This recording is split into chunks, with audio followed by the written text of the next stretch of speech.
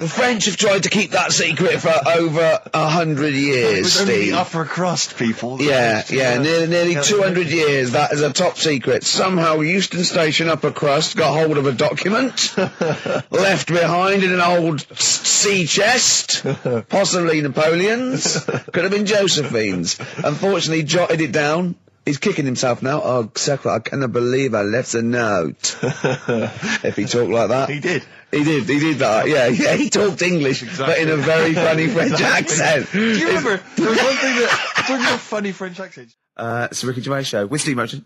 Thanks. You were going to tell us a little story about a Just Volvo passed my estate. test. Yeah. My parents had a big Volvo estate, and there's quite a big I car don't to drive. drive. My parents didn't have a car. But I know you don't drive cars, Rick, but it's got a big car to drive if you've just passed your test. It's safe though, isn't it? It is very safe, that was the thing. Yeah. And I come from the West Country, obviously, there's quite a lot of windy lanes. No, you're joking, do you? They have cars there. Oh, here he comes. Blimey, Carl. Learned on a tractor, automatic it was. Do you want me to tell it or not? Oh! Don't go above the accent! Oh no, I'm not worried. Oh, go on. Go on. So I went to this You party. have a go at him being from the north. Not when he's telling an anecdote. He's never told an anecdote. Oh, yeah, fair point. Yeah, go on. I remember once, right, an American came to our school. We were all about 13 and 14, and he was like, you had to be his friend. And there was like people vying for his attention because he was sort of like this cool American bloke, right? And, he was like good at sports, straight, he's always, it's just great. And, I remember someone saying like tube, toothpaste, and he laughed, said tube. And I go, well, what is it? They said tube. It's tube, right? And people go, no, it's tube, right? And they go, it's tube, right? And I went, I say tube. He went, and they sort of looked at me, and they just thought, you liar. I went, no, I say, let me think, no, I say tube. Oh. When you're a kid, like, any American you ever meet is the coolest thing. It doesn't matter if it's a huge, fat bloke wearing Bermuda shorts and a camera on his neck. It's cool, because they speak with an American accent. Well, that is cool. And they say... Being a huge fat bloke in Bermuda shorts is cool. Sure. Yeah. That's what you keep telling yourself. Yeah. I'm growing into that look, says Rick. 40. Again, most of my knowledge of the sort of Tsarist Russia comes from Rasputin by Boney M. Well, listen. Yeah, he was the lover of the Russian queen. They put some poison into his wine. Yeah. They shot him till he was dead. Yeah. Which is, go on. Right, well, this. Oh, those Russians. Loch Ness, the monster, Yep. Sure. probably doesn't exist. Okay. What it is, Interesting. Hold on, interesting. Oh, interesting. It's- What they thought the Loch Ness probably didn't exist. Curious viewpoint. Hold on. What proof have they got for that, Carl? How can they go around saying stupid things like that? it's methane, Right. Again, in Loch Ness. and people have seen, what's the lake it's in? Loch Loch Ness. Yeah? It being the Loch Ness Monster. Yeah. That's where it lives. That's how it finds its way home. That's certainly the clue. Yeah, If it again, Carl, that's the clue. Yeah, if it go, and it's if it's out wandering, it goes, excuse me, what do you know where I'm being the Loch Ness Monster? Where would I be gone? Oh, you'd be going to the Loch Ness if that's your home. It's way over there, you So big anyway, monster, you. So the bubbles from the Sure. methane bubble up out of the water. Yeah. People think, oh God, it's a monster's head. But it's not, it's just water sort of shooting up because of the bubbles. Well, that's two of the great mysteries of the universe solved by Karl P on a Saturday afternoon. That is fantastic. So that makes me think a lot of things. So when mediums are sort of like going, oh, I've got something coming through. Do you think they are exhaling a lot of methane gas, and thus making them not think straight? Do you think everything's down to methane gas? Do you think that all the mysteries of the universe are down to methane gas, Carl? What did it say in the documentary you saw? About what? What was the budgie happy? We know that budgie was sad. Was it in a room? Because they used to take canaries down the mines, didn't they? They used to take canaries down the mines, they'd smell the methane, and then the budgie would be happy. I'm not going to teach you anymore. Play a record. Oh, should we introduce this, shouldn't Go on, then. I? Oh, it's Beatles, Long and Winding Road. Smooth. Are we getting paid for this? Our Freaks Electric, Richard X and the Sugar Babes on XFM 104.9. Well, nearly through. We've had a few laughs again, a few tears. Absolutely, as always. Excuse me, and don't be alarmed. I look quite frightening, but I'm merely a nice monster. I seem to have lost my way home. Could you direct me in the right direction? Nice to meet you, yeah, Karl Pilkington. Hi. What's your name? Why do you need to know my name? Well, it might help me to find out where you come from. Oh, my name's the Loch Ness Monster. Okay, alright, give me a second. What was your name again? Loch Ness Monster. See, this is what I mean. I just run this one past you just on the off chance. Yeah. Because maybe that you change your opinion slightly. Yeah. Feng Shui teaches you to use your environment wisely. Sure. If your land and the surrounding area is undulating, it's said to house auspicious dragons.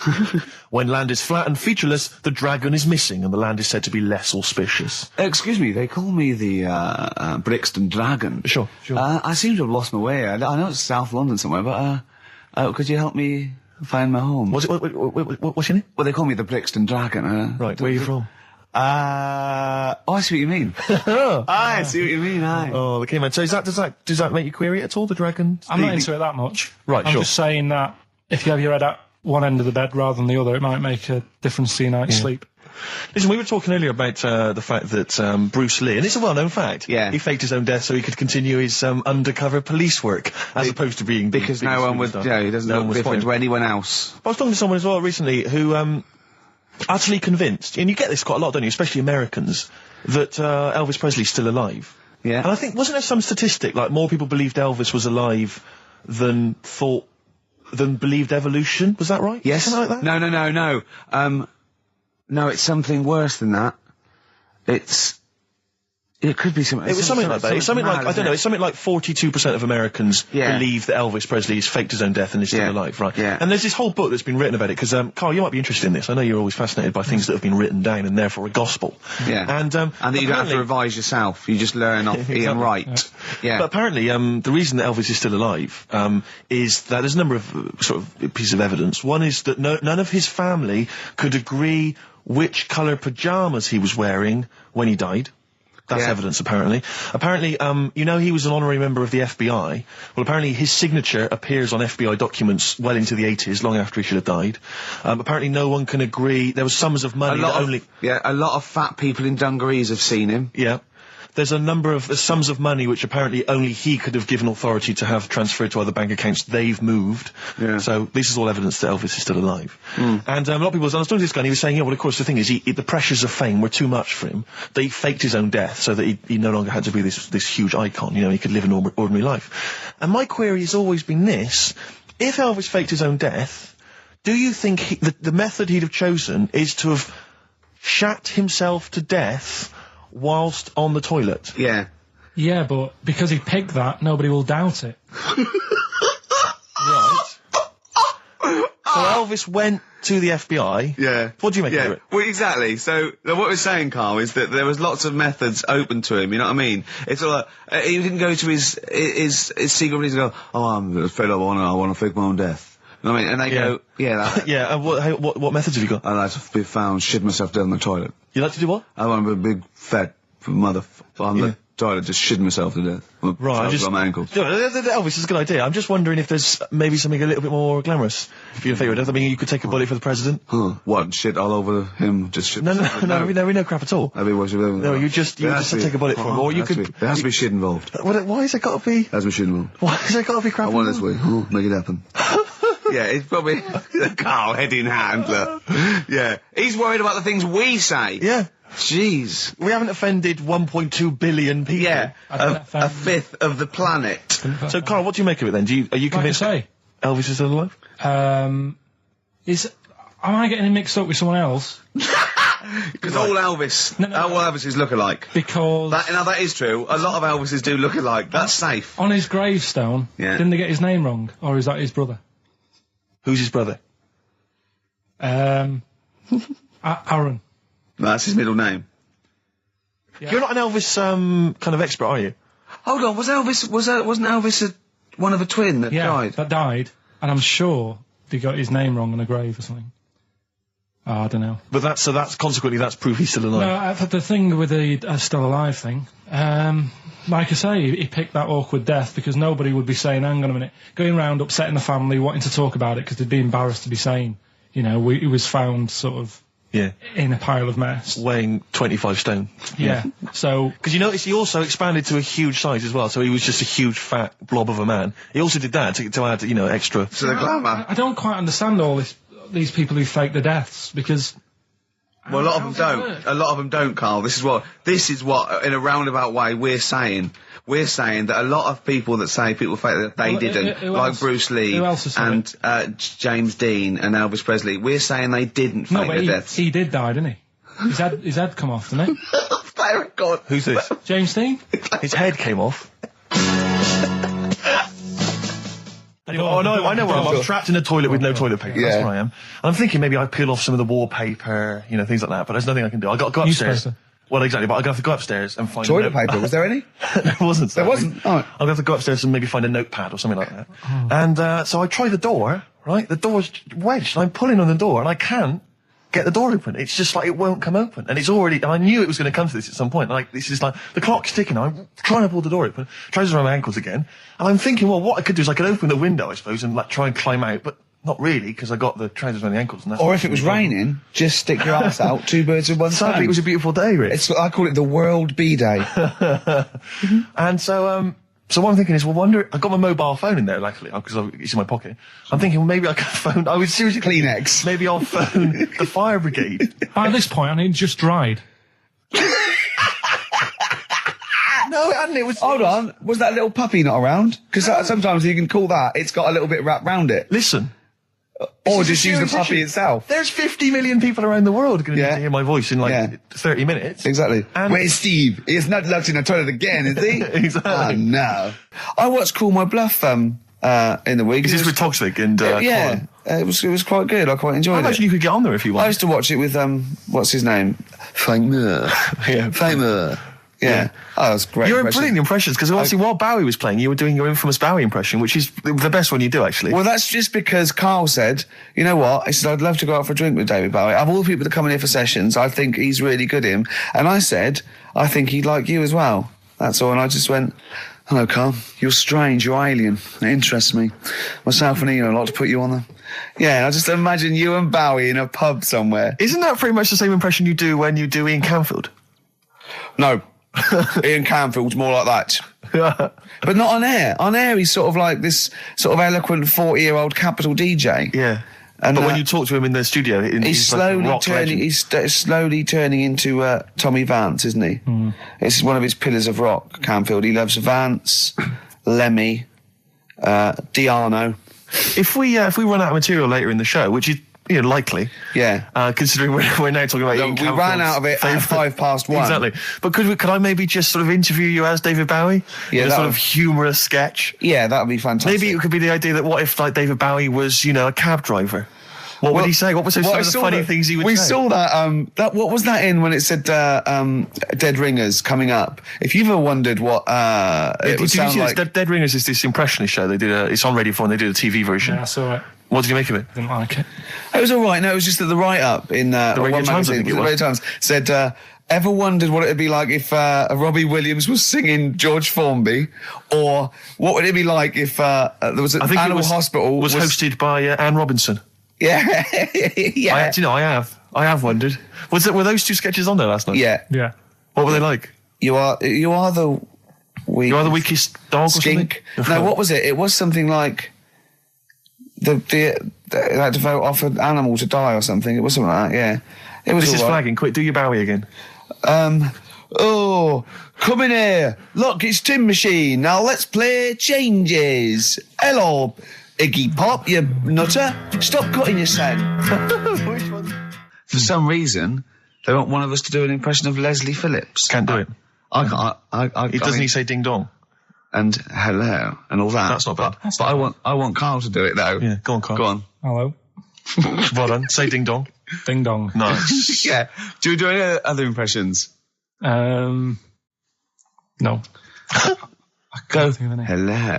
Do that. Hello. Yeah. You look like a ventriloquist dummy. Hello. Brilliant. Oh, God. Do My Name is Bond, James Bond, as though it was Sean Connery. My name's Bond, James Bond. Do that, go on. My name's Bond. No, do it as though you were doing an impression. Sean. So I'm trying to be Scottish? Well, yeah. Well, yeah, sort of. Perhaps a bit more specific than that. Sean Connery. My name's Bond. Keep going. James Bond. It's like Jimmy Stewart. It's not like this. This is the best fun. It's like having your very own Fisher-Price toy for 2 hours a week. It's great. Roger Moore. Do that. Roger Moore. Phyllis Pierce, Percy Sugden. I'm licensed to kill. Anyway, she just said. No, this is a great game. No, that's enough. We'll come back to this another time. Yeah, anything you want Carl to do. There was a kid I remember at our school, Mark Johnson, when we were like 10 or something, and we were talking about Guinness Book of Records, and Mark Johnson went, "Yeah, I'm in the Guinness Book of Records." I thought, I'm intrigued. You're a 10-year-old. I said, go on. He went, no, I don't. Does this qualify? He claimed that he was in America once, and he went to see a baseball game, and supposedly that game was the world record for the number of people in an audience for a baseball game. It was like some massive stadium, and this was the most people ever. I'll tell you what, it was a count. And he claims he was there. I don't reckon it was listed. Well, I don't reckon Mark Johnson got his name on that list. Exactly. Ross McWhirter would be going, but that's the whole book. But I think I remember him looking it up and going, there it is, I was there. Yeah. Does that count? I mean, no, I don't. So this shadow is moving about and independently of an object. Yeah, and the local mayor and that is like, yeah, it's a bit weird, but it's not harming anyone. The mayor involved. Was he elected to that post? Hey, Mayor, we got a problem down here. Seems like a shadow. Well, it's not causing any. No, it's just causing any problems. Yeah. We've also got Educating Ricky, where Carl educates me. The one last week, a girl, right? She was deaf, and she was had an argument with her mum, and she pushed her and she hit her head, and then she can hear again. Yeah. Don't know what I learned from that. No. It might be subliminal. Something might be going. It might be a metaphor that I will learn from. Yeah, it's like a parable. Yeah. So look at his face. We might as well be talking Dutch, mightn't we, Carl? What's this? Bit of Aqualung. Oh. Aqualung. Rockbusters next. And the middle one was that Scottish fella's made an error. That was Mystique. Mystique. So, does anyone get that? Extraordinarily, almost all the people who emailed in. I'm beginning to think it's us then, because I was thinking mistake, I was thinking muck error and muck mistake, but mistake. Yeah. So, do you want to pick a winner? Yeah, I was going to give the prizes to Amy Massey, who's from Wiltshire, the West Country. Losers down there, probably as weird as you. Yeah. Carl is our sort of, I say producer, but he's the one that pressed the buttons because I was Dog's Body. Yeah, but I mean, it was just because I was too big to run the desk. Yeah. I used to have to do. Literally too big. You couldn't get there. Yeah. And then we discovered that, he looked a bit like a boring sort of, alright, yeah. But then when we sort of, poked him with a stick, he came up with, he doesn't realise, but some of the I think, some of the funniest extraordinary things I've ever heard. Say hello, Carl. Alright. Yeah. Should we play a record and do Wash Up with you? Yeah, we'll play a bit of Aqualung then. Aqualung! Alright, that's Aqualung. Good time's gonna come, innit? Right, Carl. I imagine him in dictionary corner. I've come up with cat. If that helps at all. Yeah. Memblent. Yeah, what does that mean, Carl? Just anything you want it to mean. What I've got, there's a dog that's got a cough in Singapore because it smokes 20 a day. Right, what was it? It was, why don't they just get a diary or some paper or something to write on? Yeah. Because snappy. I couldn't think of a heading for it. It's basically, Go on. people who have tattoos, I've never understood it, right? That they have something put on their arm. Right, sorry. Have we started the educate? Is this part of it? Are you educating me? This is something that will be useful in my life that I didn't know about. Yeah. Go on then. No, it's just that they've got a machine out, right, that does tattoos. Tattoos. Well, because obviously Ricky doesn't travel on the tube anymore. He's too rich for that. I never did. I always thought it was beneath me. Sure, but I used to walk everywhere, didn't you? But I'm still forced to. Take the tube, and sat on the tube, and it pulled up, and outside the window, just happened to be on the station, was one of the posters with us. So I was kind of there, not realising it was behind me, and these big kind of fat German or maybe Bavarian guys. Well, they're in lederhosen eating sausages. Yes, they were. They're Bavarian. Yeah, they were. And I noticed one of them kind of looked at me, and then looked at the poster, then looked looked at me, just happened to say it, and wittered something to his friend in German. You know, I don't want to try and do an impression. That's freaking goggle-eye. Oh, whoa. I think that... No. But I know what you're thinking it means. It doesn't mean that. Right, okay. It means... What's a rough translation? Elegant boy. Right, okay, yeah. And so anyway, He pointed out the poster and his That's mate... lanky piss and streak. and his mate burst into laughter. And then we pulled they've got a great sense of humour, the Germans. Well, that's indeed. the thing. But we rumbled onto the next. We rumbled onto the next station, and the poster was in exactly the same place. And this time they tapped the shoulder of someone else on the train and pointed me out, and that person also laughed. An Italian? There was a French. Was there a bloke with a beret and a little moustache on the other side? Yeah. Was the United? Did you get on the United Nations Express? Imagine that. Yeah, it was fake. See the freak. Look at this freaky goggle eye. Right, whereas I love the fact that before you were at least pretending to be speaking German. Now this is an Italian with an accent. It's just a guy speaking perfectly good English. So you've not even disguised the insult there. Oh dear. That'd be lovely. Try and insult me in other cod languages. You could bring Europe together if they just instead of Esperanto, that there was just one common language. The language of freaky goggle eye. I'll tell you what would bring Europe together is you maybe representing England on the Eurovision Song Contest. That would be great. With a self-penned tune. Should I do that? That would be magnificent. It's got to be worth thinking about. Just about everyone being the same. Yeah, just about people being equal. Everyone, not everyone. and also mentioning the euro. Yeah. Just doing that. I like all different cheeses. Oh, je t'aime la musique pop. Yeah. La baby belle. Et le cheddar. I'm not fluent French. Le grand fromage. Yeah. It'll be lovely, won't it? And they'll all be there, all in their different.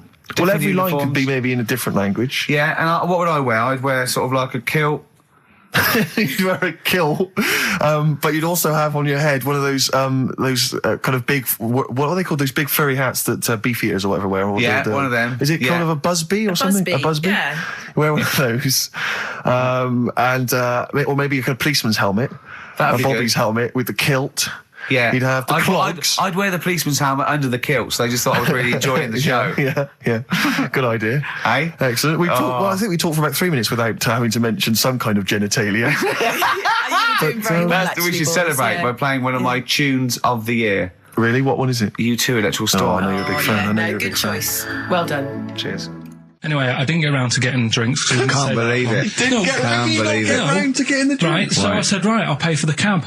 Right. Oh, what a lovely Christmas gift that is. Yeah, so £2.50. I paid, it was like in £3 Manchester there, £3 back. So £6 you spent on him? Well, no, I spent more. See, that's what he said. He said, get the Bolton and back, he said, you spent on me £6 for my birthday. I said, no, I haven't, because I gave the taxi driver a tip. I'm a little bit worried about his attitude as well. Because even if, that is a stingy present, but you don't say... Well, let's be honest, that's the worst Christmas gift ever, because, you're pretty bad, like we discussed in the past, but at least you spend a bit of money. Yeah. It's just thoughtless. Yeah. This is nothing. I know. You haven't given him any time. I would... And I knew my demographic. They loved it, my family. They couldn't believe their luck. Well, a tenner. You spent a tenner on him? Well, the cab fare was £6. But the thing is, I don't think he's saying that. I think it's the fact that this is like, frittering away and it's kind of thoughtless, he would have loved to, I'm sure he would have been appreciative of a lovely £10 gift that you cared about and bought. A book he probably likes, Fly Fishing, doesn't he, by J.R. Hartley. If you'd have bought that, he'd have gone, that's what I was looking for. Well. Or what I was looking for, Carl. Bloody hell, Carl, you little bald twat. That's just what I wanted. So, alright, so just calm down. So what have you got planned for Christmas? Is this what, are you doing the same impression? Carl, excellent. You've paid me milk bill for this week. That were reet nice. I'm spent this year. So have you planned anything for Suzanne, or are you just... Yeah, I'm taking her out Christmas Day for something to eat. So, do we need them? Do we need them? And you should explain do we need them for those that don't like the show. Well, it's sort of education about animals and stuff, and if we need them. So, like, David Attenborough once said, you can get rid of people off the earth and it would carry on, there's no problems, but, get rid of a monkey and you could have problems on your hands. So is that a direct quote from Attenborough's current autobiography? Something like that. I think so, yeah. So what I've done today, right? He always starts everything with, right, so then. Yeah, exactly. Yeah. So... and he always ends things, you got yourself all sorts of problems. Yeah. So that's that. That's done. That's coming up. Enjoy that. I think I can just sum up the station, can't I, Steve, without just last I comment? think you're probably right. I just came in, I just went to the toilet there, and it's a disabled toilet that's close to it. So, you go there. I had a wee. I thought, oh, the thing doesn't work, didn't flush. I came back and I said, oh, the toilet doesn't work, doesn't flush. And, Carl went, no, you just stick your hand down and pull that wire up at the... Think of that. Put your hand in the water. I mean, just when cistern water. when David Bowie interviewed Zoe, there's toilet's not flush. He goes, all right, babe, just stick your hand down, pop the shit down the U-bend, and just wipe your hands on your pants. Thanks very much. I mean, sums up this station, doesn't it? Absolutely. Next week, we've had loads of suggestions, Carl, for your best bits. It's basically all your best bits. Me and Steve are largely irrelevant in the voting. Yeah. So, you can compile your best bits next week, and they'll be loving it. We had a request for the little Chinese fellow in his pants, a horse in the house, cutting your hair on the railway station. If you haven't heard those stories, what does that mean? The little Chinaman in your pants, you've got to be tuning in next week to find out what that is. The only thing is, the old horse in the house was in the last best of. Was it? Yeah. Well, that doesn't stop. What's his name? If you're one of those people that want to see these clips again, tune in. Oh, Is it on over Christmas? It'll be alright on the night 84. Yeah. Someone kill me. I think I'm going to live forever. Well, it's like we said before, who goes to the recording of one of those? There's people in the audience. Yeah. I don't even know why she even gave you that interview. When you start off with, trying to find out if I need you, what did you tell her to get her to talk to you? Just said I'm doing some research on stuff. Did she think you were a schoolboy or something? No, she just said, oh, all right. She said, how long will it go on? I said, not long, just like 5 minutes, have a quick chat. And she loved it, didn't she? She sounded happy to take part in that. So the fact I love the fact that you've got an expert and you suggest that she's going to be having sex with Noah. He's a good fella, so you're happy. She goes, yeah. Oh, I took Suzanne out for a walk, right? Yeah. Went round Covent Garden. Right. Past the place where it was on. The stage door was open, you snuck in.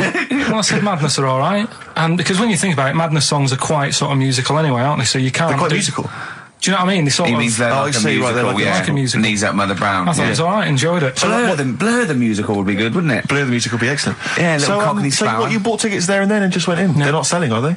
It was fairly quiet because we only paid the lower price and we got upgraded for free. Nice.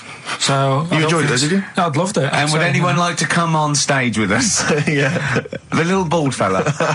Yeah, go on, I'll give you a go. And what home are you from? Where are you? What are you doing tomorrow? Well, I'm going. No, you're coming here tomorrow. Come here tomorrow. Is he not doing well? That's a disappointment. I don't know. I mean, it was New Year's Day, so maybe that's why it was quiet. Carl, what have you got lined up for us as the producer? Right, well, Rockbusters. Been off this week again. Has he? Yeah. Another week off? Another week off, yeah. No, I didn't have a full week off. I had 3 days off because I was working all over Christmas. Yeah. And still didn't stop working, preparing stuff. You've got a nice load of prizes there that I've sorted out. I had to come in especially to sort that out. Yeah. Rockbusters. Did you rifle through the drawers at Capital Gold instead of down Yeah. Rockbusters, we're still doing that. Yeah, you're bigging it up. Yeah. He's bigging it up. Yeah, still doing that. We've got that. We talked a lot about hairy kids. We have discussed that a lot. I love the fact that Simon Sharma has never started a programme like that. The Jacobites. We've talked a lot about hairy kids. Go on. It's a little bit, I mean, it's not your traditional science stuff, but it's still interesting and it's a little bit, it's still... Yeah, we talk about hairy kids. We have disproportionately, honestly. I think this show's talked about hairy kids more than any other radio show.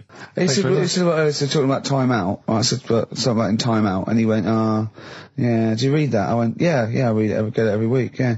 He went, there's no point though, is there? Because it's like a telephone directory. If you want to look something up, you look it up, but you'd never sort of browse the telephone directory. And I went, that's an interesting point. He went, although I did. When I was in Scotland, I just looked up how many Macs there were, and there was 42 pages of them. How bored are you in your hotel room in Scotland to suddenly start working out how many people start with Mac? What would you do if you got loads of phone calls, right, from women going, Carl, whenever you're on the radio, I just have to do it. I just have to do it. Your voice makes me... I say, all right, well, it's all right. I'd be happy with that. Would you? Yeah. Just in case anyone is doing that. What would you do to sort of like egg them on a little bit to help them out? What do you think? What sexy things would you say? What do you think is your quality? What do you think people would find, pretty horny about you? Is it your sort of mank wine? Do you think that? Just say this, London shit, innit? I think say that, but London, it's not that good, is it? I think you've done it there. So that's say something quite sort of sexy though. Say something like, well, I love to love you. Say something sexy. Say that. No, say something sexy. Sue's answers to me, do you love me? I go, yeah, you're all right. Where I went wrong with this one, the Jamaican fella, he had to have some aspirin. Why? It's my fault. I'm not cutting. There's no point passing the buck or anything.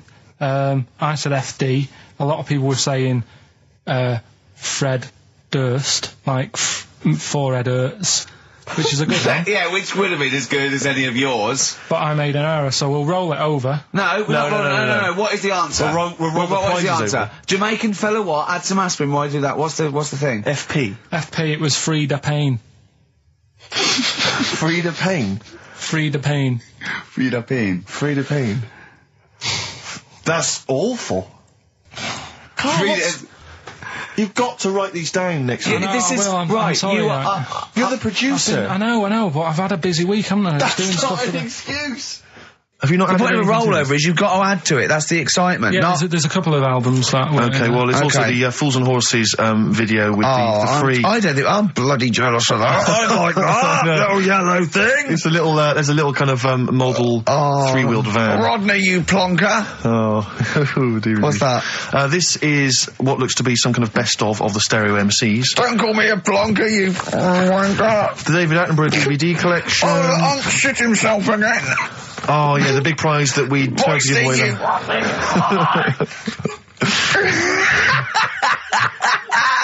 Best chill out.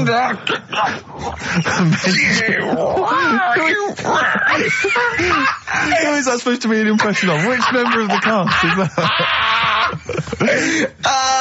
that? Is that Cheeky Dell?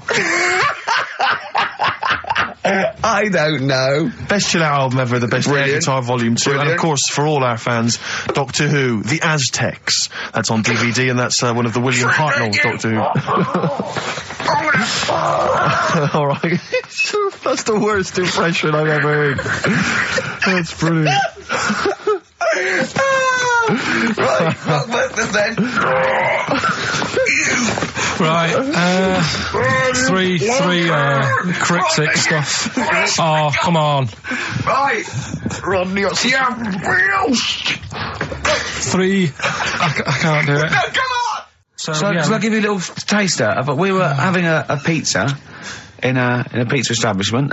When was it? Wednesday or Thursday? Yeah. And he was going, I'm a good organiser, I'm a good problem solver. Give me any scenario, right? Obviously he didn't say scenario. And I went, okay then, so you're the manager of this place, and there's a couple there, elderly couple, they're about 60. They've had a lovely meal. He went, yeah, right.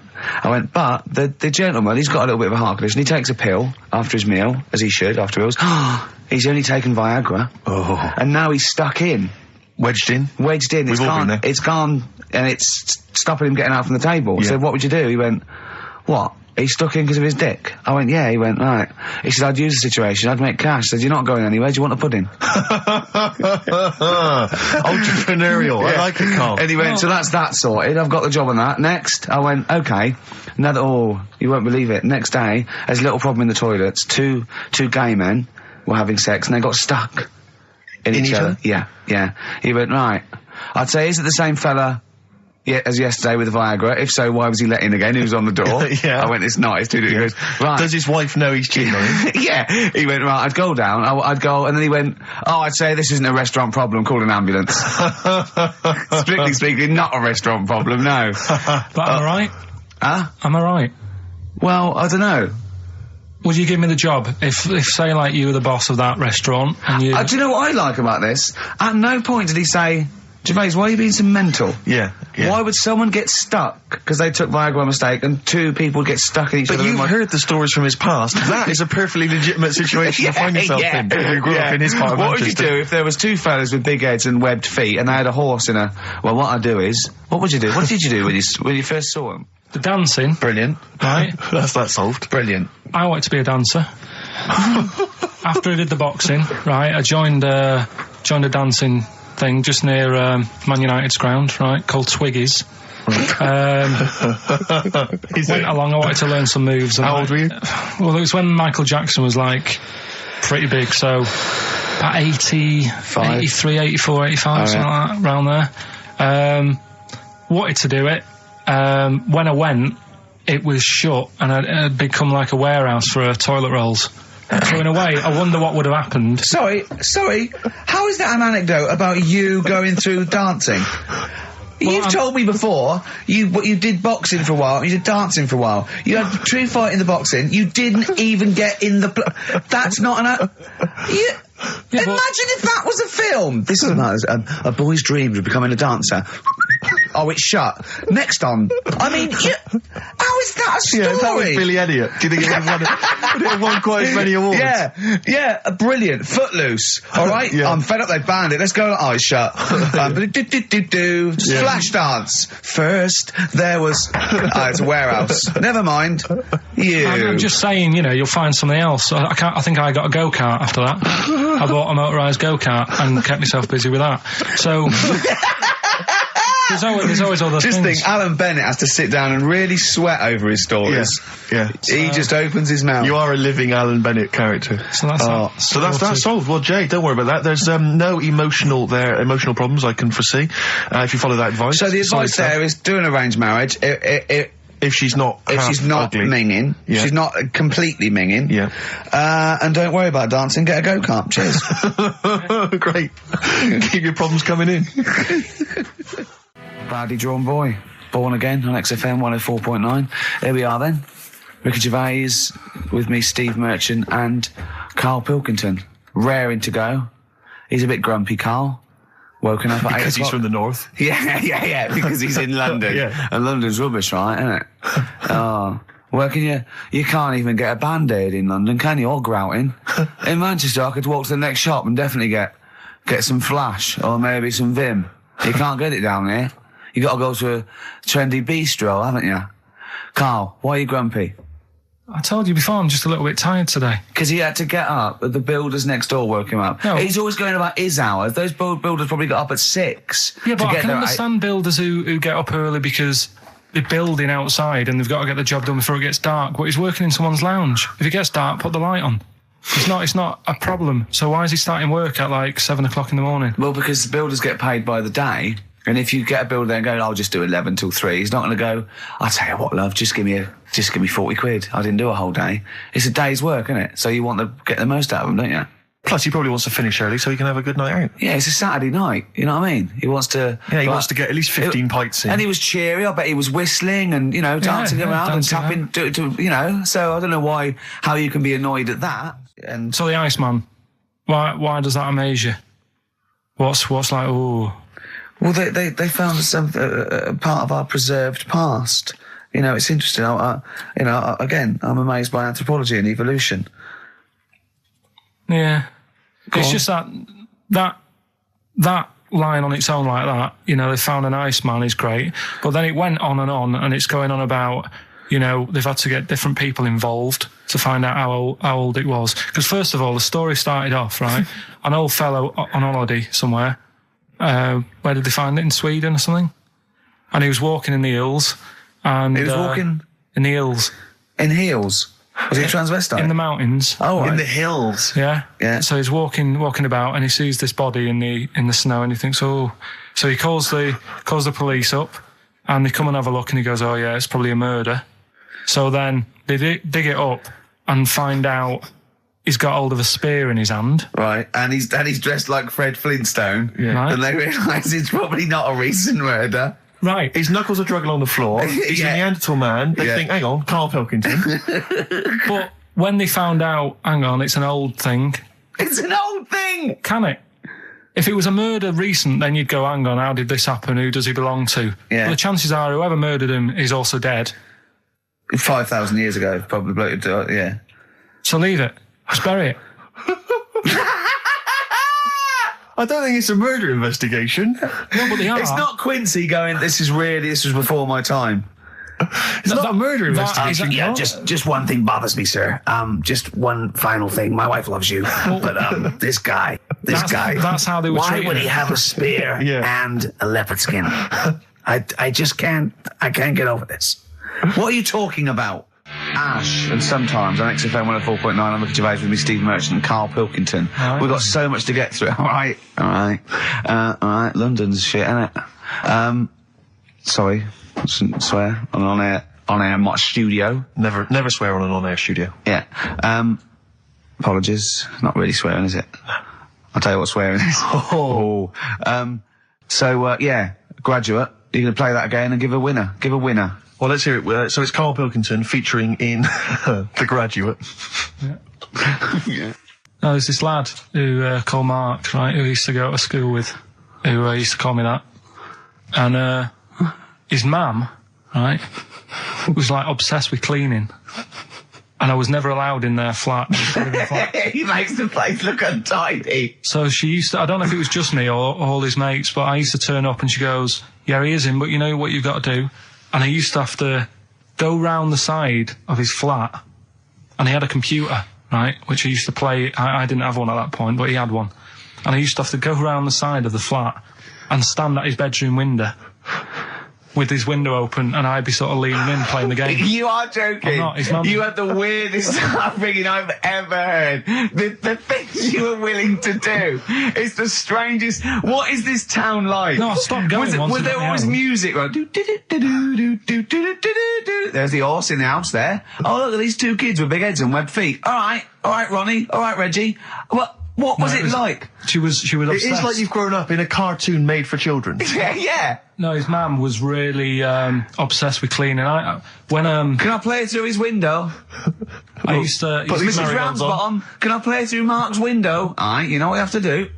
She used to be up till about 3 in the morning. Pilkington again. What do Have you washed your hands? What, up till 3 in the morning? She Washing? used to be up doing the tiles in the kitchen. Washing until 3 in the morning. It's at 3 in the morning.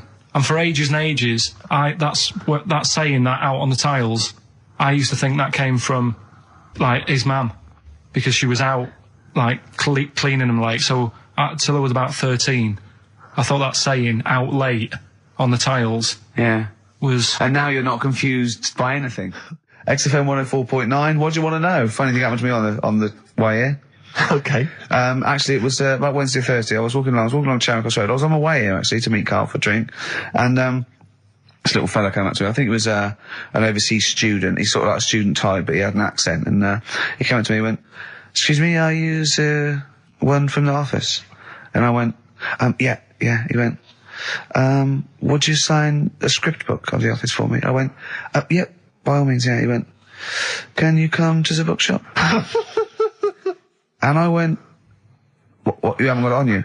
He went, no, but if you come, I will buy one for you to sign. And I went, I can't really. He went, were you going to pass one? I went, I'm not, no, I can't. He went, and he went like, he went, oh, I was just in Waterstones earlier. I didn't go. I went, oh, sorry. He went, you could just, I went, I can't. He went, okay. I went, I'll sign something else. Have you got something else I can sign? He went, of course. And I signed a pamphlet or a brochure or something for him. But I love the idea. Imagine me going with him and queuing up, and I'm in the queue. He's going, you're going, yeah, fine. Can you just hurry up? And he gets there, and his switch doesn't work, and he goes, can you lend me £10? Yeah. I mean, imagine that. I'm a little bit annoyed you didn't go with him, frankly, because that would have been a sale of our book, and I get a little cut from that.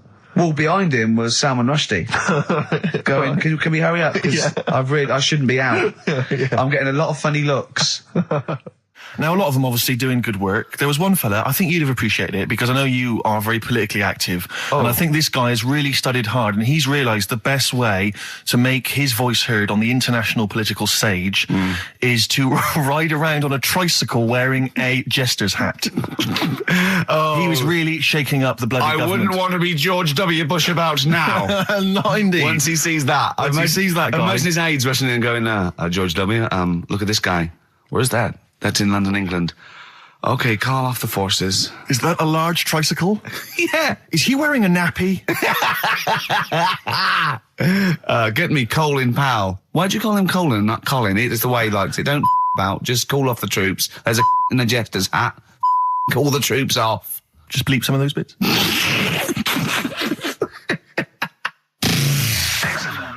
I remember when I was growing up in Manchester. No, you can't. And tell you it's funny to me. I tell you, XFM 2.9. I said no. I saw a weird thing. I saw where in Leicester Square I was coming through China. I saw a hairy Chinese kid. No, I don't. It was weird because they're not usually hairy, are they? Did I tell you about me Auntie Flora? Is that supposed to be Manchester? Did I by as like? Did I tell thee about me Auntie Flora who shat herself for 3 hours once? Did I tell you? I don't. There was a woman born Carl, once. you have to phone us. We've got nothing. Oh God, he's so annoying. Little twat. Flaming Lips on XFM 104.9.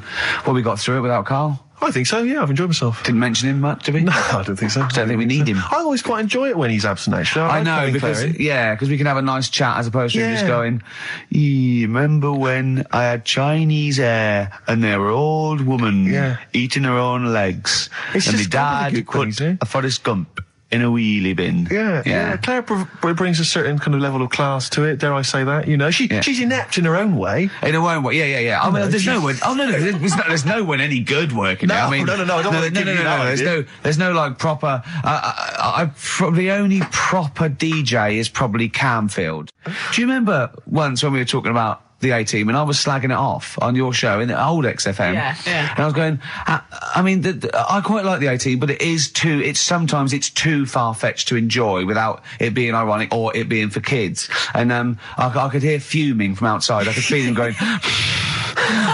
He didn't know who to call. He wanted to call Vance or someone or Lemmy. He didn't know. Right?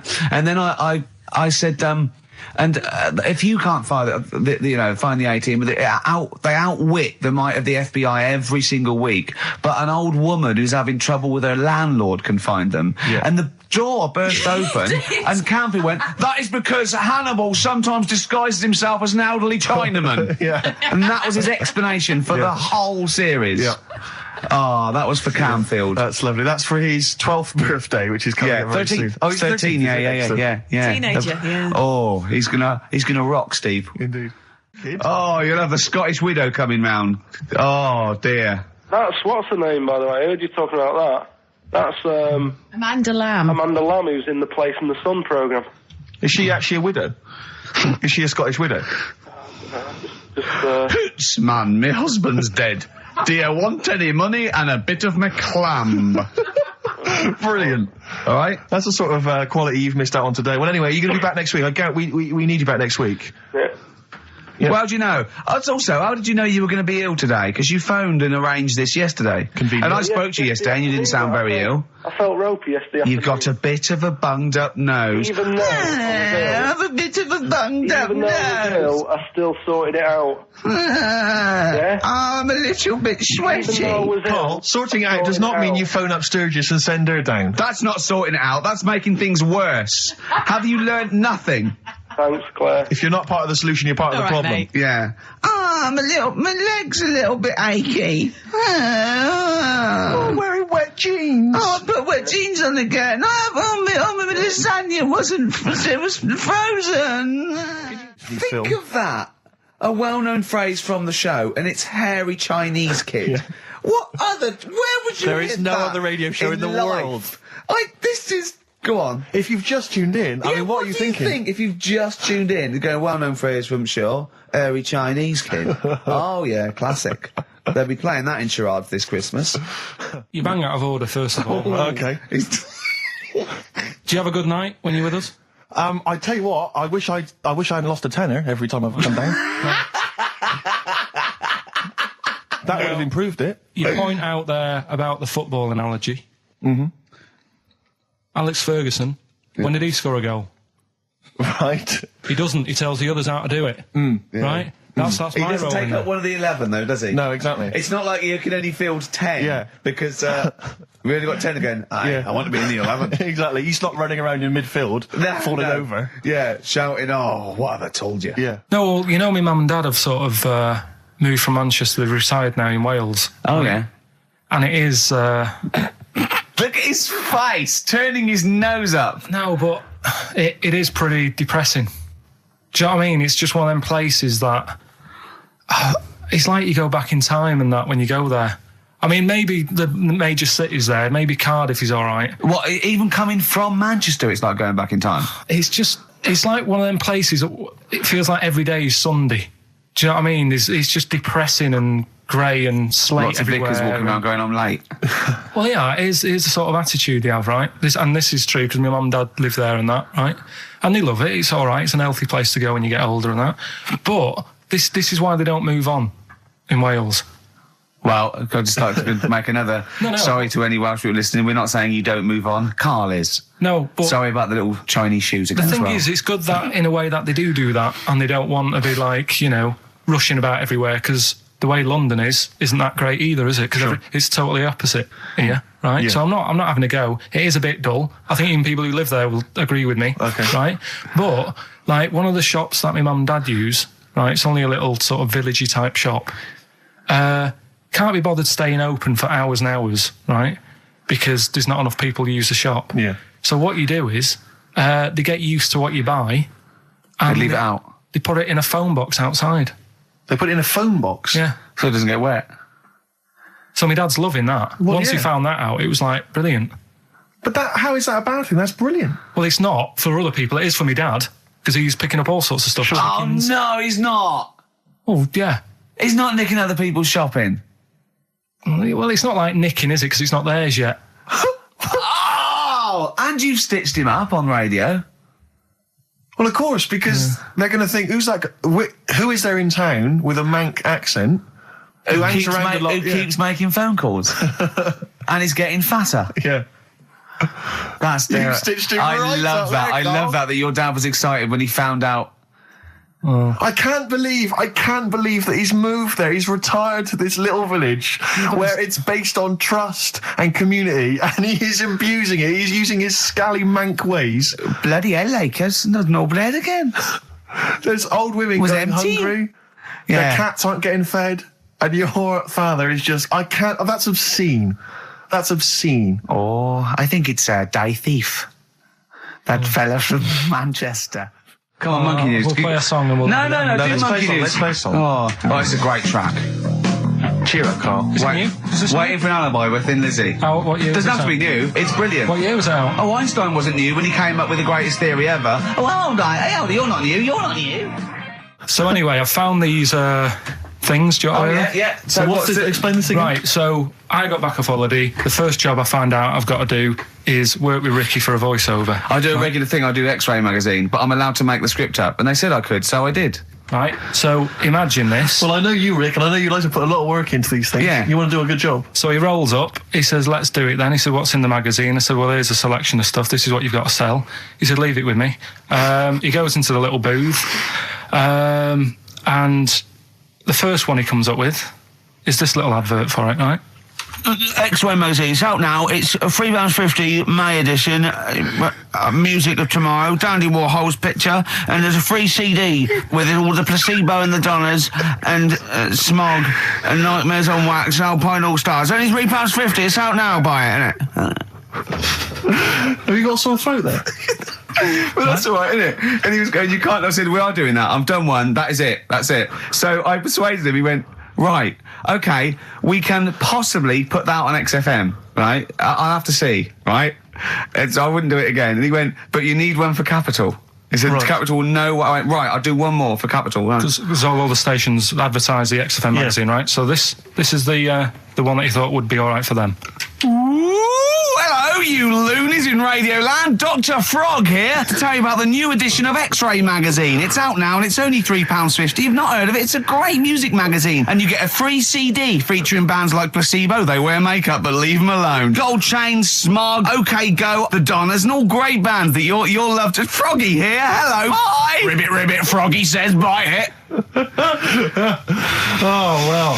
So then, he says, that's it. It's good to see, is Dr. Frog still on there? He's still on Classic. I said, that isn't going to go out. They're not going to be happy with that. He said, you've had your money's worth, I'm going. Yeah. So I'm left with that. I then have to get the bosses in. And because I've let him go, in a way, it's my responsibility. Yeah. So I've obviously thought I've got what I need. I had to play them to the MD. What did he say? And justify... Well, I was sort of thinking if I laugh, he might go, well, I don't get it, but he finds it funny. Oh, brilliant. Well done. So I was laughing, he was sort of thinking, you know... Excellent. Is that it? Brilliant. When do they go out then? I think one of them's going out at the moment. Excellent. I think the first one's going out. Brilliant. Well, let's play a great track then. Is it Dr. Frog? I'd like to see Dr. Frog feature maybe on our show more often. Okay. That's Feeder and Come Back Around. It's a new leaf, Steve. I'm going to do properly now. I'm not going to be slovenly. I'm sitting up straight, you see. Yep. And it's going to be a proper DJing, because I think... Coming up soon, some great tracks, including a new one from Abs and an old one from Snow. Informer. You know me, Daddy, Snow me, ecka boom, a licky boom boom down. I'm joking, of course. We've got some fantastic tracks. There's some stuff, great yeah. chat, and we've got Carl There's with some me, great Steve. chat. Steve. I'm Ricky Gervais on XFM 104.9. There he is indeed, with him, Steve Merchant. And Karl Pilkington, of course. Say hello, Carl. All right. Yeah, nice. And you say you read... The beginning of a radio show is very much your wares, your shop window, laying out your stall. I don't think you could choose a better track than The Only Ones, Another Girl on the Planet. I'd love to hear it. One of my favourite intros, that. Amazing.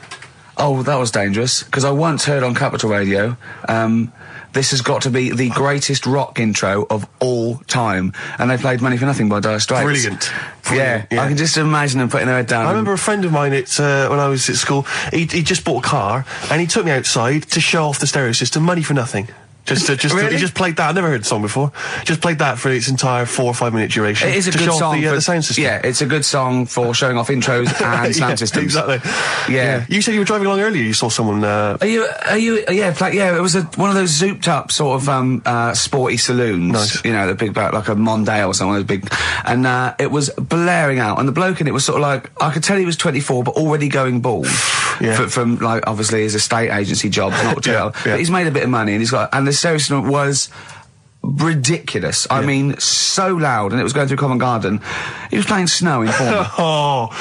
Do people remember Informer by Snow? It was a big tune in my I don't youth. know. It's great. Yeah, I always enjoy it. Can I bring that in next week? Can we play Snow next week? Well, you can play a tiny little bit. Tiny little bit of Snow. Yeah. Informer. Do you remember Snow, Carl? Yeah, you loved it. Yeah, big tune. Yeah, loved it. Oh, Yeah, did you? big tune from the 90s. Happy song, isn't it? Rick, you were Yeah. saying that you've turned over a new leaf. Yeah. Is that in all aspects of your life, or is that just in your broadcasting career? Because the reason I bring that up is because, do you want to describe what you were eating just now when we came in? Because you're a 40-year-old man, you've put on a little bit of weight, so presumably you're watching what you eat. Well, no, but it sounded exotic. I went into a cafe and they didn't have a cheese sandwich. Right. And Can I describe what it looked like to me? Right, it looked to me like a big slab of cheese. You've just got them to just cut off a big block of cheese, like the size of a CD case, or one of those double albums, right, of cheese, right, and just lightly melt that for me so it drips over my hand and it gets really greasy in the bag. But just lay some strips of bacon on the top. Yeah, but listen, you've embarrassed yourself. Is that what it was? No, it's a croque monsieur, so it's French. It's a what? A croque monsieur. A croque monsieur. Yeah, and so I thought, I've never heard of a croque You're having a monsieur. see, you've embarrassed yourself. Is that how it's pronounced, or is it croque monsieur? Oh! You didn't expect me to be bringing out the French. Tu aimes la musique pop? Oui, je t'aime la musique pop. Le plume de ma tante. Où est le syndicat d'initiative? That means my aunt's pen. So what was it then? It was a croque Yeah, monsieur, and it was just too greasy. It was just too, and it was all wobbly. I like toast, like it to be crisp. Sure. That's the thing with like, what? This is rubbish. Play Coldplay. Back to form there, Oasis, and Little by Little. This is XFM 104.9. I'm Ricky Gervais. Who are you? My name's Steve Merchant. Good to see you. Thanks. With us, the producer in the studio is Karl Pilkington, and he'll be doing the buttons. Yeah, you made a good effort there, but once again, got bored. Words are your enemy, Rick, and they defeated you once again. Just run out of steam with the sentences. Every week I think, well, I'm really going to make an effort now. I've chosen some records. Yeah. That's it. That's it. That's as far as it goes, isn't it? Yeah. Maybe you should write out what you're going to say at the top of the show. Write that out. Get a nice big crayon. I like to keep a little bit of, a little bit of something, a little bit of spark, a little bit of liveliness to it. Sure. How are you? Good to see you. Yeah, it's great. It's great to. It's great to be out of the house again. Yeah. Oh yeah. Just I was going to say, because we've been doing this for a long time now with a little break. But XFM are bringing new listeners all the time. I've heard 4 or 5 a week. Really? Yeah. New listeners tune in to XFM 104.9. Radio 1, beware. Yeah. And we might take it for granted the people that know who we are, know who you are, know who Karl is. Sure. Now, if you're a regular, then you know exactly who we are. But for those of you who don't, I'm Ricky Gervais. Ricky Gervais, a BAFTA award-winning actor and writer. Steve Merchant, all those. A friend of yours. Yeah. And this is the important thing. Karl Pilkington. Absolutely. Our producer. I say producer, he was the bloke who was lumbered with a job. When I said, listen, I used to run the desk in the old days. I used to press the buttons and run the desk and everything. And now I said, listen, I've been on the telly. I do not press my own buttons. And Karl said, well, I don't really work weekends. And they went, well, you do if you want to keep your job. Absolutely. And we were lumbered with him. And then we discovered that he's not just a little dork, a little manky sort of idiot. Sure. He's got nice shirt. He's got, you know what I mean? He's got something else. Absolutely. He brings another dimension, yeah. Yeah. And he started having a little chat, and we discovered that he had quite a lot to say. Well, I think you're absolutely right, and I think I was wondering maybe we should maybe play another tune, but after that, I just think we should re-familiarise our radio audience with Karl, and any new listeners, just somehow kind of let them get to know the real Karl again. Well, if you are new, you'll find that we like some old songs, some new songs, some chit-chat. We get serious sometimes, there's some tears and some laughter. Yeah. We kicked off with Oasis' new one, Little by Little. We're going to go back in time now to Iggy Pop and his Stooges with I'm Bored. Coldplay and In My Place on XFM 104.9. I'm Ricky Gervais. With me, Steve Merchant. Hello Steve, there. Lovely to be here. Yeah. Karl Pilkington there, pressing the buttons. Great to be here. Yeah. How long can you maintain it? I'm bored already. Yeah, already bored of doing Bored already. Every week you start it the same way. Yeah. That was not bad, though. You actually grammatically made sense, which is really impressive. Yeah. Thanks very much. A rare treat, indeed, from Ricky Gervais. Some of the listeners have already worked out. Got nothing to say at all. Sure. Haven't prepared again. No. We did come in half hour early to prepare, but instead, me and Karl were playing. You had to flick the football into the bin. Right. We had 5 goes each, or the world was going to end. Okay. And that took up. That took up a good 25 minutes. Yeah, I liked it when we came back, and then we started just trying to beat each other in the corridor, and I beat him. I scored a goal. He was gutted because he thought he fancied himself at football, and I beat him. And I was knackered and sweating. Yeah. As I walked back to you about 5 minutes ago, you were looking through the records.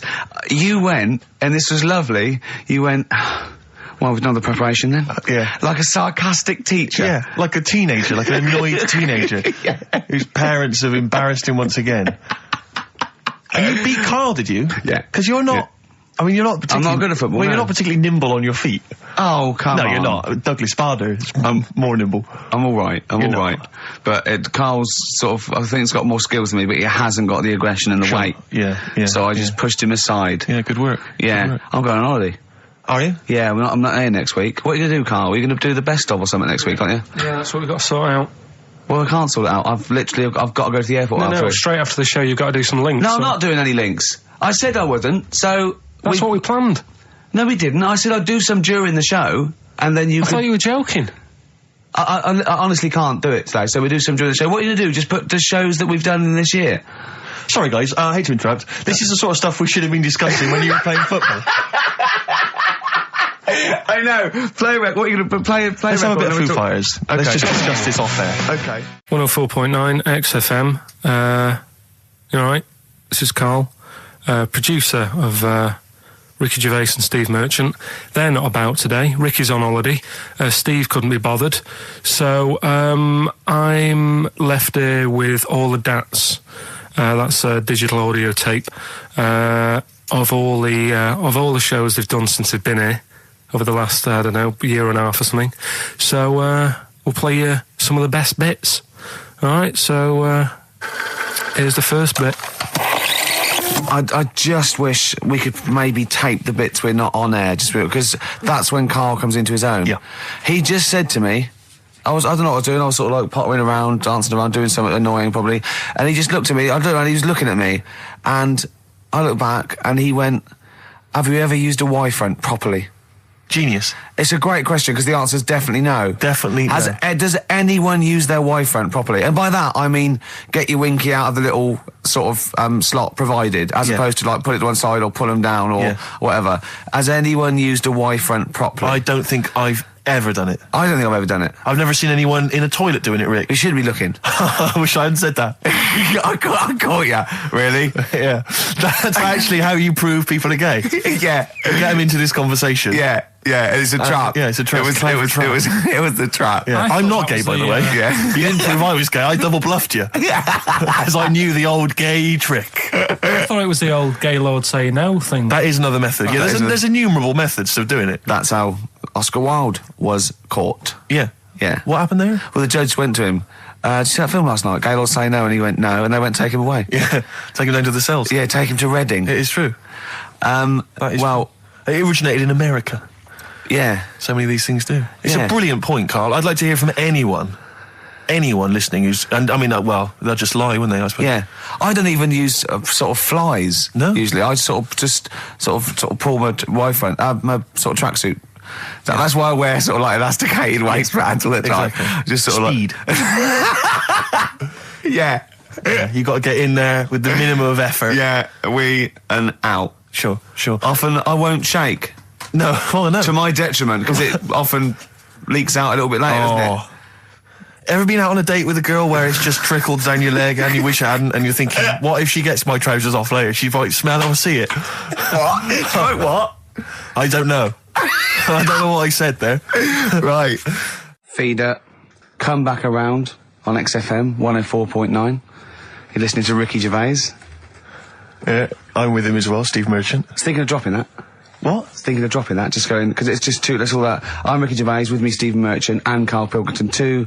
I mean, get to the music, so it's, hi, I'm Ricky Gervais, this is XFM. Sure. Here's Radiohead. Yeah. Something like that, come out, that was Radio on XFM, I'm Ricky Gervais. Tony Blair, what's he all about? Yeah. That sort of, snap, fast, because I quite, on a serious note, and you've always been saying it, I listened to an old show, because when Karl was compiling those things, I listened to an old show, and I listened to me, and I'm really concentrating now, because I sounded like the most inarticulate, brain-damaged older drunk I have ever heard given a show. Yeah. I mean, I was shocked. Not finishing sentences, leaving out words, slurring, just doing noises that you understand because you know me. Yeah. So I'm really going to make an effort for the listener. Yeah, it's not going to happen, is it?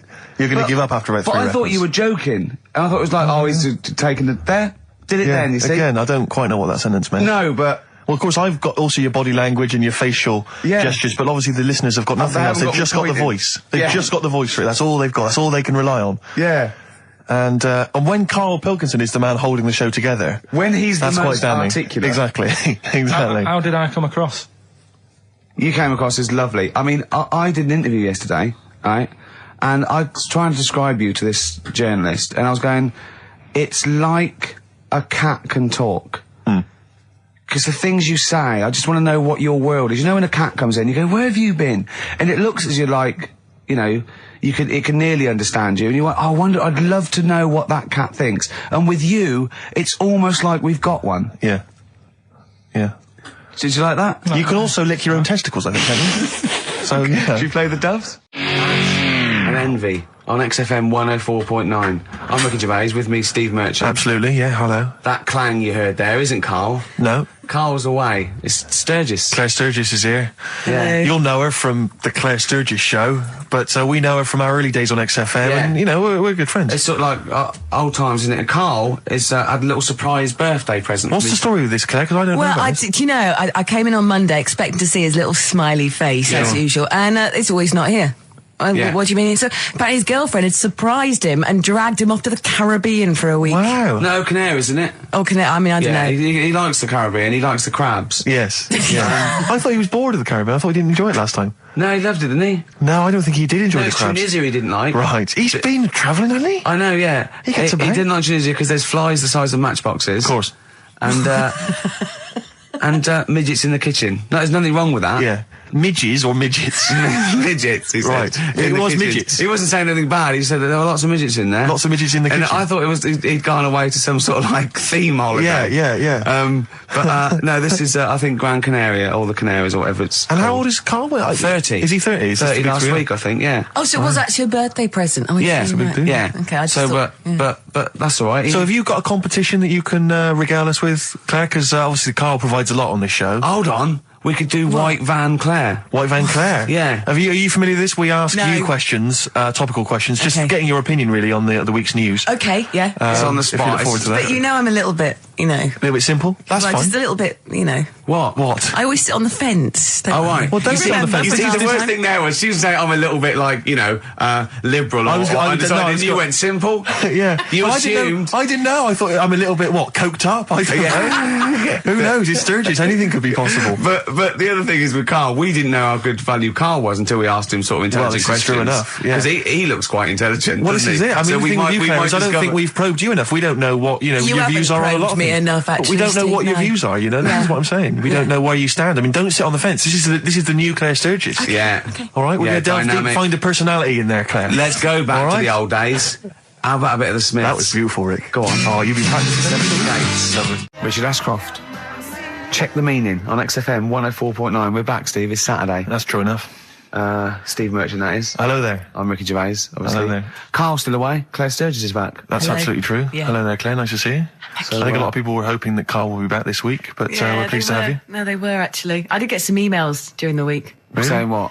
Just saying it's really nice to hear you again on the Saturday afternoon. It's nice, and but you're not really very funny. And when's Karl coming back? So it's sort of being Sure, nice it wasn't to to me. us. No, it was definitely Because they think that as well. directed to me. But no one can compete with Karl.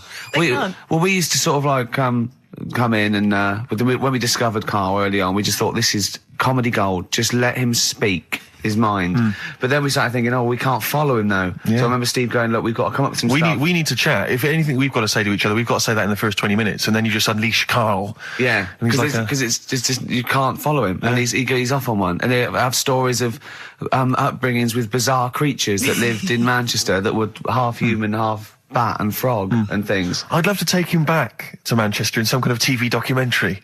When Karl went home. And just wander back, maybe try and find the amphibian twins or whatever those people were. They weren't there. So there was two boys, both had big heads and webbed feet. They weren't related. They didn't hang around with each other. That was all the information we had. I went, why not? He went, that would have been too obvious. Yeah. Like they look at each other across a room and go, you think I'm coming to see you just because we're similar species? Yeah. You're mistaken, mate. Yeah. You make your own friends. One starts to walk over, the other one shakes his head and just mouths too obvious. Yeah. Don't do it. Too obvious. Out of one of his mouths. Yeah, that's what they're expecting. Yeah, don't do it. Don't do it, Webby. Yeah, but anyway, he'll be back shortly, I'm sure. He phoned me. His dad's ill. His dad's in hospital, so Karl went back to sort of look after his mum. And he was so sweet. He said, I'm back out just driving my mum around. And he said so unbegrudgingly. He just went, it's like old times. And I said, so sorry to hear that. And he went, that's all right, yeah. I think it's going to be fine. And I said, how was your holiday? He went, yeah, it was good. Except it were a nudist beach, so he didn't tell me. I went, of course it was. I went, what do you mean? He went, well, sitting on the... I don't know why they have to do it. I don't know why they have to do it. Why do they have to do it? He went, Suzanne said they think there's nothing wrong with it, like being a transvestite. Right? I went, I love the fact that your girlfriend has to tell you what's wrong and right in the world. And he went, well, we're walking along the beach, fella coming towards us with knob out. I went, what's going on here? Right? And he said, and because it wasn't all nude, he's walking round, he's stark naked, and he wants the freedom of that, but he's got a big rucksack on his back with his clothes on just to get changed. He went, so what's the point in that? Right? And I went, he should just carry the book. He went, what, and covered it up when he went, oh yeah, good idea. See? He went, but I wasn't happy. He says, and that was the first day, so we didn't go there again. I can just imagine his little face. Yeah, just going, all right, gobsmacked. That's out, that's out. What's that doing out? Why has he got his out? I imagine Karl sort of dressed in a suit. in a sort of safari suit, done right up with a cravat. I'm not undressing. I don't want people seeing the flesh. That's for you, love, and no one else. But I love the fact that it's Gilman goes, Carl, they don't think there's anything wrong with it. They're just happy that way. and he in his own mind just goes, like being a transvestite. He knows there's nothing wrong with that. I'm always a little bit suspect about people who like walking around nude. I think you meant transvestite. No, nudists. What? Hold on. Can you be a naked transvestite? What are you then? Yeah, I suppose you're a... When Eddie Izzard's naked, is he a naked transvestite? That's an interesting metaphysical question. Yeah. Yeah. On XFM 104.9. If you know the answer to that metaphysical question, or indeed any of the famous ones, if a tree falls in a forest and no one hears it, has it fallen over? Any of those. Excellent. That's brilliant. Yeah, if you leave the room, Rick, what's the sound? Get quieter? Yeah, what's the sound of one leg hopping? Exactly. What we got there, Claire? Do you want some music? Or I'd love to hear it. What you got? Yeah. I've got the Vines, actually. Oh, play it. Strokes. Someday. I'm already annoyed. I've been here 3 minutes and I'm already annoyed. Yeah. I'll bring back Claire, I'll tell you. No, it's not his fault. It's the whole place. The library's shite. I tried to get... Oh, God. I had to go to Capitol Library. Chill. Fancy that. I had to go to Capitol Library to get a couple of records I wanted. Right? Place is falling apart. The email's not working. It's so shoddy. He's had 2 weeks off. On holiday. I mean, they might as well bulldoze this, honestly, because for all the, It is ludicrous. And we get paid peanuts. You get paid, do you? And it really annoys me to have to fight. Anyway. Anyway, just calm down. 104.9, I'm Ricky Gervais, with me Steve Merchant and Karl Pilkington. Karl, you're back. All right. How was it? What, the holiday? Yeah. Well, it wasn't all fun, was it? Because my dad was in hospital. Oh, but he wasn't during the holiday. Not during the holiday, though, was he? You came back from holiday and then found that out, didn't you? Yeah, but it happened when I was on holiday. Did you know that, though, when you're on holiday? No, because I didn't take my phone with me. Well, the weird thing is, I got a feeling when I was sat there, because it normally happens. It wasn't a nudie speech, was it? When I first went away, you saw that old fellow with his packet out. When I went to Ibiza, right, I had a feeling, and I called home. My dad had punctured a lung. When you say you had a feeling, what do you mean a feeling? Just like, I should call home. There's something not right. But this time, a very specific feeling. How did that manifest itself? How did you get that? What kind of feeling? Is that tingling thing? I'm getting a bit of a lung feeling. Yeah. A bit of a dad lung feeling. That feels like a punctured lung. Hold on. Well, anyway, the holiday was good. We talked about it last week. Well, let's probe Karl about his holiday, because that's the sort of thing that audiences will stay tuned for, Rick, I'm pretty certain. Yeah, sure. Find out about you know more about this radio business than me. You hooked them already. Indeed, yeah. Well, also I'm thinking we've got nothing. Now. We may as well save that. No, I resent it. I used to put a lot of work in, but no, I think of the money, which is, for me, pretty shoddy. Well, you know what I mean? I don't usually get out of bed for a lot of cash. Well, exactly, yeah. And, the whole thing is, the whole setup. It was raining today. I thought, I should have a cabin. And then the sun came out, so I walked in again. Ah, dear. How are you? But, I'll tell you what, I got a bit criticised last week as well, that I only played ballads and same songs, so I'm going to rock out this week. I've been down to the Capitol Library to get some good tunes. And, what about a little bit of AC/DC? Took me all night long. Let's hear it. Doves, Caught by the River on XFM 104.9. I'm Ricky Gervais, Steve Merchant, hello, Karl Pilkington and everything. No, I'm going to be honest with you. Go on. A little bit hungover, didn't feel very well. Yeah. I don't know if I'm hungover or still a bit drunk. I don't feel... You sound like you're still a bit drunk. Yeah, so what I'm worried about... You do every week, so... But what I'm worried about is that the standard will slip. Yeah, sure. I'm not right on the ball.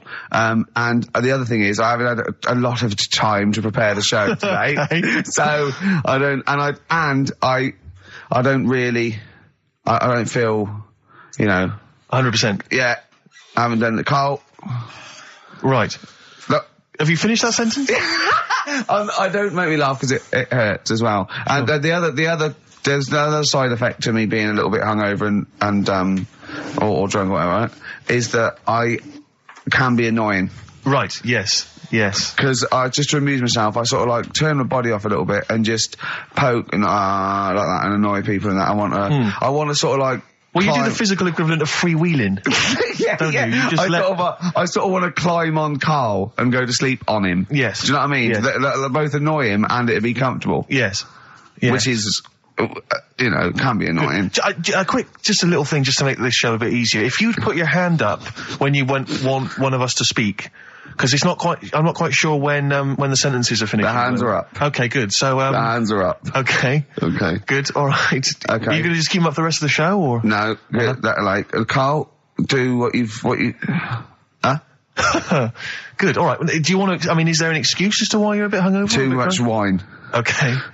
All last night, yeah. Yeah, good. Thanks for Okay. that. Because this is the only work you've got to do all week, isn't it? It's like, unless I'm very much mistaken, you don't have to do anything. You just sit at home eating cheese. Yeah. And then occasionally you do a bit of sort of shadow boxing, and that's exercise. And then you sit and watch TV. Yeah. Is that roughly what you did this week? Yeah. So this is the only 2 hours you had to do anything for all week. This is you had to prepare for this. Yeah, but who can plan a hangover? Right. You know, you'd think, Carl, you said you had some stuff. Yeah. What have we got? I love the fact that, whereas I was a little bit slow, Carl there leapt into action to keep this show afloat, keep the pace up. Go on. Right, well, Carl, are you hungover as well, or? I'm just a bit annoyed because I'm with you. Do you know what I mean? He hasn't got much to do all week. You're having a laugh. What? What angers me is I kind of hope that maybe I could have quite a long career in radio, and I sort of feel like I don't know, the word sinking ship. Yeah. Those words spring to mind. But because it feels like, I mean, Carl, you're just a chancer anyway. You weren't even supposed to be on air, and we've made you into something of a household name, and that's cool. Household name. And Ricky's already a celebrity. He's got it stitched up. He's got corporates. He's got voiceover work. But I've got nothing. I'm running on empty. I'm not nothing. I've got nothing. I'm sort of dependent a bit on this. Yeah. Financially. And, go on then. What and you two are sort of bringing it down, really. Right. Do you reckon I can get my own show, Carl? Carl. Tell them like what I did Capital out there Gold with a bit. No, Carl, tell them how funny I was out there with a bit in that a minute ago. So anyway, come Carl, on, I'm right? bored of this. I'll tell you what. will we tease them with what we've got coming up next? Yeah, Carl, tease us after the next Because I record. think we've already got them for 2 hours. Yeah, we've hooked them, Carl. Don't worry, this is textbook radio. What's this? Bandage on board. Yeah. Doves. Caught by the River on XFM 104.9. I'm Ricky Gervais, with me Steve Merchant and Karl Pilkington, doing the button stuff. Actually becoming a little bit of a producer. Carl, he's put a bit of work in, hasn't he? He's come up with a few games, and we made him. He's getting a bit stressed when we shout at him because the mics don't work or it's hanging off. It was too hot in here. He couldn't get the thing working last week. I mean, I really would throw this studio away and get a real one. Yeah. Well, I'd get one of those ones you can buy for like tenner from Argos. Argos, yeah, like Bon Tempe. My first studio. my first with a little broadcasting picture studio. of Carl on it. Yeah. Exactly.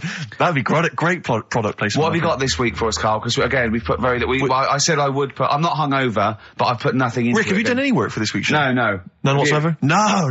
Okay, Carl, what have you got? Quick. Keep them. It's 5 past. They're turning over already. They're finding other things. Carl, what have you come up with? There's melon stew. There's everything. Well, go on. We've got after the success of last week, Rockbusters. Okay. We're doing that again. Sorry, were you on the same show as us? I thought it went all right last week. Yeah. Okay. Good. Right, so we'll be doing that. Got some nice prizes, which. What prize? What arbitrary films have you got? Have you got? Don't tell him yet. Don't tell him. I'll tell you what. If it's Children of the Corn 2, then can I enter this competition? There you go. What is that? He's got some different prizes.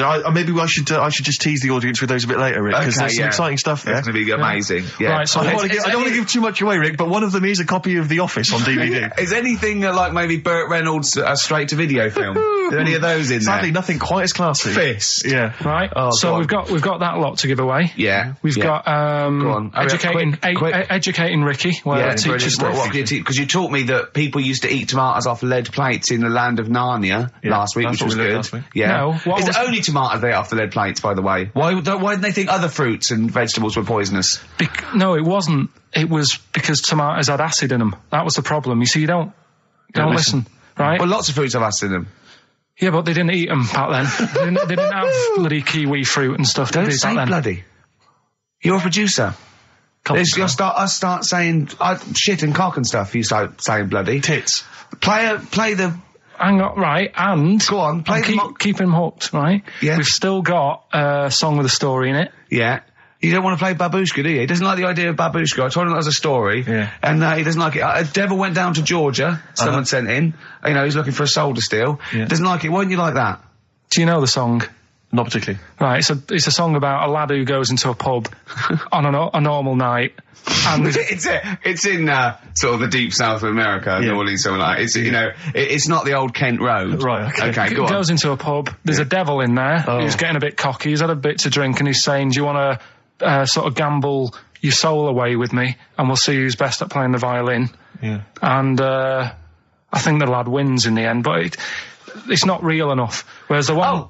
What? Not like the Shadow that got fed up and started pushing kids off bikes? Rick, I think you're referring to stuff that no one made sense of last week. Yeah, exactly. I don't think we should refer to last week. Let's play Mock Turtles, Can You Dig It? And then we'll come back and we'll talk about that. And I've come to the conclusion, Rick, we should never refer to stuff Carl said in the past, because it would just take too long to explain. Okay, alright, that's fair enough.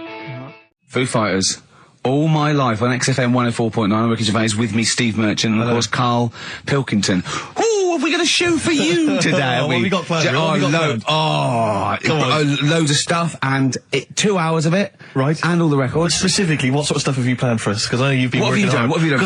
Well, you know, I've been busy this week. I've been house hunting, I've various things, but I know you've had the whole week off. Right. So what have you been up to? Go on, Karl, tell them what we've got. Tell them what we've planned, all the stuff you've done. what have you got? But Rick, specifically, what have you come up with? Quick, because people are getting bored. Tell us what I've come up with the music. Right. Obviously we've already planned that. We planned that last week, so that's all done. But what have you yourself contributed to today's show? I got a text message today from Ross Noble. You know Ross Noble, the comedian. It was on. Have I got news for you? Right. He says, ask Karl if he woke up with ladies' boobs, would he just put a dress on and live as a lady, or would he just be a man but with these boobs? Carl, it's a good question. I know that happened to Ross, so he's throwing that one out at you. It did in a way, because he ate pizzas for a year, didn't he? Yes, he did, yeah. And he got a lovely pair of breasts. Yeah. Go on.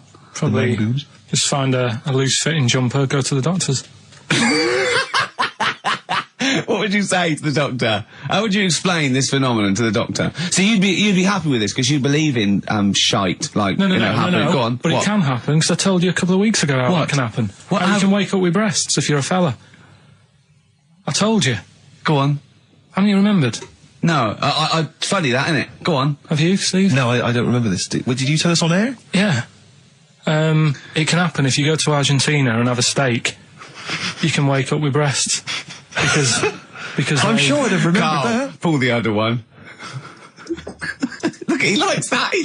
Is that what you've come up with this week? That joke? Yeah. Brilliant. Play a record. It's going to be a dynamite show. Songs you want listen, look, I'm going to play some classic tunes today. I'm going to educate the youngsters, Steve. Right, now, you've all heard of Lou Reed, you've all heard of Velvet Underground, but, you know, have you heard of Venus in Furs, Karl? Shiny, shiny, shiny boots of leather.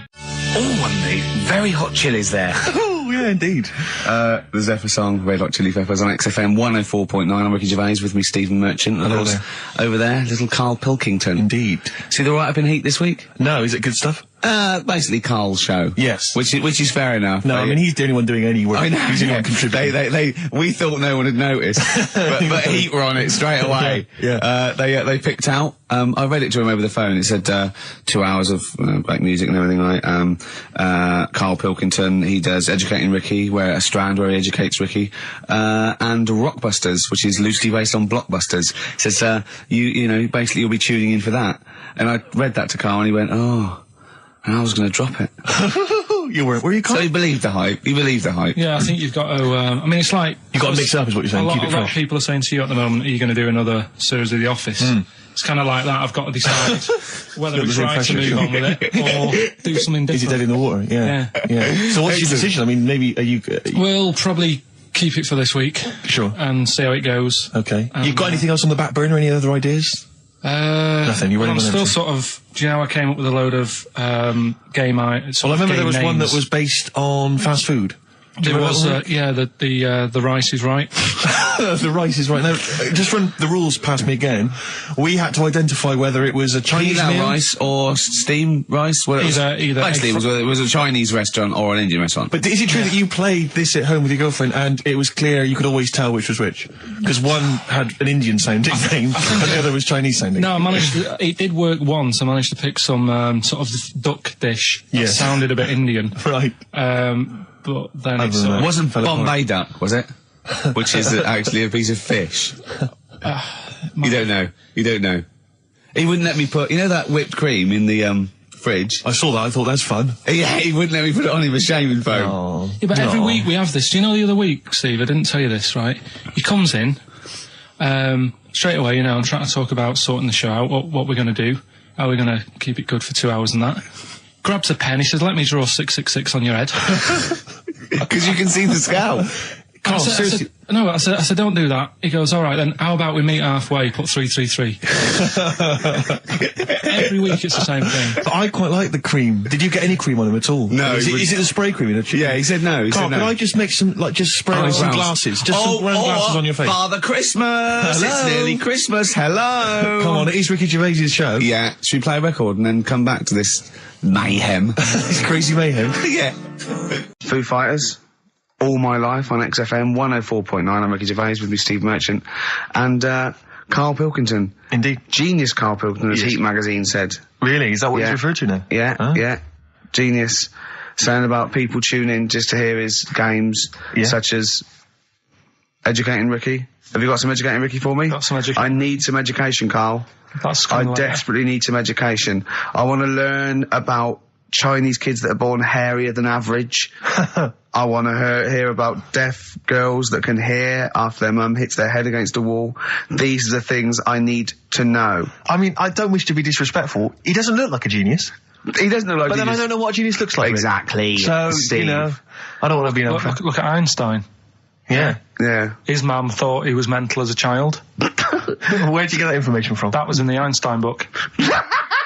Well, it was in the Einstein book, then it's presumably true. Which Einstein book is that? His Theory of Relativity? The big book of Einstein stuff. Oh, yeah. Yeah, the big bumper book of Einstein stuff. It's for a coach trip, and you have to fill in E equals MC1 squared, 2 fish, or 3 hello, and then it's multiple choice, and you fill it. It's great. It's Did his mum think, A, he was a genius, B, mental? Most people go for A, but it is in fact B. She thought he was mental at the age of 28. Oh, Karl, you never let me down. You never let me down.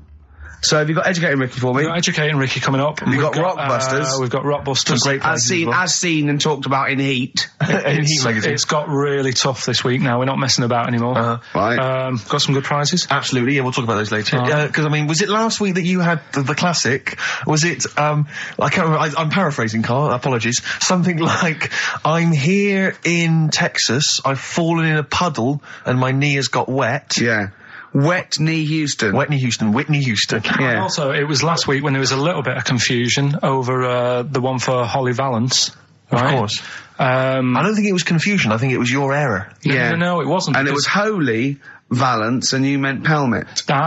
Then Becky, who called up that time and said, if you're getting mistaken with Pelmet, right, she sent me an email in a week saying, I've done a bit of research. Yeah. It was my fault. I've made an error. Yeah. It is a Valance. Okay. And I know about Valances. As I told you last week, at the very end, my auntie loves them. Yeah. Right? She makes them. She started off just like putting them on top of the sort of window around the curtain. And then she thought, I can do more with this. Yeah. And she had a little coffee table that had magazines underneath. And she said, I'm sick of seeing them magazines when I'm sat down. She sounds like a Pilkington. So... I'm sick of seeing them magazines when I sit down. So she put a Valance around the table. Yeah. She just got Valances around everything now. Yeah. Then, next step, she tapes everything. She never actually watches telly. She tapes it all because she gets sick of listening to the adverts and that. Yeah. So she tapes everything. So she's got loads of videotapes and that. And the video used to get on her nerves. When she was watching a film, she'd see the clock changing. Oh. And it distracted her from the film. So she put a Valance around that. That's genius. Yeah. So that is or is it mental? Only Mrs. Einstein can tell. I don't know. She's even made a little Jack Russell look like a hovercraft. Yeah. It's great. So everything's got a Valance. If you go round and you stand still for too long, the chances are she'll put a Valance around your head. Yeah. This is this is Auntie who? Auntie Nora. And this is the one that farted for 5 minutes. She did. Lest our listeners forget. Farted for 5 minutes. Called his mum saying I'm farting. 2 minutes into the fart. She said about 2.5 minutes in. Yeah.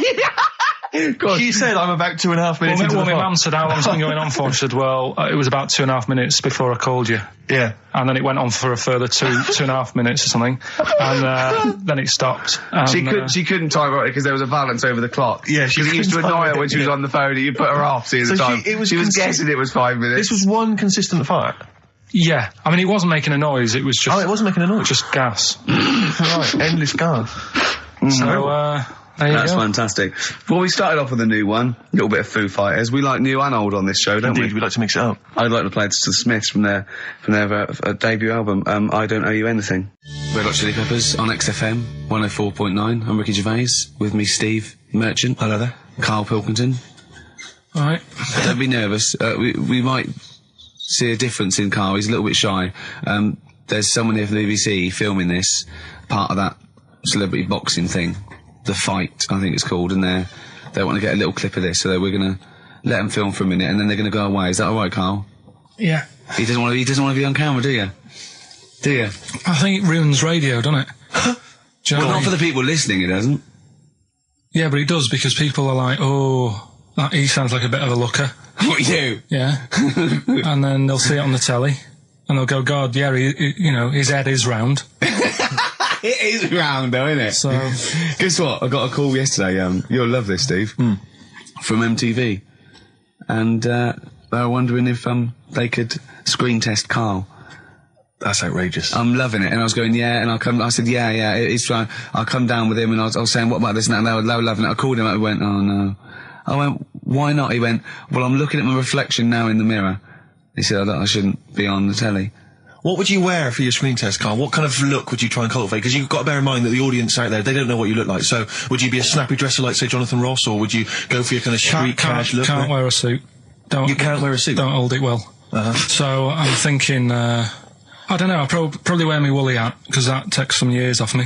It does. He looks about 10 with a woolly hat on. Yeah. Okay. And, is it quite a cool woolly hat, or has it got a bobble? it's charcoal. I'd say it's the in colour. Yeah, okay. And I'll probably wear me anorak.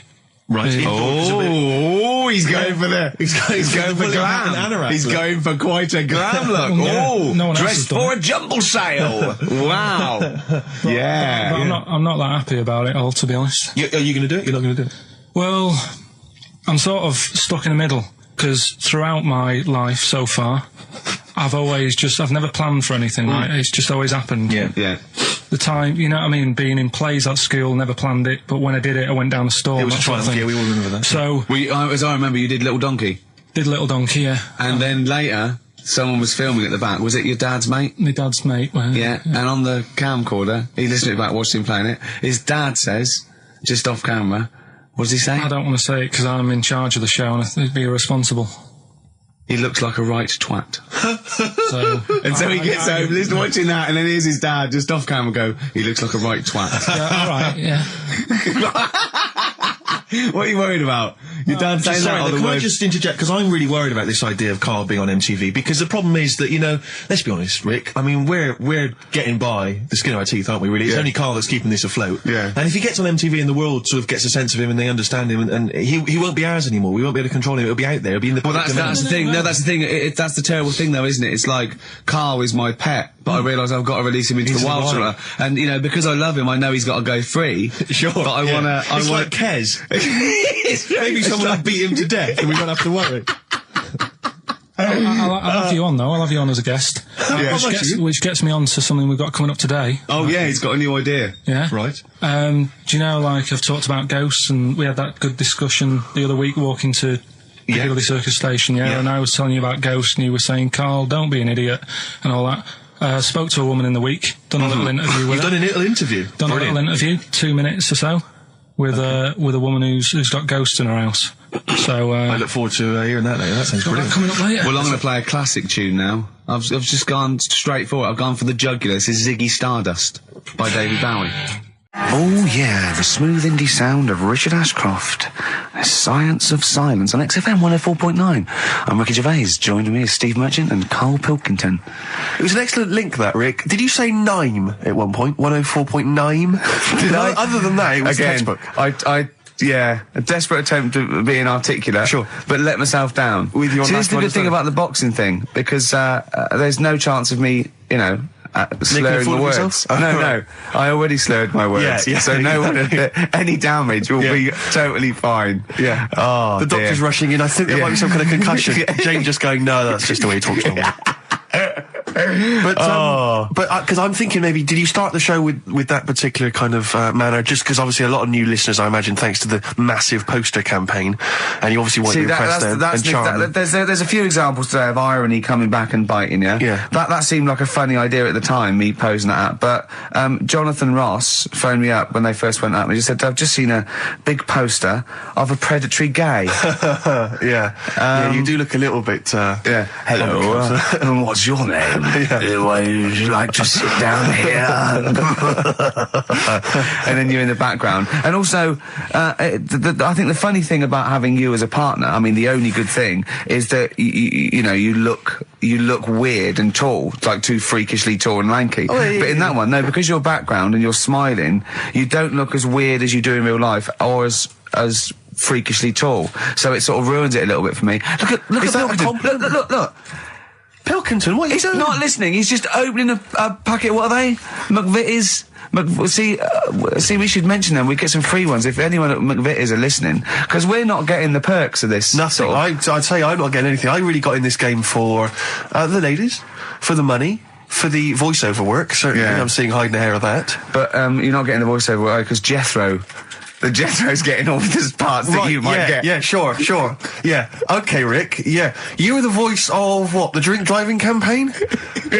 You sound like a man who was run over in a drink drive incident. I mean, it's like you don't drive. Yeah, but I didn't get any money for that, did I? Oh, did I? I can't remember. It's like, I mean, I don't drive, well, that's good, I don't drive. No, it said don't drink and drive, so I've chosen just to drink. At least I can formulate sentences using the English language, and I'm not getting the voiceover work. The English language of the 14th century. Well, it's better English language and English language. Rather than whatever kind of Middle England language you speak, the language of the hobbits. All right, Carl. All right. See, you're eating a biscuit. I can't believe it. Are you bored with this already? Do you know what? MTV called me last week. They called me again yesterday and said, when can they come down to do they're coming down next Saturday, by the way, to do a little screen test for you. They're going to sort of just film you with a little camcorder. You said this. They're going to film you. Are you alright? Do you want to, are you hungry? Do you want to go out and have a meal? I can't believe you're eating while I'm on air. No one can hear that. Do you know who I am? No one can hear that. Explain who I am. Well, that's Ricky Gervais, right? He's made his name on TV. Yeah. Okay, he's done any number of corporate gigs, and they pay silly money. So, I mean, this guy's earning, and really earning beyond his talent. All right? So I think I deserve a little bit more than a little mank eating a biscuit while I'm talking. Rick Gervais? Yeah. Have you won a BAFTA? Yeah, too. All right, so just a little bit of respect. Yeah. Yeah. Carl, what have you won? What have you won? I got a bronze certificate for doing a full week at school. That's great. It was only a bronze. What's that then? 3 out of 5 days. And I got me a little Crusaders badge, if you remember. What's the little Crusaders badge? The Crusaders badge for the religious club. So I was that the fella that you went and played ping pong ball, so they wanted to talk to you about God. Yeah. Yeah. You got a Crusaders badge, did you? Yeah, that's why I went. That's why I joined. That's why I joined. For the badge. I liked the little badge. Did 4 weeks and then packed it in. But we're talking about MTV, right? And I was feeling a bit nervous, wasn't I? About like, the way I look. Right. And what have you. And then I watched a bit of Celebrity Big Brother and all the fuss that Mark Owen's getting. And he's not that good looking, is he? He's very. I want to be Mark Owen's mate. If anyone who knows Mark Owen or Mark Owen's listening, I want to be his mate. I think he's brilliant. I think he's a nice lad. But what I'm saying is, right, all the girls go mad over him. Yeah. And he's not that good looking, is he? Well, no, he's got. He is in a certain way, isn't he? That sort of non-threatening. But he's not stunning, is he? Do you know what I mean? No, but no. Well, what's your definition of a stunning? Yeah. Well, who do you like? Someone who you look at and you go, God, they're good Which looking. bloke do you fancy? What bloke do you think's attractive then? So if I was into men. Yeah. In fact, you can still say a bloke's a good looker without fancying him. Who do you think is attractive? Probably. I mean, it depends what you're looking for. No, just look. You think it's different looks as well. Of course, yeah. Who do you say was attractive? Who do you say was like stunning in your definition? A good-looking lad. Yeah. Good-looking lad. Oh, look at him over there. He's. Ooh. Do you find, Robbie Williams, do you find him attractive? Boy Next Door, look. No, who do you... Carl, hurry up, because it's, we've only got 2 hours. Probably... I can't think of one offhand. Mark Owen is pretty good looking then, really. There's not... Just name one bloke that you think's an attractive guy. There must be one bloke that you've either met or that you've, seen in a pub Who do you think on a is poster. attractive? Tell you what. Go on. Tell you what. Works here. Young Alex Zane. Alex! Well, we know Alex, maybe we can fix you up. I love you, Alex. You've got Richard Ashcroft, Science of Silence on XFM 104.9. I love that. Yes, correct. He's one of my favourite artists now. I just think, I don't know why he's not ballistic. He's got everything. He's like one of our best rock stars. I'm Ricky Gervais. Hello there. You're Steve Merchant. I am indeed. Karl Pilkington over there. Big day today. Really? Yeah, for Karl. He hasn't been looking forward to it. He's been whinging in the week. A couple of things. He thinks he's overworked. He thinks he's overworked here, and he's stressed, and he's got to do DIY. MTV are coming in right, to give him the chance of his a lifetime to do just a little screen test, and he's going, well, I'm not going to look good, am I? They're not going to have a why. He said, well, I've got a round head and I'll be wearing headphones. And he's not made an effort. He thinks, they'll put him off. He said, they won't even press record. He's got a spot on his head. I mean, also... Carl, you're not looking forward to it. You're not excited about it. It's a great opportunity. Why is it a great opportunity? To get on MTV? No, but... Look, money for old folk. Yeah, but look what's happened to people like Jeremy Speake, whatever his name is. And all Jeremy that. Speake, yeah. Yeah, and... slightly different. Why is it? Well... See? You're making it in the industry, and you've got something to give. He happened to be around when they were filming an airport. Do you see the difference? Alright, the other one then, who's on a boat. Same thing, although at least she had a skill. She had a skill, she can sing, Well, it's just... I think it can all go wrong. Do you know what I mean? Of course it can. So can sitting in your little room moaning about nothing happening in the world. He wanted to stop educating Ricky because nothing had happened. He said, look what happened last week. I scoured the net. He said, all I found was a dog in a car wash and a parrot and a vicar. Right? I'll tell you what, there ain't much more going on this week. Well, you're talking... listen, me and Steve, yesterday, we took a day off to prove you wrong, and we've come up with 2 of the most incredible things I told you about, and they're amazing. So there are things out there. Always, but just go for truth. Go for truth and science and discovery. Fact is stranger than fiction. You don't have to revert to sort of like God and ghosts. I know, yeah. Do you know what I mean? But the funny thing is, like... The last couple of weeks I've been saying there's not much going on. Yeah. I found out when I was looking that there was a day in 1930, right? It was a Good Friday. There was no news. There was nothing going on. They had to put a music video on or something on the telly because there was nothing going on. Play a record. We're going to play some classic tracks today. This is Debaser. Pixies, Debaser. I was looking forward to playing that. Came and said, Carl, I'll play that. I was looking... he put it on. Lauren just called through and said we played that in the last half hour. Embarrassing. Yeah. So It's really what is the embarrassing. point of having a producer if he doesn't check things out? So, I mean, it's a good track. I mean, I'm sorry if you heard that twice in the last hour. Listen to everything all the time. I've been running around. I get in early on a Saturday. You got in about the same time as me. I went out and bought you some biscuits, so you're happy. I put the coffee on. Yeah. I've sorted what prizes we're going to give away. I've been running to the library getting you certain tracks. Yeah. I can't listen all the time. I'm doing my best. Well, I'm not sure it's good enough. I mean, I'm worried when MTV come in, if they heard this kind of shoddy production, they're going to start to wonder what... Is it the same songs every 5 minutes anyway, sorry, are you sort of overworked because you were on Zoe Ball's show talking? Oh, hello, what's going on here? Well, he was exclusively on our show. No, I was in the car. I seem to remember, Rick, he was a nobody Yeah. that got a chance to come on air and talk about that. And guess now what he's getting auditions with MTV. Guess what he was talking about on Zoe's show? Oh, hello. All the jellyfish stuff and all that. About Can't getting believe it. Recycling material that you've done on this show. I phoned in, right, and I went, stop doing material Zoe's boy. He just hung up on me. Well, I had a job to do. Who do you think you are? Your ego has just gone through the roof. Hang on a minute. What? I had a job to do in the week. They asked me to drive the desk for Zoe, right? They didn't say talk. Zoe, if she talks to you, you can't just ignore her. Yes, you can. Well, you Who can't. is she? Who does she think she is? You made a promise to us, a pact, that you were our kind of monkey. Yeah. What can I do? If someone takes time off, I've got to do it.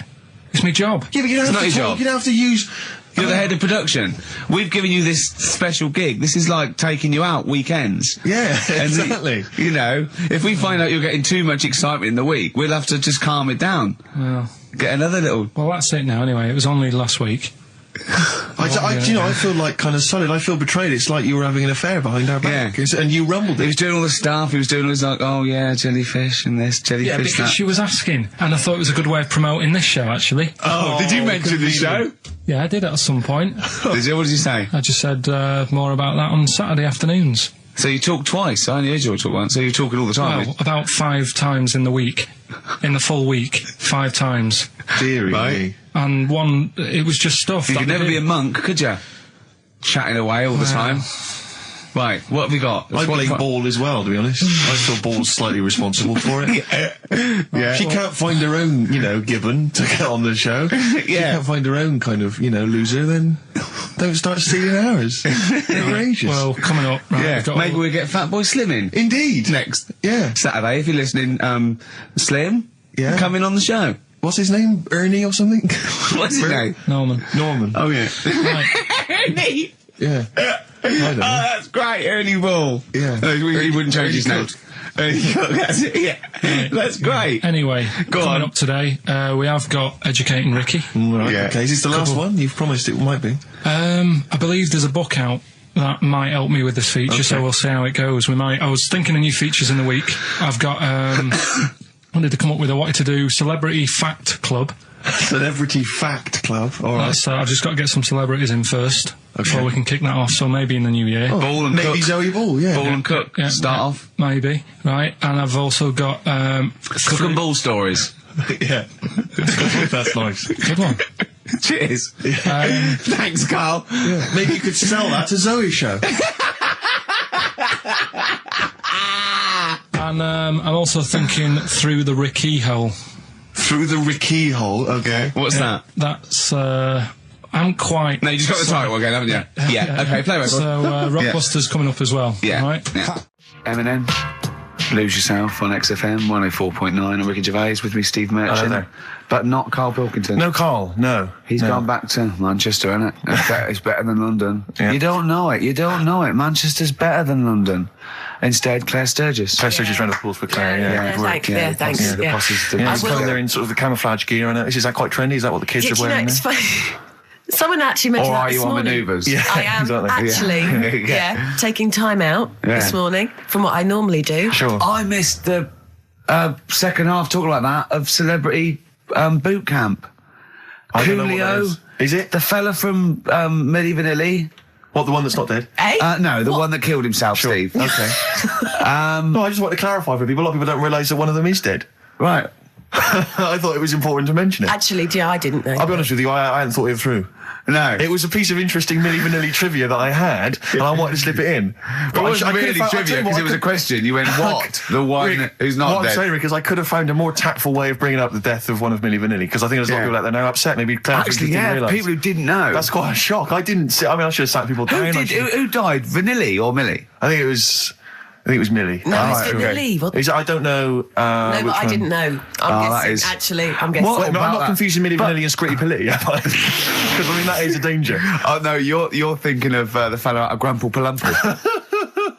He was amazing. He was amazing. It's a great shame that he Yeah, he topped Grumple himself. Palumple, they're not around us. Anyway, cool, we've got some great tunes lined up. We're going to play today our favourite singles It's of a the year. favourite tune, some of which Tune, didn't yeah. quite make it as singles maybe, but tunes of the year, because obviously Christmas very soon and we'll be away for a short time. And, I think next week we'll be doing our favourite Christmas songs of all time. yeah, I'm worried we're not going to fill 2 hours with that. I mean, how many times can you play Shakin' Stevens before... Fairies Out of New York. yeah, exactly. I mean, There that's it is the only again. one, isn't it, really? That's the best one. That's the best Christmas That one's song good, ever. but obviously there's Joni Mitchell's The River. That starts with a kind of Christmassy Beautiful, feel. beautiful. I don't think if there's anything else. Not a great deal. The so waitresses, this is Christmas wrapping. that one? Is that Favourite of brilliant? mine. Is that good? Yeah. So this is Christmas. John Lennon. Paul McCartney came out with Simply Having a Wonderful Christmas Time. Christmas time, yeah, exactly. Yeah, but yeah. so John's was Happy Christmas War is over. Yeah.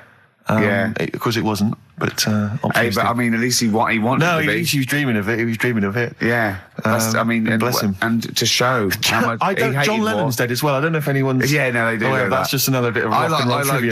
John's protest against war. He stayed in bed for a week. Yeah, I've been doing that. I've been protesting against war for ages. Yeah. I'm eating hamburgers. Yeah, absolutely. Against war. Absolutely. I just go into Burger King on the way here. I went into the counter. But of course, that's not. I mean, not product placement there. And there's a number of other burger joints that people may wish to go to if I they often go to choose. McDonald's. Yeah, I often go to exactly, McDonald's. But I went into Burger King because it's close. And I went in there. It's convenient, but then often McDonald's will be convenient. I mean, Convenient. McDonald's is just convenient. Depends where you are. Just as convenient depending where you are. And I said, can I have a cheeseburger and small fries? Take away, please. And he recognised me. He went, oh, I've seen you on telly enough, won't you? He went, there's your meal. So I went, thanks. He winked and went, I'll put large fries in. Brilliant. So that's so it's paying off. At last, true genius is being rewarded But I'm by just the intrigued to burger know, joints. because I mean, there's been a couple of times where I've been with you, and we've gone to a restaurant and someone's given you a free meal or whatever. I And it's the know. way that it's like you don't ask for it; it's No. just kind of offered. But I don't know what they're expecting in return. Nothing. I mean, do they Nothing. think that you'll go away and you'll always think fondly of Chad, who works in Burger King? I just think they think, oh, I don't know. They make. I'm like going to give him a little treat. Yeah, I know. I don't like it, but then I'm always grateful, and I never. Yeah. But the thing is, I'm slightly embarrassed. Did but- anyone around you hear what had happened? No. Because I imagine the resentment, just the whole room No, turning they on didn't. you. I had to go around telling them. Yeah, I went. I said, "Excuse me, did you hear that?" He went, "No." He just gave me the free thing because I'm on the telly. And I went, Yeah. "I don't recognise." I went, "You don't recognise me?" I'm terrified now that that someone could be listening at Burger King HQ. You know, I'm that assuming little this fella- is an unorthodox procedure. And you that know. little fella's got fired. But we know they know it's Leicester Square now because I just mentioned it, so they know which Burger King it is. Oh my God.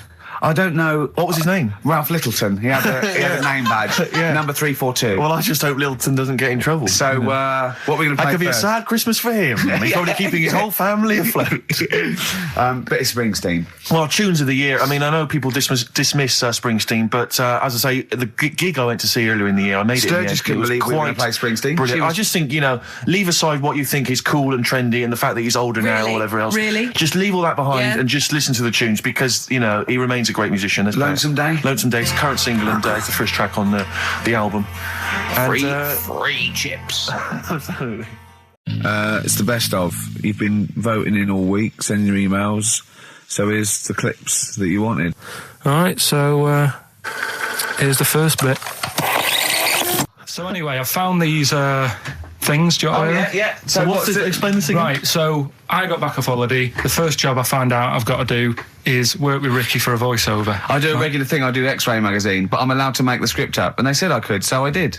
Right, so imagine this. Well, I know you, Rick, and I know you like to put a lot of work into these things. Yeah. You want to do a good job. So he rolls up, he says, let's do it then. He said, what's in the magazine? I said, well, here's a selection of stuff. This is what you've got to sell. He said, leave it with me.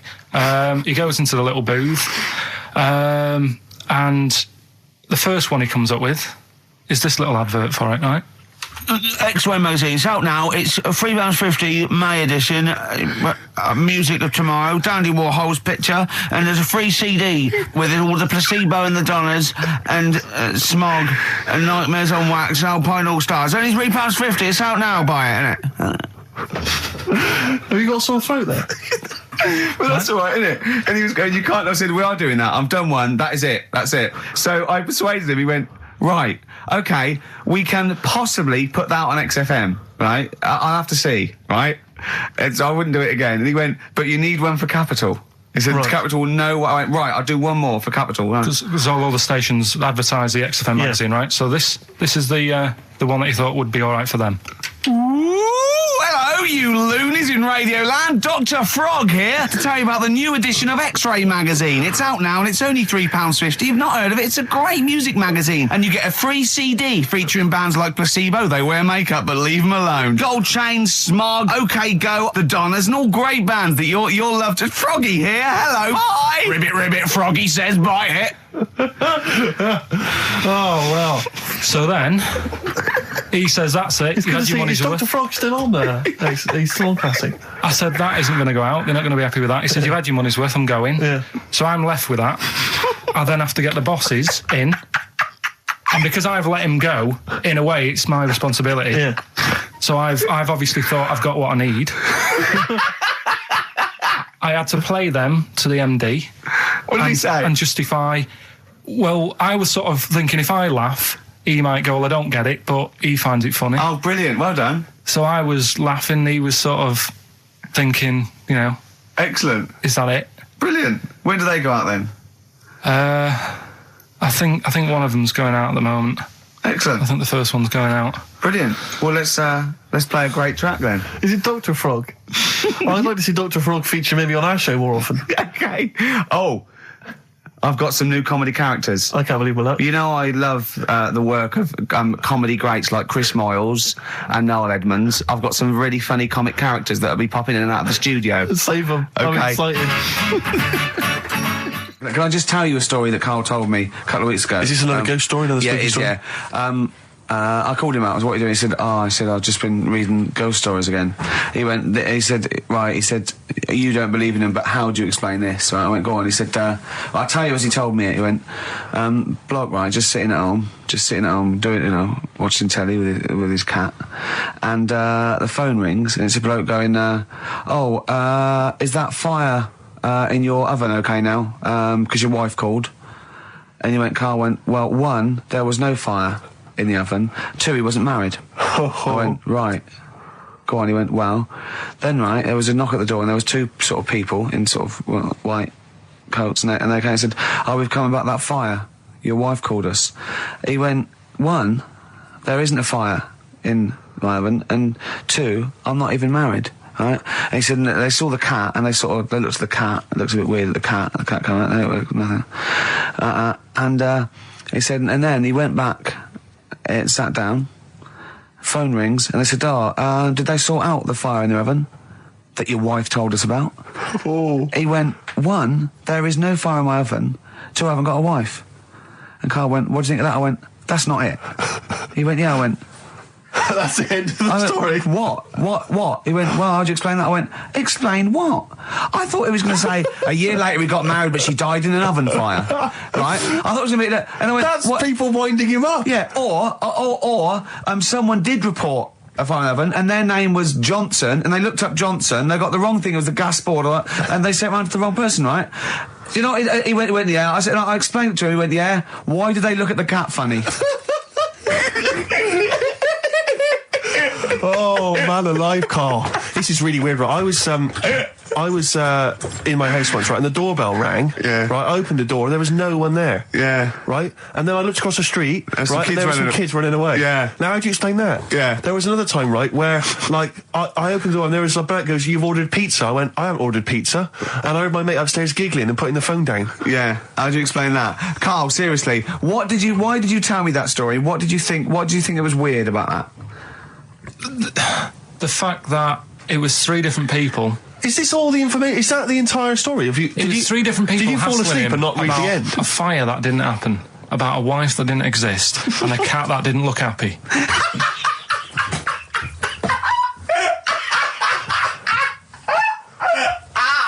Oh, I'm gonna have a heart attack, Carl. What? I mean, why did they look at the cat funny? Because cats don't like spirits, do they? What? The other blokes were ghosts? Yeah. Yeah, that's it. So these are kind of Beadle About type ghosts. These are ghosts who walk the earth as the undead, just winding people up slightly. That's lovely. That is lovely. Seriously, and a cat that did not look happy. But seriously, why would ghosts wander around just like winding people up? Oh, maybe something did happen there years ago. Some fire. Some woman might have died in a house of a fire or something. Yeah. And it sort of all happened again. Yeah, it's certainly a mystery. If you don't it's a mystery. I mean, I can't. What's this book you were reading? You were reading a book, which is interesting enough. It was the For Tea and Times. Oh, Carl. Yeah. Well, I don't know what to say. Yeah. Right. Okay. Educating Ricky, part 2. Right. I'm committed to this treatment. Yeah. Is one. I've got to go for that one. Yeah. Yeah. Or the other one is the police are causing a bit of a stir. He still says it like it's the best thing he's ever come up with, which in a way is. It could be. Right, go on then. I'm committed to this treatment. Right. Do you know the saying... Is it just sayings now? Are they all sayings? No, they're not. Okay. No, the other one isn't. Frog in your throat? The saying, there's a frog in your throat. Yeah. I assume it's when you croak a little bit. You sound like a frog. No. Right. Might seem a bit weird, this one, right? But years ago... Oh, yeah. Sorry, well, what is that clue? Committed to this treatment? It's about frogs committed.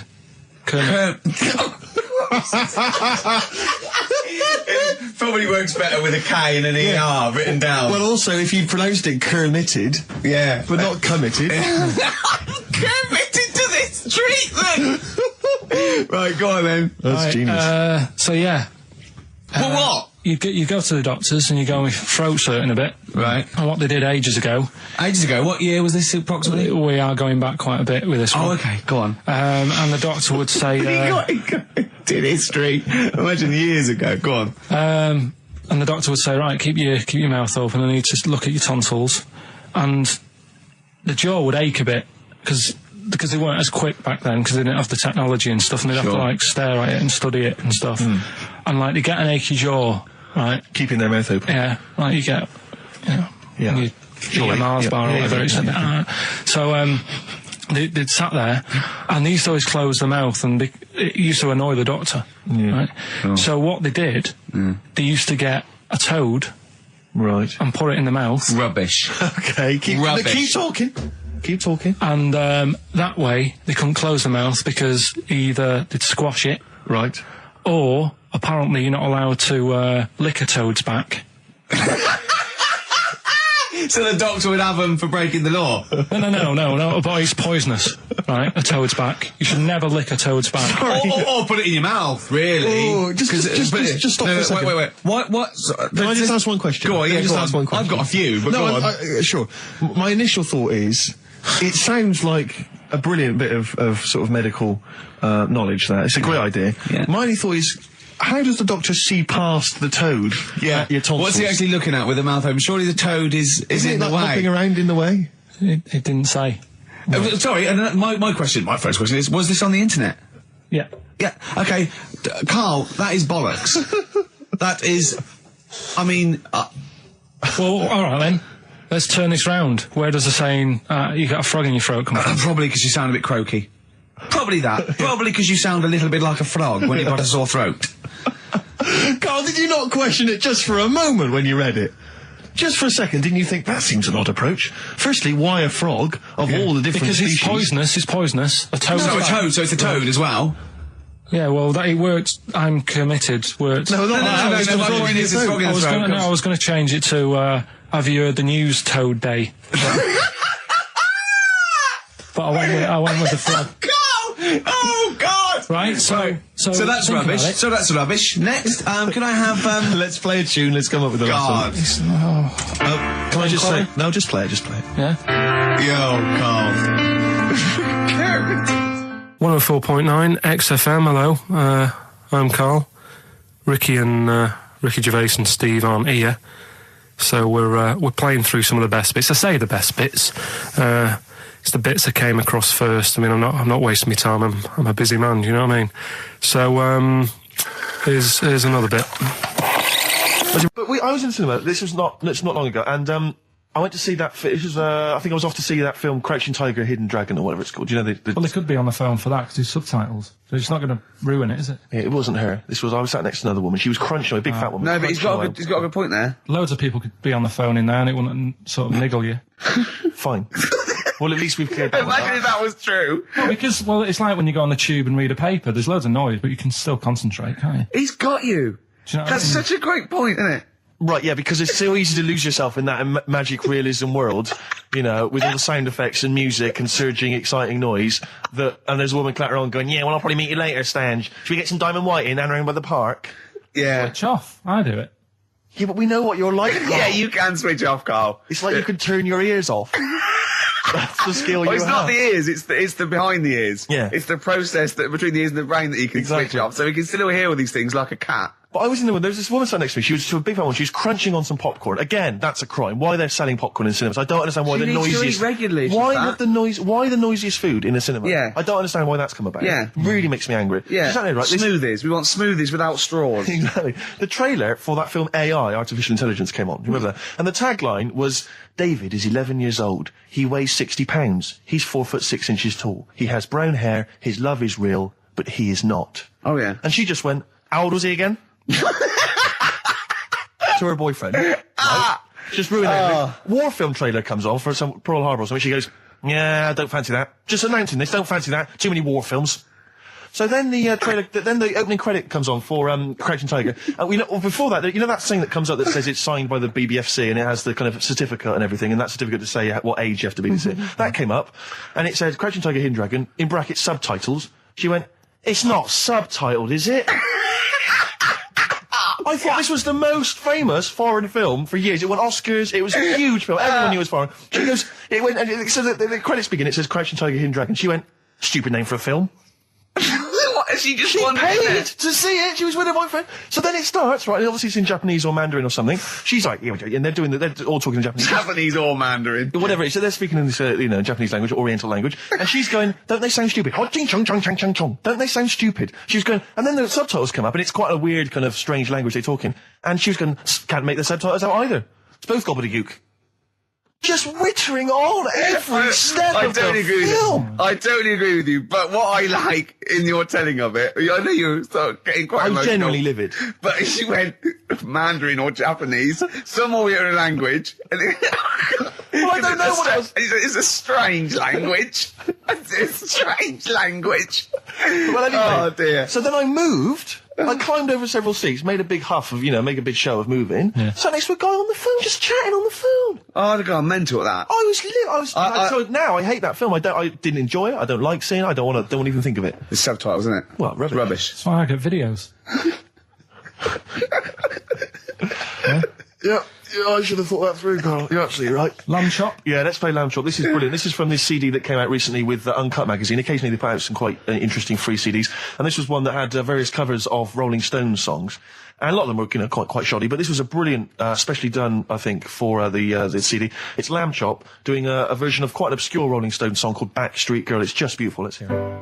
Well, listen, I'm a big fan of that TV show. It's on digital TV. A lot of people won't have it, but Inside the Actors Studio with James Lipton. Yeah. And he interviews lots of big Hollywood stars, and he always asks them these same questions at the end. Can I just run a few of them past you? Go on. Okay. So, if you could do any other profession other than the one you do now, what profession would you do? Can you just change that to apart from a paper round? Apart from a paper round. Oh. If you do any other profession, Carl. And it doesn't matter about It doesn't matter if you've got the skills or anything. In an ideal world, if you had the ability. Well, I think I'm about to buy somewhere, so I reckon something, using tools and doing a bit of plumbing and that. So a plumber? Well, sort of an all-rounder. Right. A handyman. Well, yeah. I think, you don't get paid that much, but it's useful, isn't it? So. But you get your own show, couldn't you, with Carol Smiley eventually? Well, all that, but the money that you don't make, you save by not having to pay someone else to do the chores. Do you know what I mean? I don't know what that sentence meant. Right. No. A plumber, how much is the average plumber on? The money you don't make, you save on not getting someone else to do it. No, just think of that. No, look, break that sentence down. Are there any... Sorry, Rick, but people who live in glass houses. Yeah. Anyway, let's just go back to Lipton quickly. We've got a couple to get through here. So, your favourite noise or sound? Favourite sound or noise? Oh. Is it me? No. It's not me. Hang on a minute. It's not me. Are you sure it's not me, Carl? I like Elvis. Noise. Elvis. In the ghetto. The sound of Elvis. Elvis in the ghetto. Brilliant. Okay. Yeah. And your least favourite noise or sound? I don't think it should really be records and music. Noises, things that you hear at home or whatever. Maybe like a sound of a... The least favourite noise? Least favourite? The sound of... Probably like... the sound of ghosts? Fire engines and that. Right. That's annoying. Except if your house was on fire, presumably. I think it's a bit unnecessary. You think they're just doing it to wind people up? I live on a busy street and it's happening all the time, and it is just sort of have a blast of it and people will hear it. You don't have to keep it going. Yeah, Sure. So that is, pretty annoying. And if heaven exists, Carl, when you get to the pearly gates, what would you like God to say to you as he welcomes you into heaven? What would you like God to say to you? Who asks these? What show's this? It's a programme where celebrities are interviewed by a guy, an American interviewer, and he always asks these questions at the very end. What would I say to God? What would you say to God if you believed in heaven, and if heaven exists, when you eventually go up to heaven and you're welcomed in through the gates in your God, parka and your stussy t-shirt and your... What do you want God to say to you as he welcomes you in? Say, you all right? Don't know, just be friendly.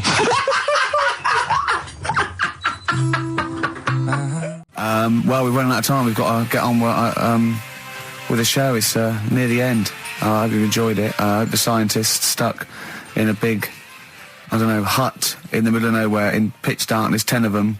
I imagine they've been fascinated, Rick, by the finger up the arse discussion. We had Chinese don't age well, gingers, all that. The big fat kid. Well, actually, they're probably secure in the knowledge that if they want to kill some time and it's dark, there's nothing better than stick your finger up someone else's arse. Exactly. So enjoy that. But they've been hanging on for Rockbusters clues, I imagine. Here's the answer. So give us the clue again quickly. All right, so the first one was the fella let his wife know how he got the bruise on his legs. Go on. Right, that was Courtney Love. Yeah, Courtney Love. So that's Courtney Love. So that's the first one, CL. So that one's fine. The second one, that Potter lad. What am I doing? Letting that one go? Just let it go, just let it go. Am I just letting that go? Annoyingly, we haven't got time to take issue with it, Rick. Okay. That Potter lad, he's got a lot of bottle, hasn't he, doing all that stuff with the wizards and that. Go on. That's Brave Harry, the Bravery, current sort of XFM band, the Brave Harry, that works as well. No, it doesn't. And the last one... No, it doesn't. No, it doesn't work. The Buddhists... It doesn't work. Won't be able to get in their temple without Doesn't these. work. Brave Harry. It doesn't work. Brave Harry. Brave Harry. Buddhists won't be able to get in their temple without these. TM. That's the monk keys, right? So who got all them? The monk keys. Who got all them? Right? Which band are called the Monk Keys? The Monkeys. Oh, the Monkeys. Yeah, the Monkeys. What are they again? Is the tip included? Yeah, go on that one. Right. In Turkey. Nice. It's not actually. That's where I went, and there was them little fellas after Suzanne in the kitchen. What? What do you mean? We stayed we went to Turkey. You went to Turkey and there were some little fellas. Well, they had quite a few sort of midgets working in the kitchen. Why? Is it a theme? No, was it a theme holiday? I don't know. Might get them cheaper or something. Was it? So they were working cheaper. They were working in the kitchen, and one of them fancied Suzanne and kept sort of eyeing her up, and she was winding me up saying, "Oh, not eyeing up and down, just eyeing her up." Anyway, no. So what was she doing in the kitchen? No, it's like a pick what you want to eat type buffet, but you have people clearing the tables and that ready for you to come along. Are they low tables? And he was just keeping an eye on her. What did he say though? Was he Turkish, so I don't know what he was saying. But he was a little fella, yeah. Did he? What do you mean a little fella? What do you mean little fella? Sort of dwarf-like. What do you mean dwarf-like? He had magic powers, or he was 4 foot? No, what do you mean, Carl? A little bloke, just like a normal bloke, but small. If you stood him in the desert, you wouldn't know. But he'd be hot at first. Right, Carl. You should watch out for the monkeys. Yeah, underground. There's underground monkeys. Look, you can't just say there was a little midget fella who was eyeing up my girlfriend and then leave it. What do you mean? What was happening? This is a story to us. This is much more interesting to us than, and she was deaf, right, and she hit her head. That's much more interesting. I don't understand how it manifested itself. Did he come over and say something? No, do you know when it's like girls know, don't they, when someone fancies them? What do you mean there was lots of them as well? Do they? That's worth knowing. Listen, right, come on, right. So you went to this holiday, yeah? Yeah. And you went into the dining room or something? Yeah, downstairs. And you looked over. You thought, this is all, there's no one serving. Yeah, and they go, wait a minute. Hold on, you looked down and there was a little waiter. There was loads of them running around busy. Why though? Why did they get summer? What do you mean? Because it was summer. They had more of them. They come out in summer. What do you mean they had more? What do you mean? Because it's busy, isn't it? No, but they hibernate in the winter. Why were they all midgets? I don't know. Maybe it doesn't heat stunt your growth or something. No. Well, they just happened to. Maybe it was a thing that they did for tourists or something. I don't know. I just got on with my meal. It was a holiday. Do you know what I mean?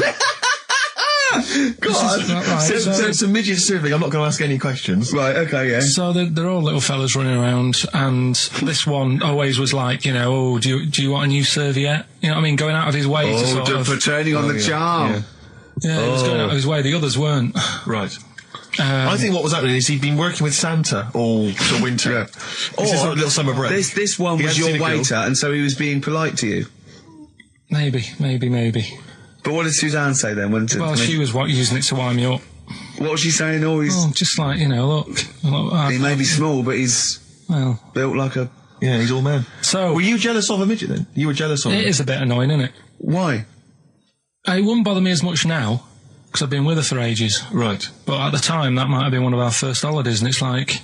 You don't want to be what's going on? I paid for this holiday. Yeah. And then you get off with the midget? Yeah. Oh. So anyway... But it doesn't matter, because you got chatted by a bearded lady. So. yeah. Tell you what, no, that's got nothing to do with that. What were you going to say? I was going to say the hotel was half board, and maybe... Oh, right. I thought you were going to say it's just one of her shortcomings. So listen, right? Play a record. Oh, that was great. That was very, very funny. What indeed. a wonderful clip that was. I enjoyed Do you it. remember that? Yeah. Wow. It was a few weeks ago, wasn't it, really? I mean, I think it was last week. we'd have to have very, very bad memories not to remember that hilarious clip. I'd like to hear that again maybe in a couple of weeks' time when I'm away. Yes, absolutely. It's embarrassing, isn't it? And we, but the good thing is, on telly, I feel a bit guilty about putting out shoddy rubbish because I'm getting paid an awful lot. Yes. But here, I don't give a They can bleep that. They will do. Eminem, Sing for the Moment, on XFM 104.9. I'm Ricky Gervais. With me, Steve Merchant, with 5 little hamburgers. Got 5 burgers here, yep. And so I don't know, how should we begin, Carl? Do you want to just look at the size of these burgers? Look, they can see it on webcam, can't they? They can see us stuffing these burgers into your mouth. And by the way, I'm filming this, Steve. Look, Brilliant. Look, I've got a little camcorder. We'll put this on unseen footage on a DVD or something. Or maybe on the website. On the Oh, Carl, what if you break the record? Okay, Carl, I'm coming round now to just monitor this and adjudicate. What's the web? If you want to see this on the webcam, what is it? xfm.co.uk. Right, okay. Hold on. Can I, Steve, I'm not can I being do that? funny. I'm not being funny, right? But I think I have got like a bit of a wheat thing. You've got a bit of a what? A wheat allergy Oh, thing. don't give me that. No, seriously, my head's... I've been eating a lot of shredded wheat recently. And my head's got a bit bigger. Carl, I don't think you can let us down now, mate. So you just got to put that first No, one in. I can't put that like that in my mouth on its... I've got to break it up. I've got to break it up. Can't break it up. Can't break it up. It doesn't say you can on the rule thing. It does. It doesn't. I can't look. I physically can't. Try it. I can't look. I'd have to be Jay Goody to be able to do that. Seriously, look. Try it. Yeah, I know, but you're not approaching it right. That's it. Come on, go on. That's all. Oh, God, he's not going to do one. Keep going. That's good work. Keep going. How does he get free in? Keep pushing. Ease it Keep in. pushing. Ease it Keep in. pushing. Get one in at least. Ease it. Get one in at least. Get one in. Ease it in. Get one in. Push it. That's one. Let's go for another one. I reckon you've got to rip it up a bit. Okay, do that then. See how many you can get in. You've got to get in 2. No, just one. No. Well, it's don't three, pack it in. What do you do? Pack your cheeks first. Honestly, Steve, my head is swelling a bit because I have got a wheat thing, a wheat allergy. That'd be good then, there'd be more room. Right, okay, look, Carl so is now that's- just sticking it in his cheek. Yeah. Don't eat any. You can't swallow any. It's like a hamster. You've got to work like a hamster. Yeah, stick it in. Come on. He looks like Marlon Brando in The Godfather. Come on. Don't lose any yet. Right. Pack it in, then use your fingers to pack it in. Come on. Wedge it in. Like you're grouting the bath. I can't do this either.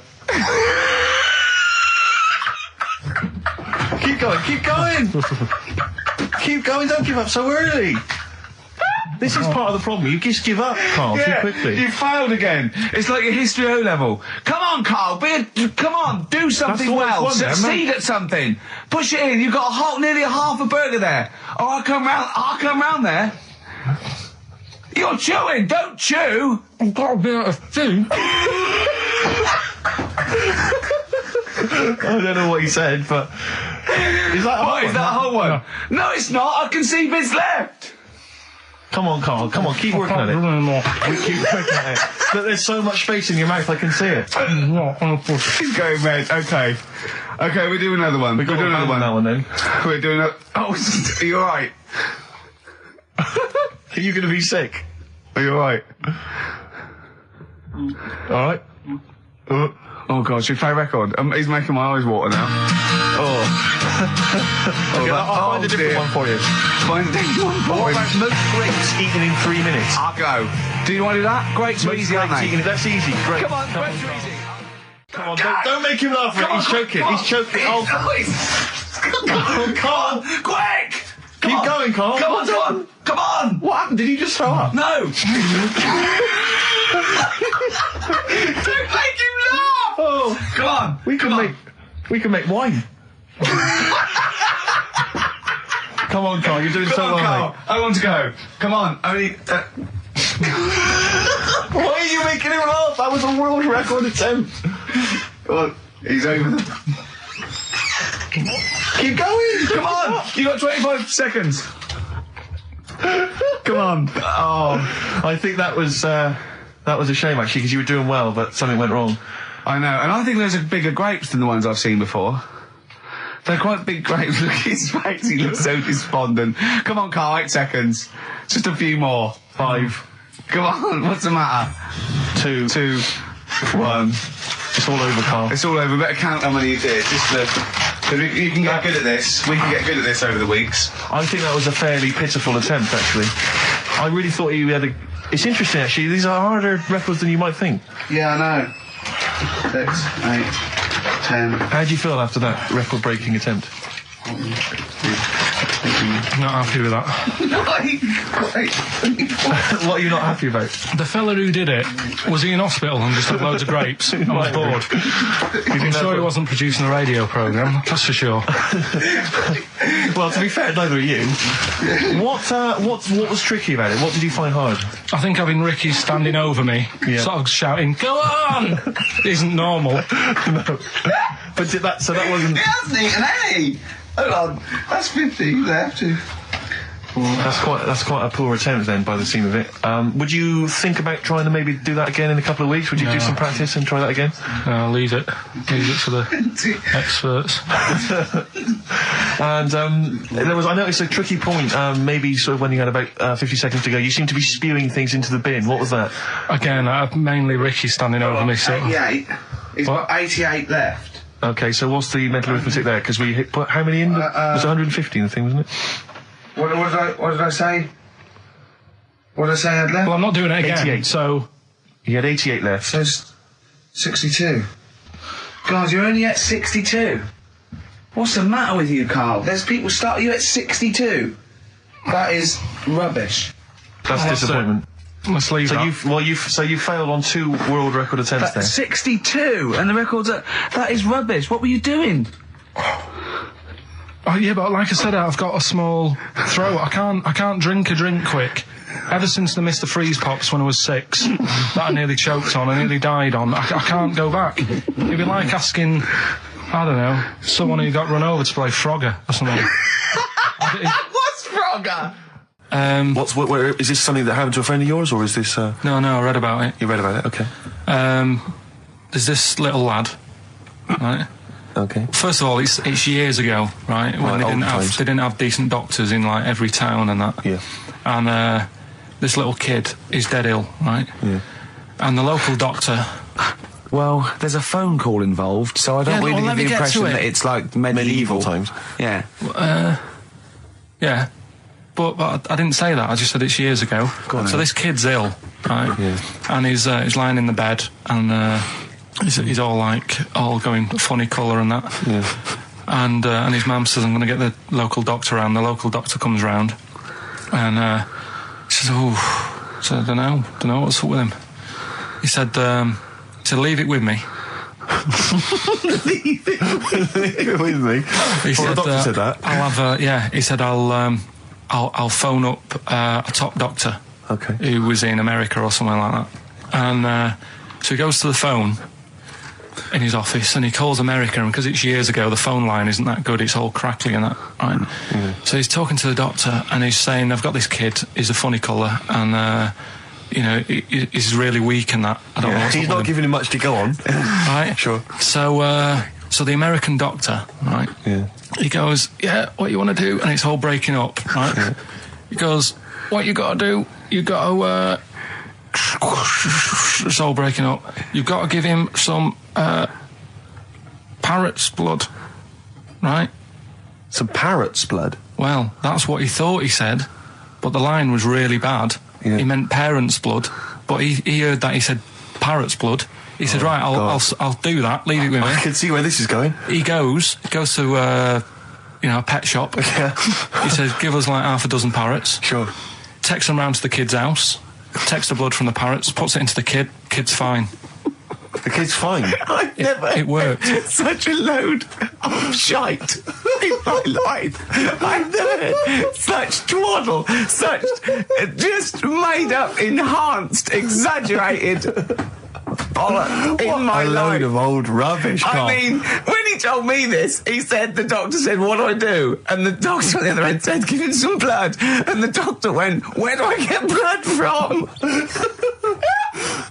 So hang on, wait, I just need to where do I get blood from? Give him some parents' blood. Give him some parents' blood. Give him some parents' blood. Yeah. But hang on, I just need to know where you read this. Carl. Where was this? Where did I you read stitched this? you up. You know what he said? He said, so do you believe it? I went, tell it to Steve. He went, do you believe it? I went, tell it to Steve. Carl. But where did you read it? That was on the internet.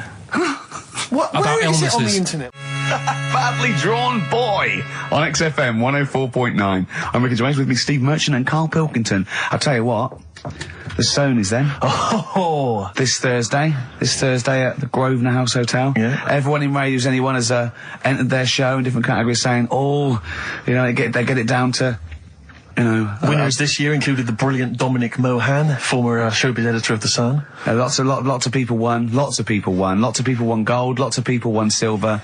Lots of people won bronze. We didn't get a sausage. Nothing. This show was deemed not worthy of anything. I mean, not a look in. The panel looked at it and said, well, no, definitely not radio. Didn't get a vote. See, that annoys me on so many levels. Let me tell you one, right? I've never complained about losing an award, okay, ever. Yeah, mainly in TV. I know we've won a lot, but we've been beaten by Peter Kay. Good luck to him. He's brilliant. Beaten by Phoenix Nights, the sitcom. A lot of people like that more than the Oscars, vice versa, right? No qualms. But the shoddy shite that I heard that night beating us, I was furious. I don't understand. There's people, regional, it sounds like hospital radio, right? I shouldn't even be on XFM. I thought, it's beneath me. Yeah. And I thought, well, give them a hand, right? Let's show them. And I want to know who the panel was as well. I do not believe it. How can they I was looking back over some of the shows, right, before I go, Carl, and I've just done a little excerpt of, a trailer of what we do, what we're about, and I don't know how the panel could overlook this. Play a bit, Carl, please. Shaking her muff, minge and tits around does not make her a hoe, then what does? These kids at school with big heads. Carl, what are you talking about? Shut! Oh, my name is Holy Fuck. Right, it's this monkey that was on a train station. Right. What if you mean cock to mean penis? It was my Down syndrome son. Oh, chimpanzee, that monkey news. So we've still got monkey news coming up. You're an idiot! You know what I mean? That's, to me, quality broadcasting. I don't know how they can say that isn't worthy. That's what we sent in to the Sony people. They listened to that. How they didn't think that was dynamite stuff. It doesn't make sense. Actually, I've been thinking about this since Thursday because I've been a little bit down in the dumps. Yeah. What I think it is that with the TV show, the TV stuff we've done, Rick, we put a lot of work into that. Yeah. We get the script, we got the script, we spend a lot of time on it. What this show is about, it's very much about spontaneity, it's about our personalities, and I don't think we're ever going to win an award for our personalities. I think that's where we're going wrong. Do you know what I think? I think that when we're together, we're the auteurs of The Office and, and we're strong on it, and we're just two. We write it, we direct it, we cast it. We even worry about the font and stuff on the. We do everything. There's a weak link in our midst, I think. On the radio show? Yeah. Right, well, I'm just trying to think what the common factor is, because on the award-winning TV show, Spliss You and I... Yeah, I don't know. Well, I'll tell you what, can we play a record and let me think about this, because there must be something... There's got to be a factor. ...that isn't in The Office that's in this, that means that The Office is award-winning, and this is a pile of shite. It's interesting. I mean, I don't think our number one fan, Dickie Anderson, Richard Anders, was on the panel, although he here has emailed in. He's got a couple of thoughts as to maybe why we... What is Dickers doing, man? Dickers says, commiserations on not winning a Sony. I can't believe you didn't win, naturally. I mean, apart from your show's obvious lack of quality and effort, having a monkey for a producer, offering the biggest load of tat as competition prizes, saying hairy Chinese kid 48 times every show, Rockbusters, not bothering to turn up for weeks on end, only having 3 listeners, introducing the comedy characters Camp David, Harry Fook, which I think he spelt wrong there, Stephen Merchant. I'm not a character. Apart from insulting every race, religion and sexual orientation, bickering like schoolgirls... We haven't done everyone yet. We have not insulted everyone yet. There's loads to go. Despite the fact you generally bring misery into the lives of anyone who listens, I thought you were surefire winners. Better luck next year. Well... I mean, a couple of constructive, criticisms there, but generally, I still can't nail it. Was he on the panel? Well, I don't think so. Well, he's a fan, so... Yeah. Well, no, he's clearly a fan. I mean, he obviously loves the show. He has hit the nail on the head. Oh. Which... Yeah. But, what should we do? Should we give up or should we try harder? That's always my dilemma in life. Sure, yeah. I mean, I've always gone for the first one. Give up? Yeah, why bother? Yeah. If they can't see, just give us the award. Yeah. And then worry about it later, and we won't let them down. Yeah. Now they've got blood on their hands. We're gonna. Yeah. What should we do? To give a couple of months notice? I think so. Okay. Well, there you go. I mean, seriously. I mean, I think. I'm being serious. I'm not being wacky now. We haven't told Andrew, but I think we've won our course with this show. Yeah. So let's. Okay, we'll give it a month, and it's because the Sonys didn't give us anything. Play a record. Yeah. There you go. You got to do a bit longer than that. No, we haven't. Got to give a month's notice. No, you got to work till about September if you're gonna. No, we haven't. No, we give a month's notice. We'd, whatever, give the money back or something. Well, you give your money back. Yeah, I know. What are you going to spend your 80 quid on? True. Oh, that's a wonderful, wonderful clip, and a great record that preceded or followed it. I'm not sure. But could I make some dedications? Yeah. Because I last week. Just before we had to come in to record this, I popped out trying to get onto the tube, and I had a nightmare because there were millions of protesters, so-called protesters. Now, a lot of them obviously doing good work. There was one fella, I think you'd have appreciated it, because I know you are very politically active, and I think this guy has really studied hard, and he's realised the best way to make his voice heard on the international political stage is to ride around on a tricycle wearing a jester's hat. He was really shaking up the bloody government. I wouldn't want to be George W. Bush about now. Not indeed. Once he sees that. Once he sees that guy. Imagine his aides rushing in and going, George W., look at this guy. Where's that? That's in London, England. Okay, call off the forces. Is that a large tricycle? Yeah. Is he wearing a nappy? Get me Colin Powell. Why'd you call him Colin, not Colin? It's the way he likes it. Don't about. Just call off the troops. There's a in a jester's hat. Call the troops off. Just bleep some of those bits. Right, here's the last clues of the year. You had... There's a load of letters there asking for advice. Put them on Claire's desk. That was F. That was for foreigner. Foreigner. I don't know what you mean. Claire Rayner. She took advice. She gave people advice. So that's a foreigner. That is shit. Right. I'm sorry. That may be Christmas. That is absolute garbage. A lot of people got the right answer. I know. That annoys me even more. The second one, ask your mum. Foreigner. Yeah. Foreigner. Second one, ask your mum if you should. That was S. That was Shalimar. Shalimar. Right? No, bizarrely, what was the clue there? Ask your mum if you should. No, we got a lot of people saying Smashing Pumpkins as the answer to that. But I don't know who's saying that to their mum. Smashing Pumpkins. Merry Christmas, Mum. Smashing Thanks Pumpkins. very much. Nice bollocks. Oh, that's great. That's great. Right. Smashing Pumpkins. Your dad bought them for me for Christmas. Yeah. And the last one... Lovely plums. What, my Victoria's? Oh, God! Right, we've got to wrap it up. Come on, then. A couple of people were arguing in the supermarket at the fruit and veg counter. That was B, that was Banana Drama. They were, like, having an argument. What do you mean banana drama? What, no, wait. What group is banana drama? What group is banana drama? So, you're a fool. You're a twat. Well, you say that, but you accuse Carl of that. You're also accusing lots of the listeners, including the winner, Nicola Rogers of London, and she wins those great prizes, and she got them bang on. So Banana drama. So, can we finish there now? Yeah. Yeah, What do you mean? What do you mean? Can we finish there now? Just play the ads and go. What? No, what are you talking about? We're going to play Joey River all Play day. that then. Goodness me, Carl, look at you. We haven't got time. Merry Christmas, Carl. Merry Christmas, Carl. Enjoy the show. Let's give him a little kiss. Oh, a little kiss. Oh, no, I with tongues, it's Christmas. No, don't. Stop messing about. Get up! Ricky Gervais, Steve Merchant, and Karl Pilkington. Not done a lot. Maybe you should earn your money as you get to Mondays off for this 2 hours of nonsense. What are you on about? Done loads of stuff. Yeah. Well, same old. Yeah. Let's have something new, something fresh. Well, I've been looking around, right, on the internet for stuff. On the internet. Yeah. Your Bible, where you get all your information about the world and the universe and morality from. And you know, like, how I always say to you, I don't really read that much of it, I just read the headline. Perfect. Right? Yeah. Anna Nova have sort of nicked that idea to grab you. Nicked what idea? Well, to sort of get to the meat straight away at the top. Do you know what I mean? The headline to the story and everything. What? Right, these are But stories. the headlines already existed. That was why you thought that was a good not idea? like this, though. All right. Headline. Oh, these are all headlines, right? Vibrating shoes could stop elderly falling. Do you know what I mean? Oh, God. You don't need... Vibrating shoes could stop elderly falling. Yeah, that's the story. You don't need to read on. That's what I'm saying. Well, right? could you read on anyway? Can't be bothered. Read on anyway. Well, you have a look at that in a bit, right?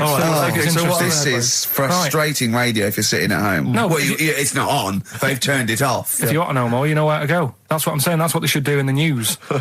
Get the news done in a minute. There's a good story about Iraq. Right. Bong. Right. Look it up. Look it up on the internet. Anna Nova. Give us another bong.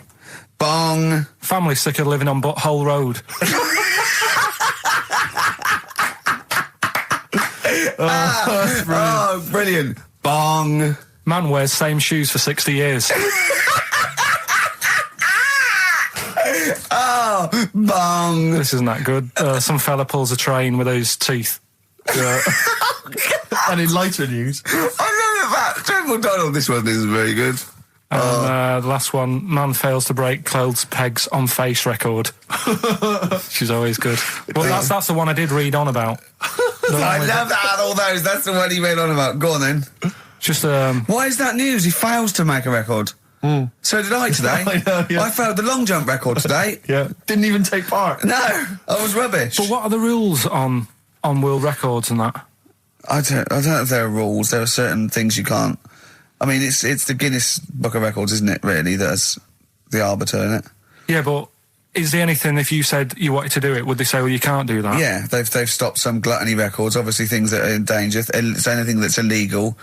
Yeah, anything that's immoral. Yeah, like that American serial killer that just got discovered. Yeah. Having killed 47 women. I don't think he can make that into the Guinness Book of Records. No, because people would be trying to beat it, won't they? But there was some other story about a fella eating watches and that. That can't be good for you. So why don't they say, look, don't do that, do something else? He wanted to stay regular. Do you know what I mean? Though? I just wondered. What do you mean he was any... eating watches? He just said he was eating watches. He got about 3 in about a minute. How did he time it? Do you know what I mean, though? Look at Carl. I love that look at Carl. Carl is looking back and forth. You know when you sort of you go to a cat and it looks back and forth between two people. That's very much like Carl's looking at us now. Or when, like, a child sees a midget or something in the street. They're just transfixed, aren't they? And the parents go, don't stare. When we were pushing Ash, as our producer's in a wheelchair, and we were pushing him through the VC. He's not a midget, we should make that. No, he's not a little midget. He's not tall. But we were pushing him through the VC, and this little kid just came up and just stood in front of him and looked at him. Yeah. I just laughed. It was funny. Do you do that? I imagine you get caught staring at things. Do you go up to people with problems and go, Mummy, is that a monster? Well, I was telling you one about when I used to go with my dad in the taxi. Oh, yeah. Why, Tell what us this happened? story. Well, Your father was a taxi driver? my dad he had loads of jobs, which he did back then, and they don't do that anymore, do they, people? They don't Have a do variety of loads jobs? stuff. Sure. But at one point, he had a black cab, and I used to go with him. Used to get a beer crate and put it in the front of the black cab, and sort of sit just next to the meter. And anyway, we got this call, and like the guy on the end of the radio said, "Oh, you've got your son with you, haven't you?" So he said, "Yeah." So it's just like, we've got to pick up at number 11 Village Lane or whatever. And I said, all right. And it was this woman. It was like a woman version of the Elephant Man. Wow, the Elephant Woman. Yeah, it looked like... it was really strange because I was in the front of the cab, and when you're a kid, if something looks odd, you're a bit scared of it, aren't you? Yeah. And my dad was like, look, be all right. And we're driving towards her. Look, don't worry, son. I've got loads of buns. And just to I think I'll just throw one down the street if you run after You're it. being mean, right? I am a little bit, How old were you, 18? No, I was about 12 or something like that, 11, 12. And as we got closer to her, it looked like she was holding like a bag of spuds on her shoulder. For a snack. Right. And her head was all a bit mangled and messy and that. And my dad said, whatever you do, don't stare at her face. Yeah. And she got in the back. Because you turned into stone. Well, she got in the back, and I had like the mirror, the driver's mirror thing, and sort of having a look, trying to work out. And he said, don't stare at her face. I couldn't work out where her face was. It was that weird. Oh, God. So I'm not sure you're from Manchester. I think you're from like Narnia or something. Yeah, you got frog boys walking around. The Lord of the Rings. That got like the claws of a lobster and the head of a toad. Yeah. And you got women getting in with spuds for heads. I mean, what is not Manchester. This is not the place you grew up. This is mad. Oh, you can't believe it in London, can you? You come down and go, look, symmetry. It must be amazing. It must be a thing to do with upbringing now, mustn't it? And because, again, do you know, I've said to you before, years ago, when I was a kid and didn't have any worries, good-looking lad, you go through it a bit, have a few more worries, and you look knackered. Now, back there's a lot more worries and stuff, so you get a lot more freaks. Whereas in London, everyone's like happy, aren't they? I love the fact that stress can cause your fingers to fuse and your heads to grow. No, but if she must have been really stressed to have a head. Yeah. She was she an accountant or something? You know what I mean? But what did she do? What did she say? Where was she going, by the way? She couldn't speak. London Zoo, please. I think she was going to like to the fair. Shop. Seriously, honest to God. On my mum's life, she was. Because at the end of the day, that's a good thing with animals. They don't judge you, do they? She was an animal. She's a human being. She's not actually an elephant. No, but you know the elephant man was not actually an elephant. You understand that? He's got no elephant genes in him at all. No. That was just a cool name people gave him. Yeah. No, it's the name of the disease, isn't it? Elephantitis. Look, so listen. So this woman, why was she going to a pet shop? She was going to a pet shop. To find a husband. Is this true? No, it is true, yeah. Oh, God. I'm not taking the mickey because it must be really bad for you. Of course it is. Carl, I'm going on to you today about cutting myself shaving. Yeah. I was going on about that. To think that she's probably not alive now, but to think... But you're saying that you're going to say this is a worse problem than a little cut shaving, aren't you? Yeah. Yeah. Do you know what I mean? I think you're right. Carl, there's a couple of key questions I need to ask. One, if she couldn't talk, how did she tell your father where to drive it? Did she have it written on a note? Did she point with her nose? Yeah. Right, this has got silly. Pick your song. But also, finally, where did you say she lived again? It was like in a village, a little small village. Right. Just hidden out of the way. All I'm saying is we could maybe get like some sort of coach, book some coaches, get a coach party up there to have a look at her. Take some photos. And now you can make some lemonade. The offspring of a woman and some spuds. Yeah. We're doing Rockbusters. Go on then. Oh. Right, we brought it back. This is where I give a cryptic clue. Wow. And some initials, and you work it out and you win some stuff. Yeah. I was going to tell you what the prizes are. Needless to say, they're mediocre prizes for a mediocre quiz. Sure, okay, yeah. Well, it's DVDs and VHS. Yeah, VHS. Who's still got that? Right, so there's three of them, and what you can do now, we've tweaked it a bit. Okay. You can text in. Mm-hmm. Right, so you can email or text. We've tweaked it a bit. Right? 83XFM is the text, or it's ricky.gervais@xfm.co.uk. Is that what it is? 83XFM? That's it. That is good, though, and that is convenient, because who's got their laptop up and running and texting? On the So move. just your phone. Brilliant. All right. Mine couldn't do that. I don't know how to do that on my phone. I don't know how to get... What do you mean? What do you mean? My brother wanted my postcode. He said text it to me. I couldn't work out how to do WC and That's 1. because you're an old man. It's So I technology. had to write out WC1. Oh, for goodness sake. I didn't know how to do it. It won't do it for me. Pathetic. It's ridiculous. Go on. Well, it's 83936 if you have that problem, right? Right, come on, we get on with the quiz. I don't know, there's too many numbers now. Three clues, here we go. First one is, this Teletubby has got lice.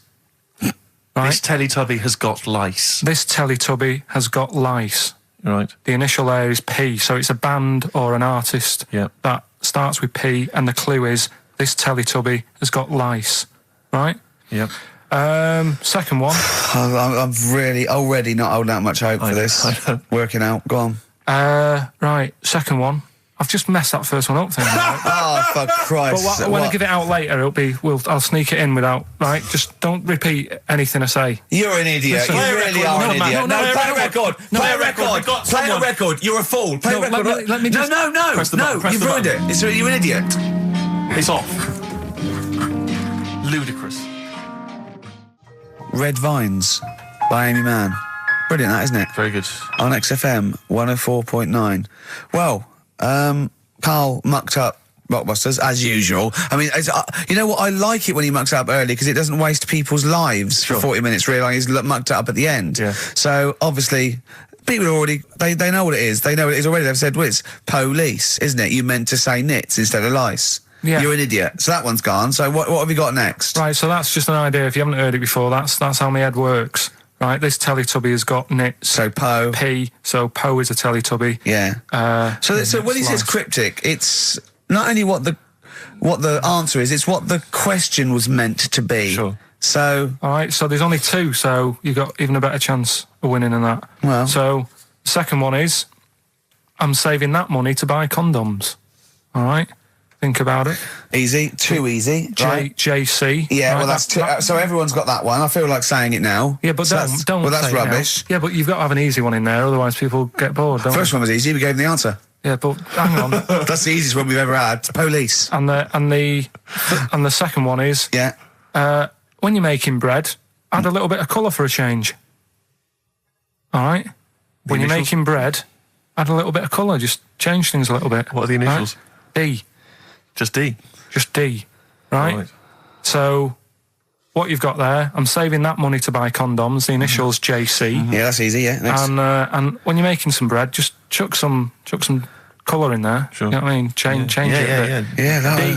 Like the clue. The clue changes every time. The clue changes every time. Unlike the Times crossword, the clue changes every time it's said. 83XFM if you want to text it, or it's ricky.gervais@xfm.co.uk. I'll win some Rubbish. stuff on that. Pointless.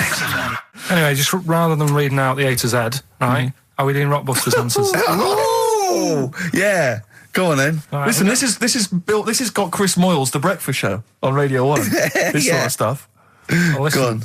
have we got a winner, Steve? We have. I'll check that in a minute. All right. Yeah, All right. Well, you find a good winner. Yeah. The Rockbusters clues. The first one was, this Teletubby has got nits. Well, we know this one. We've done that. That was police. Yeah, Right? rubbish. You ruined it. All right, the second one, I'm saving that money to buy condoms. Too easy. Johnny Cash. That was Johnny Cash. Rubbish. And the third one was, when you're making bread, add a bit of colour for a change and sort of, change the colour of it. Right. Right? That was Dido. They got that. Give us a winner. Well, the reason I've given this person the prizes is just because she's from Switzerland. Sure. She's listening in Geneva in Switzerland, so, I mean, good luck to Tina, and she wins those prizes. Who did she want to win the war? Don't know, I don't think she had an opinion. Really? You sure? Yeah. They say that, but I reckon they wanted us to win, really. Do you think so? I reckon so. Do you think that was true of all the wars? They were always on our side, really? I'd get her to just, if she's still in there, who did most Swiss people, maybe sort of like over 50, want to win the war? This England or recent war Germany? or the original war? The Second World War. The best war. Yeah, the main one. yeah. But so just as a poll, in her opinion, so ask people over sort of like 50 or 60, right? Just quickly do it in the next 10 minutes. Who did they really? Are they neutral? But who did they really want to win? Yeah. England, we know you were neutral, but yeah, it's but who 50 do you want odd to win? years England or later. Germany? We come up with great games, don't we? Hey? It's that time, isn't it? Rockbusters. Come on, Carl, what you got for us? All right, well, do you want to say what the prizes Actually, are? the or prizes we aren't bad put it away this in week. that? Really? We've got... I'll be the judge of that. Actually, what am I talking about? No, there's a 2-disc set, Rock and Roll Legends, on the cover there. We've got Buddy Holly, Elvis, Roy Orbison, and Little Richard. So No one wants that, baby. Nobody's interested. Nick Cave and the Bounties, a DVD. I'm a Nick Cave fan and I wouldn't watch it. No, you'd watch it once Yeah, at most at best. when there's nothing else. Knowing Me, Knowing You. No, that's- I mean, Nick Cave's good, but when do you watch rock Exactly. DVDs? I Yeah. know. Knowing Me, Knowing You, great series, obviously, but once again, on VHS. VHS. Who wants it on VHS? Yeah. Where are all the bonus features? Absolute pointless The only so thing far. that's half decent is this enormous hardback League of Gentlemen book, which is the scripts and all sorts of other stuff. If you're a League of Gentlemen fan, you'll love it. If you're not, I guess it's a good Christmas gift. If you're not a League of Gentlemen, there's nothing in this for you. No, exactly. So, So, you know, you can either enter for the hell of it. a pile of rubbish. What's the show? Well, not as bad as the competition, I suppose. So, go Right, on. well, you know how it works. Cryptic clue. It's not really cryptic. It's Well. usually wrong. Kind of is. Yeah. Right, so the first one, there's 3 of them, you get them right, you win the stuff. First one, I'll get him close. I mean, because you could win this if you got one right, possibly. if you go to Chepstow, you will. Was that a clue or is that a point? Is that something That's a clue. Right. All Say right. it again. If you go to Chepstow, you will. And what are the initials? Just S. Just S. Right. Second one, E.T. is upset. What's up with him? All right. E.T. is upset. What's he upset for? What's wrong with him? All right. Different. So not cryptic. So go on. M.E. The initials there. N-E? M. M-E. M for mother. M.E. All right. And the third one, I had a tape with. Jesus. Imagine Bob Holness doing this against in the Gold Run against the clock. Right. I had a tape. No, I had a tape with some. Listen. I had a tape with like Humpty Dumpty on it, and Hickory Dickory Dock and that on it. But I've broke it. All right. Constantly listening it to trying to figure them out. Trying to solve the crime. Exactly. Who pushed Humpty? Yeah. The initials there, B.R. Right? So, first one, if you go to Chepstow, you will. The initial S.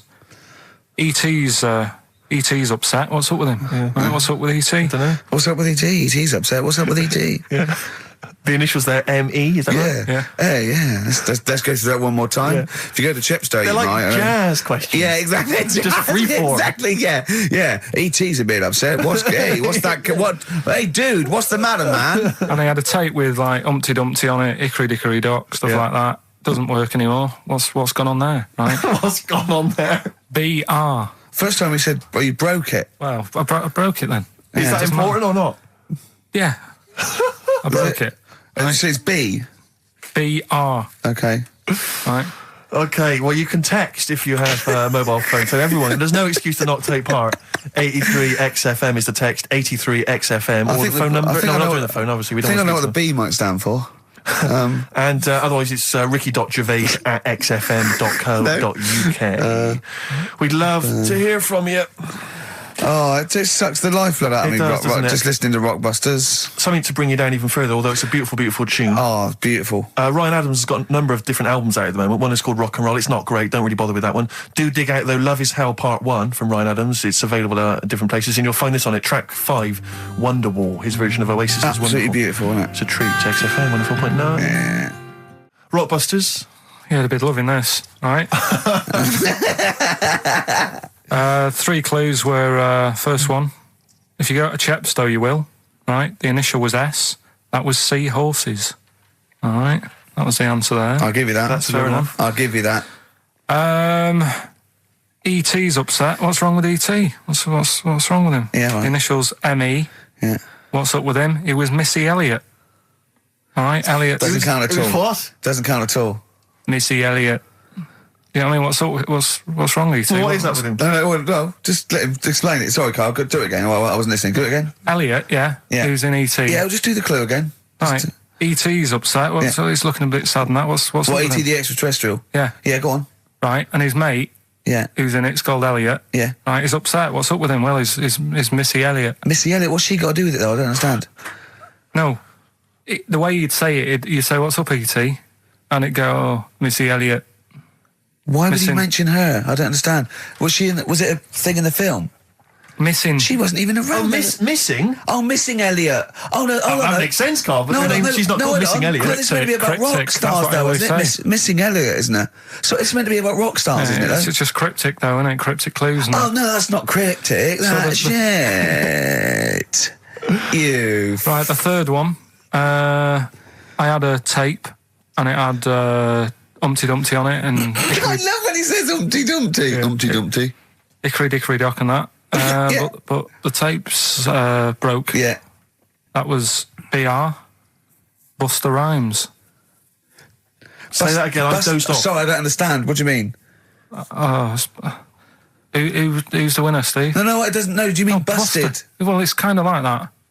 Cryptic. No, it's not. No, cryptic doesn't mean change it, so it's not the same. Steve, who's the winner? We got loads of right answers, so... It's interesting, this email system, weird, it flashes up suspected spam. If it, spam is that stuff that gets sent around the internet. Yeah. And it flashes that up if it thinks it's going to be a spam email. And every time it comes in with a Rockbusters answer, it just says suspected spam. In a sense. In a way. Let's give it to Catherine Jakeways from Hackney. She's got those rubbish, absolute rubbish. Carl, over to you. This is the time where we play, the world famous quiz, isn't it? Rockbusters, isn't it? Yeah, which is Blockbusters but with music. See you later. Cryptic clues and that. Do you want to say? Not really cryptic, but go on. We've got a number of DVDs to give away, including some teachers' DVDs. We've got a bunch of CDs here, and also Ricky Gervais's live stand-up DVD, Animals, which is not good at all. I really would not encourage people to buy that. It is weak observations, poorly performed. I would recommend The Office Series 2 on DVD. Rubbish in that. I'm awful in that. You can actually see me forgetting some of my lines. That's true. Go on. Right then, so cryptic clues. Just an example, might be new. I reckon people will be staying in today because it's raining and that, so might not have heard it before. So, like... or they have and they're not listening. Yeah. Well, whatever. Good. You gave up on that, did you? Three. Well, give us an example of the sort of thing. Jesus. All right, maybe don't. Listen, I'm a broadcaster. Words are my tool. Go on. All right, forget that. Come on, Baldy. Right, three clues then. Here's the first one. It's a band or an artist. Yeah. Right. I'm going to the northeast. What are you going there for? Good point. Good question. Right. If it had been why you're going to the northwest, that's a different matter. Go on. Going to the northeast. What are you going there for? Right. Yeah. S is the initial, so it's a band or an artist it starts with an S, and that's the clue. Right. Second one. She's related to the man in the lamp. Right. That's G. Right. She's related to the man in the lamp. Right. And the third one is the Jamaican fella would love to live there, but it's a little bit pricey. Oh God, I feel an accent coming. That's one way you're gonna have to think about it with the accent. I imagine. There, DS for that one, right? So the Jamaican fella would love to live there, but it's a bit dear and that, a bit pricey. So, so give us some again quickly. Right, the first one. I'm going to the northeast. What are you going there for? That's S. She's related to the man in the lamp. That's G. Changes and a bit. The Jamaican fella would love to live there, but a little bit pricey. Mm-hmm. And okay. that's DS, so email in or text and that. Ricky.gervais@xfm.co.uk. What's or the text? 83XFM. Yeah. You can win those prizes. Brilliant. Play some ads? Yeah. XFM. We've got Rockbusters here. Let's get them back. Right, go on then. Right, has anyone got all three? No. No, right, okay. So there's some. I'm going to ban Rockbusters. Okay, go on then. What are the clues again? Tell me the answers. Well, give us the ones that they did get. All right. Well, they did get She's related to the man in the lamp. What's that? That was G. Gina. That was Genie. Genesis. Right? Genesis. Like Genesis. So it's the sister of the genie, Genesis. They got that one. No. What's the band's name? Genesis. So Genesis. say the band name. Genesis. Right. Okay.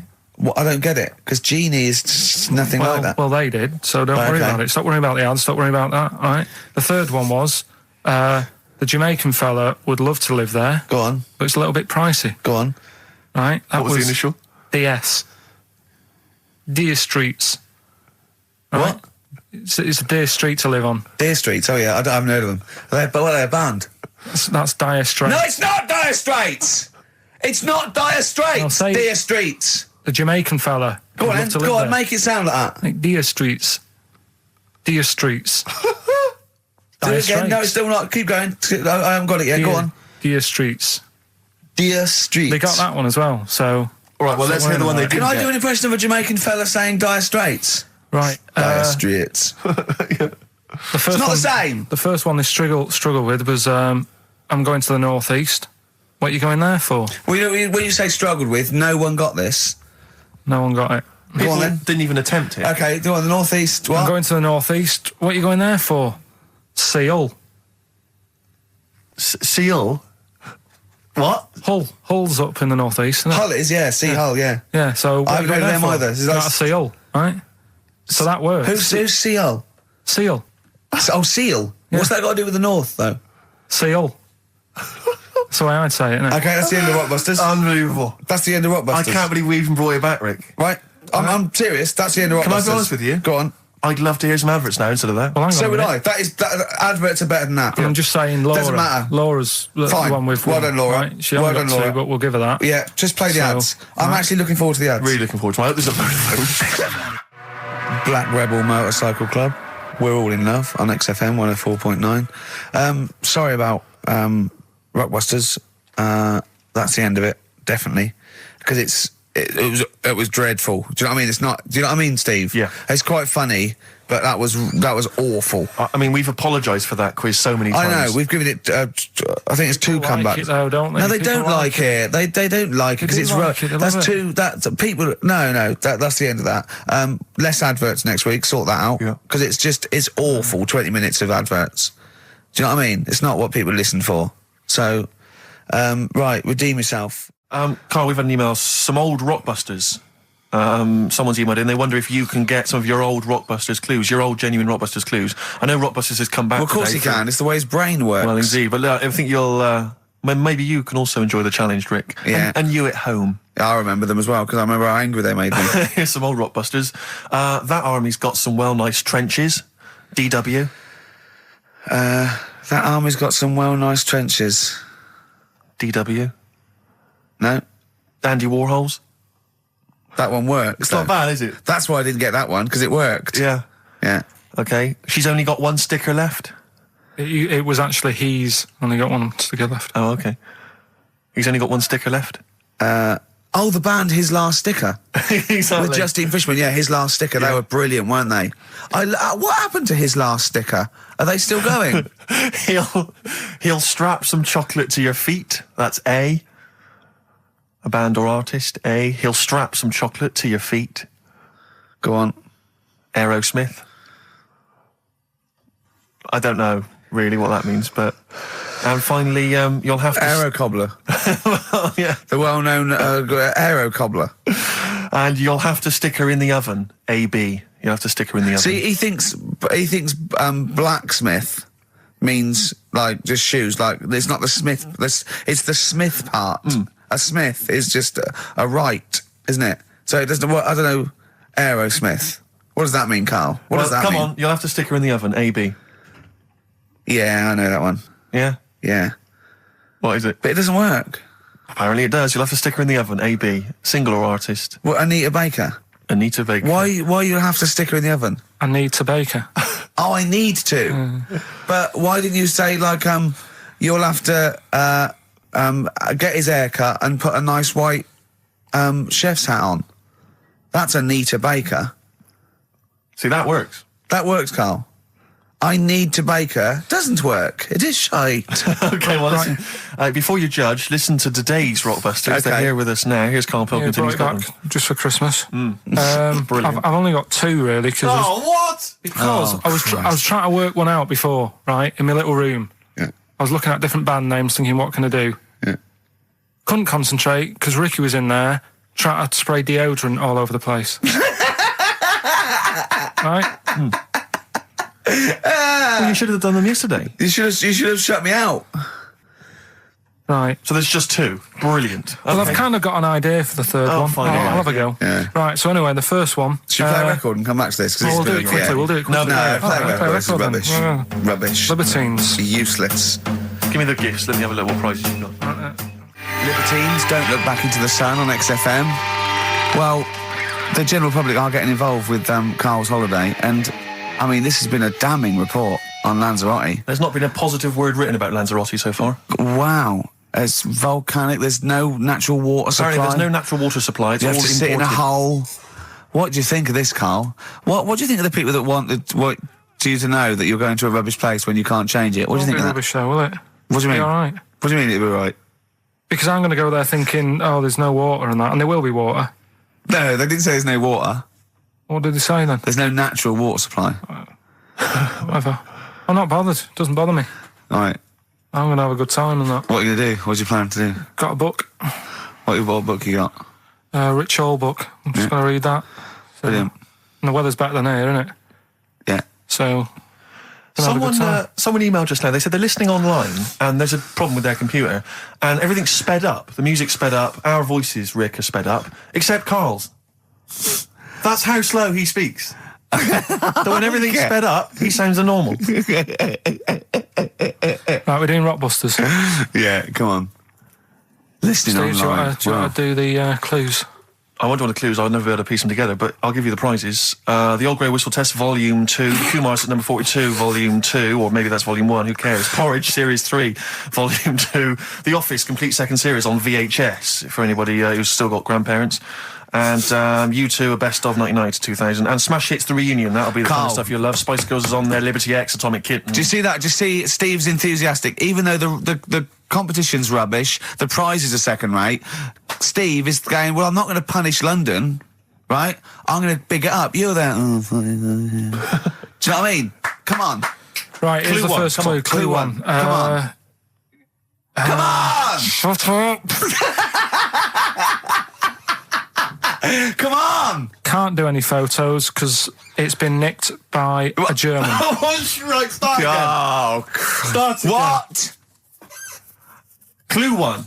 Rockbusters, Clue 1. Okay, this is Rockbusters with Karl Pilkington. Go! I can't do any photos because it's been nicked by a German.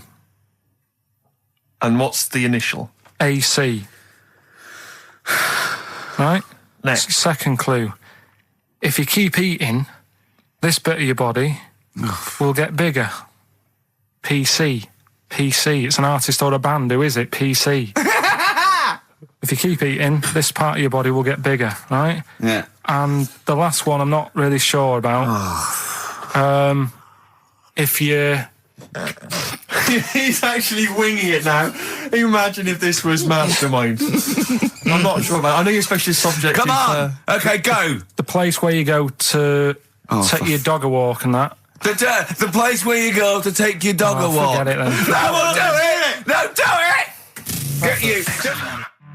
Tim Burgess. Oh My Corazon, is that? Yeah. What's that mean? I have no idea. Phone in if you know. No, don't bother. Oh, email then, at least. Okay. I'd like to know these things. Sure. We were doing Rockbusters just before the ads and the record. Rick, I know you were enjoying it. Yeah, come on, get this clue out, Karl. There's 3. What is it?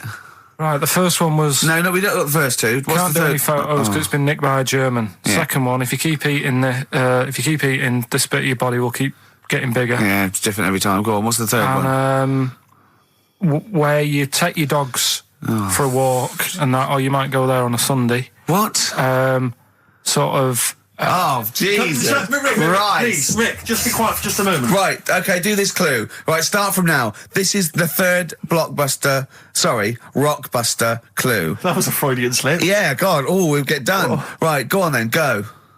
Where you take your dog a walk, or you might go there on a Sunday and that.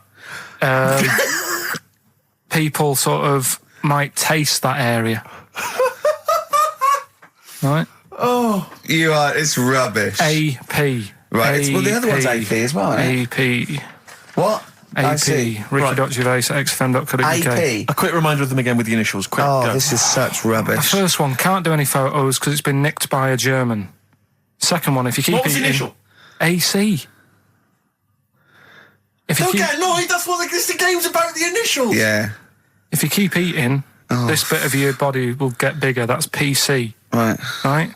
And where you take your dog maybe on a Sunday and you go for a walk there and that, have a taste of it. Different. AP, just email in and you win some stuff. Ricky.Gervais at xfm.co.uk. What rubbish. I wonder why we stopped this game. Talking of email correspondence, Rockbusters.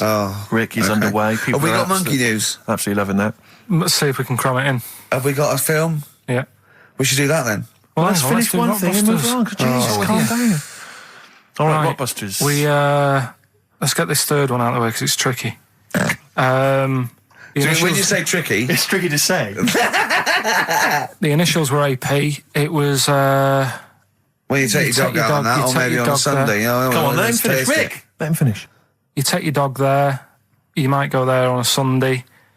Have a taste of it when you're there. Right, that was AP. The answer. Alex Parks. Right. Alex. Alex Parks. Yeah. It kind of doesn't work, that one. But That one doesn't work. I know. It's. You know that one doesn't work. Yeah. Okay, good. Okay, well that's Well, fine. that's That's what I fine. was trying to work out when you were messing around. That's We've been why it isn't that messing good. around. Okay, come on. The other ones. The first one was the German These are gonna be fella. brilliant. Can't do any photos because it's been nicked. What's German that? fella can't do any photos because it's been nicked. That was The initials were? AC. I've got it. I took, Right, it's Aztec camera. Yeah, But what's that got to do with the German fella nicking it? because the way he'd say it, he'd be like, Aztec camera. So why ain't you taking any pictures? Can't. Why? Aztec camera. Why is that German? Just sounds a bit. Right, do you know that's rubbish then as well? You know that one doesn't work, do you? And the second one was, if you keep eating, this bit of your body will get bigger. PC, yeah. Phil colons. Phil. It's honestly right, Carl. Phil Collins. Phil honestly, Collins. right, okay. I don't know what the PC term is for this, but I honestly think. I think you're quite bright, and I think you're quite streetwise and all that things. But I actually think. Oh, I've got to be so careful here not to offend people. But I think you might be. Could you maybe describe it through a sound? You might be educationally subnormal. Does that worry you? No. I've got by all right. I'm not going to worry about it now. You know what I mean? I'm 30. Do you know what I mean? Why start worrying about it now? But you've got the mind of a 12-year-old. So what? Sure. Do you know what I mean? I don't worry about stuff. If you don't know about stuff, you don't worry about it. Yeah. So I'm happy. Well, if he's educationally subnormal, I'm afraid also Matt Briggs of South East London is as well, Well because he got done, all three well right, done. as did a number of other people. Well done. Well done. that. Yeah, So he's won that stuff. he has indeed. Player Echo, we've also got your film quiz coming up, and Monkey News, we're all looking forward to that. Monkey news. Bit of Bowie. Yeah, one of my favourite Bowie songs of all time, Letter to Hermione from Space Oddity. Have you got any Christmas shopping? I should shoot off and do that now. Rockbusters. Yeah, brilliant. Right then, this is where I give you a little cryptic clue and some initials, and it sort of makes up a band or an artist and stuff like that. Yeah, brilliant. Sort of being the operative phrase there. Yeah. Let's see how he reads this clue. Yeah. This is going to sound like Oscar Wilde. Clue number one. 3 different clues. Clue Oscar number Wilde one. was Chinese, apparently. Was it? Yeah, it was illegal then. Right. Will you leave the entrance to my garden alone? Sorry? Will you leave the entrance to my garden alone? Are we back on the gay thing, or is this... This is the clue? That's the clue. Right. Clue for Rockbusters number 1. Will you just leave the entrance to my garden alone, will you? Right, that doesn't count because I know what it is. And what were the initials? What are the initials? GG. Correct. Yeah, right, but you've got to pronounce the artist correctly. I'll pronounce the artist, because I know what it is. Don't ruin it. No, but when the answer comes, I'll pronounce the artist. Right, can we just focus, please, on the quiz? Go. What was the clue again? Give it again. Will you leave the entrance to my garden alone? Stop messing with it, right? GG. Okay. Right? Next. Doesn't count. Next. Incorrect. Don't phone, but you can send a message on my mobile if you want, right? That's T. It's another little easy one. And the last one, we were sharing out the mail sheet. Right, that doesn't count either. Can we just fuck I know what that is. I know what that is. I don't care. We'll come to that later. Yeah. And number 3, we were sharing out the mail sheep, and I think I got the best one. Right? DG. DG. Yeah. So quickly again, will you leave the entrance to my garden alone? Stop messing about with it. Yeah. Right? GG. Yeah. Don't phone, but you can send us a message on my mobile if you want. Right? That was T. And the last one, we were sharing out the mail sheep, and I got the best one, so that's good. Right? DG. All right, ricky.gervais@xfm.co.uk. Have we got any prizes? Do you want to have a look? Well, don't worry about it. Don't worry about it. Have we got any prizes? Just, look, the clues are rubbish, the clues don't work, the show, this is pathetic. Play a record. That's what it should be called, and the clues don't work. Well, I think it's Rockbusters results, isn't it? Okay. All right. Brilliant. Do you want the prizes, by the way? Not really. Not bothered? No. Right, there's some videos and DVDs and that, some good stuff. VHS hype. Couple. $4.99. Is that one about TV weather? titles. What? There's the weather one. That's going to be on telly. Donald McIntyre. Oh yeah. That's in there if you want that. Yeah. He reckons Donald McIntyre ripped him off because he did a thing about how much it costs to have a chimp, cheap as chimps. What was the other thing you think someone ripped you off? Rockbusters. Ken Bruce on Radio 2 is doing Songs of Phrase. He was doing that over Christmas. I took 1 week off. He's in there. And when he heard that Donald McIntyre was doing a programme about wind, he thought he was moving on Auntie Nora. Right. So the first one, will you leave the entrance to my garden alone? Right, that was the cryptic clue. The initials were GG. Yeah. That was Gareth Gates. Gareth Gates. Gareth. What would you... Gareth Gates. No, but it's Gareth Gates, isn't it? So why would you say to someone Gareth? Is that like what's that, a Manchester thing when you say Gareth? Gareth Gates. Gareth Gates. The bloke who came second in Popeye, yeah, Gareth Gates. So that's the first one. What was that about getting off the thing, though? Leave my entrance alone, though. I don't understand what it's got to do with leaving my entrance alone. The gate to the garden. No, the gates bit, but what's Gareth got to do with it? The second one was ignoramus. Don't phone, but you can send me a message on my mobile if you want. The initial was T. Yeah. Text us, right? No, it's text. The word's text. Yeah, so you'd have to say text me. Text us. Text, what do you mean? No, text me. What's that? The third one was, we were sharing out the male sheep and that, right? Yeah. I got the best one. DG, right? We were sharing out the male sheep. Get to it. It doesn't work anyway. Get to it. What is it? Delta Good Ram. Delta Good Ram. You were dealt a good ram. Dealt a good ram. All right. So who's the winner? We're going to give it to Stephen Gunning from Tooting. He's got all of those right. I don't know how, but well done to him, and he wins some crack in a jiffy bag. Literally. You too on XFM? Yeah. But now it's Rockbusters. Can I just say something now before we do Rockbusters? A lot of people they come up to me, they say, Steve, we like the show. When are you going to get rid of Rockbusters? It brings it down. I'm not joking. That? I'm not joking. There's lots of people. But Come on, let Carl speak. Come off it. What? I know people who say, you're never going to stop that, are you? So one of us is lying again. Well, not really.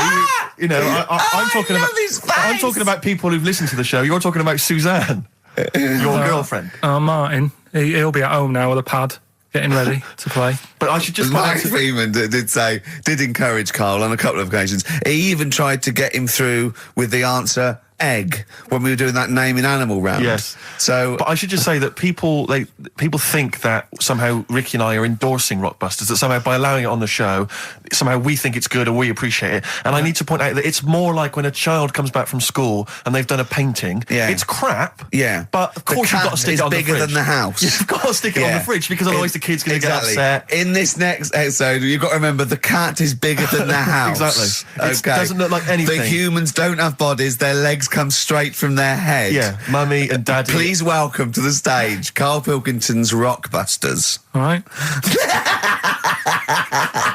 Right, so cryptic clues, No, not initials, cryptic. and you work Rubbish it out clue. and you email in and that. Yeah. First one. Yeah. Don't be stealing my tools. Take your sister's. All right, and the initials NK. Don't be stealing my tools. Take my sister's. Yeah, so that's like the cryptic clue, and the initials of the artist or band is NK. Right. Second one. Buy it if you want. Not bothered. Think about it. Come back. Right. Come back if you want. Start again, Karl. I lost halfway through. Right, start that second one again. Right. Well, you can buy. It's different. Well, the first one was buy it if one. Now this one was yeah. Well, write it down. Buy it. Right. Do it. If it's a cryptic clue, all the letters count. Do it. Buy it if you want. I'm not that bothered. You know. Think about it. Come back. Check some other places out first before you know. That was a crossword clue in the Times. So we've got no time for other clues. Right. So that's SC. Right. Do that clue again. Buy it if you want. I'm not fussed. Do you know what I mean? Think about it. Fust is making an appearance. Fust wasn't there before. Do the clue again. Do the clue again. Initials SC for that one. Do the clue again. No, I don't want to do it again. You haven't finished it yet? I have, that's it. No, do the clue again. I can't do it again. Do the clue again. Well, buy it if you want, I'm not fussed, right? Shop around, come back. It's up to you. I'm not pushing you into anything. It's up to you, wasn't there? SC for that one, right? And the final one, that's good, I can play 10-pin bowling again.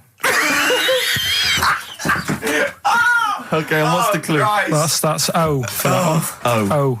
All right, so they're the three Now I things. assume that I'm not going to bother to look, but I assume there's a jiffy bag of taps which people can win. All right, well, great, good luck. Ricky.gervais@xfm.co.uk is the email Play a address. record. Thorns. No, buy it if you want. I'm not fussing. Come back, have a look around. I'm open Wednesdays, by the way. Shut up, for. See you later. No, it was Rockbusters, well on the way. Any right answers yet, Karl? I'll just check. Let me see. We got one email. One email. No. No, because they probably don't make sense. Yeah, no responses whatsoever. There's some on the text and that.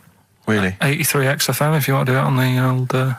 Speak up, Karl. You're can do it not on just the on the radio. radio. Steve, no, we're on the radio. Yeah, we're live. Just letting you know, do it on the text if you want. Send it in on the text. And what? Well, what is it? Say it. 83 XFM. Right. Right? What's the email address again? Ricky.gervais@xfm.co.uk. Are you tired today, Karl? Are you just bored or? No, I'm all right. I'm good. Yeah? Yeah. Right. Go on, Karl. Should we have the Rockbusters answers? Yeah, We've got to go get on, that out of the way. I'd love to. Number one was, don't be stealing my tools. Take your sister's. The initials were NK. That was Nick Ersaw, right? Nick Ersaw? Nick Ersaw, 80s. I don't know. I've never heard of that band. Nick Kershaw. Nick Kershaw. Nick Kershaw. Yeah, Nick. Sorry, what? Nick I don't Kershaw, understand it. that's- Nick. How does Nick Kershaw? Second one was, No, don't move on. Nick Ersaw. What's Nick Ersaw? Jesus. All right. It doesn't Second count. one. It's Come on, not a moving clue. on. Let's just leave it behind us, all right? Second one was, buy it if you want. You know, I'm not bothered. You can think about it, come back, have a look around, think it over. I'm not fussed. The initials were SC. That was soft sell, right? That works. Yeah. Well done. That works. Right, and that's good. I can play 10-pin bowling again. That's O. That's outcast. All right. What? What does that mean? Outcast? You're out. You broke your arm. Right. Got the Oh, cast that's off it. ridiculous. That's ludicrous. I mean, that's You ridiculous. broke your arm, you were in a cast, you got rid of the cast, you're outcast. Did Yes, anyone get that? Yeah. I mean, I am stunned. I think, to be fair, that was because how many bands begin with O? Yeah, I think that's why people got it. exactly. But there were guesses, yeah. I could probably make Oasis work if I tried hard enough. We've done that. Oh, pardon me. So, outcast. That's ridiculous. Why is it ridiculous? But We've it's had worse than that. ridiculous. We've had worse than The that. leap to We've had bowling. worse than that! No, Imagine that! I remember when I did my wrist in and it fixed, I went 10-pin bowling. Why did you do your So it's what you did. Brilliant. So next week's quiz is, what am I thinking? You're an idiot, Karl. Play a record. Who's the winner? Why did you do your wristing? Crash. I had a bit of a what? crash. Had a crash. You had a crash? Yeah. That sounds like a story we've not explored. Not much to it. I just went on a free sort of rally day.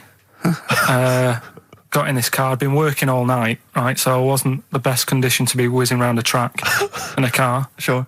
Like a Formula 1 type car. Yeah.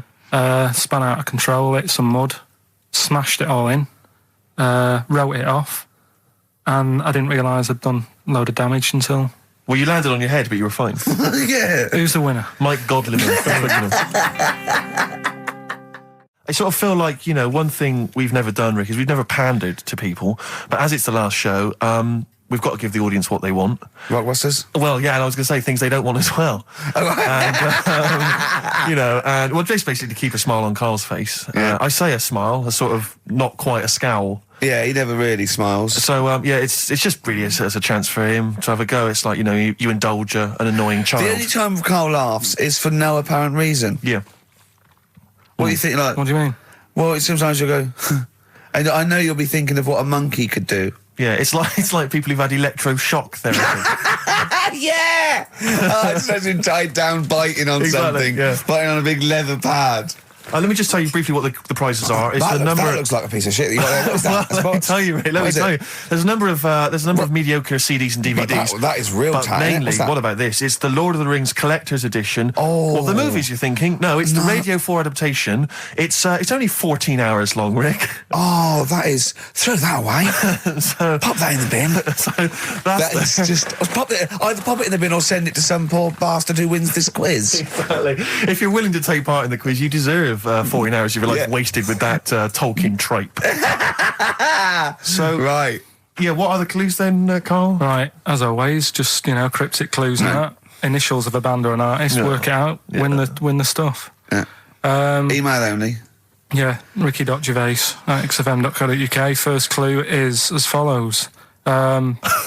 The Jamaican fella wrote a review for... It's the good old Jamaican He's fella. back. Jamaican fella. It's the last show the little Jamaican fella's made an appearance. This normally suggests that you need to think of the answer in a Jamaican accent. Yeah. Or not. Yeah, or not. Yeah, so any hang on, accent. hang on. Or an accent. Or pronounce the word slightly differently. Yeah, okay. Yeah, go on. The Jamaican fella wrote a review for Phoenix Nights.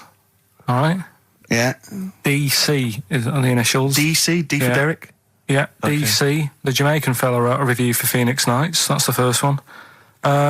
Second one, it's three of them. Second one is we should all vote for Paul Daniels, David Blaine, Copperfield, The Great Soprendo, Tommy Cooper, and Darren Brown. We should all vote for them. Why is that? What was... I've just got the first one. ES. ES. Right? ES. Okay. And the last one, Steve, what did your dad do? Huh? Steve, what did my dad do? What did your dad do? Is that the question, or are you asking me? Well, Ricky, what did your dad do? You can work on anyone. What Right. did your dad do? All right. Right? That's E. Right? What did your dad do? Quickly again, the Jamaican fella wrote a review for Phoenix Nights. Right? DC. Second one, we should all vote for Paul Daniels, David Blaine, Yeah, all Copperfield, Great Soprano. No, but that's important. Right? ES, and the last one, you know, Steve, what did your dad do?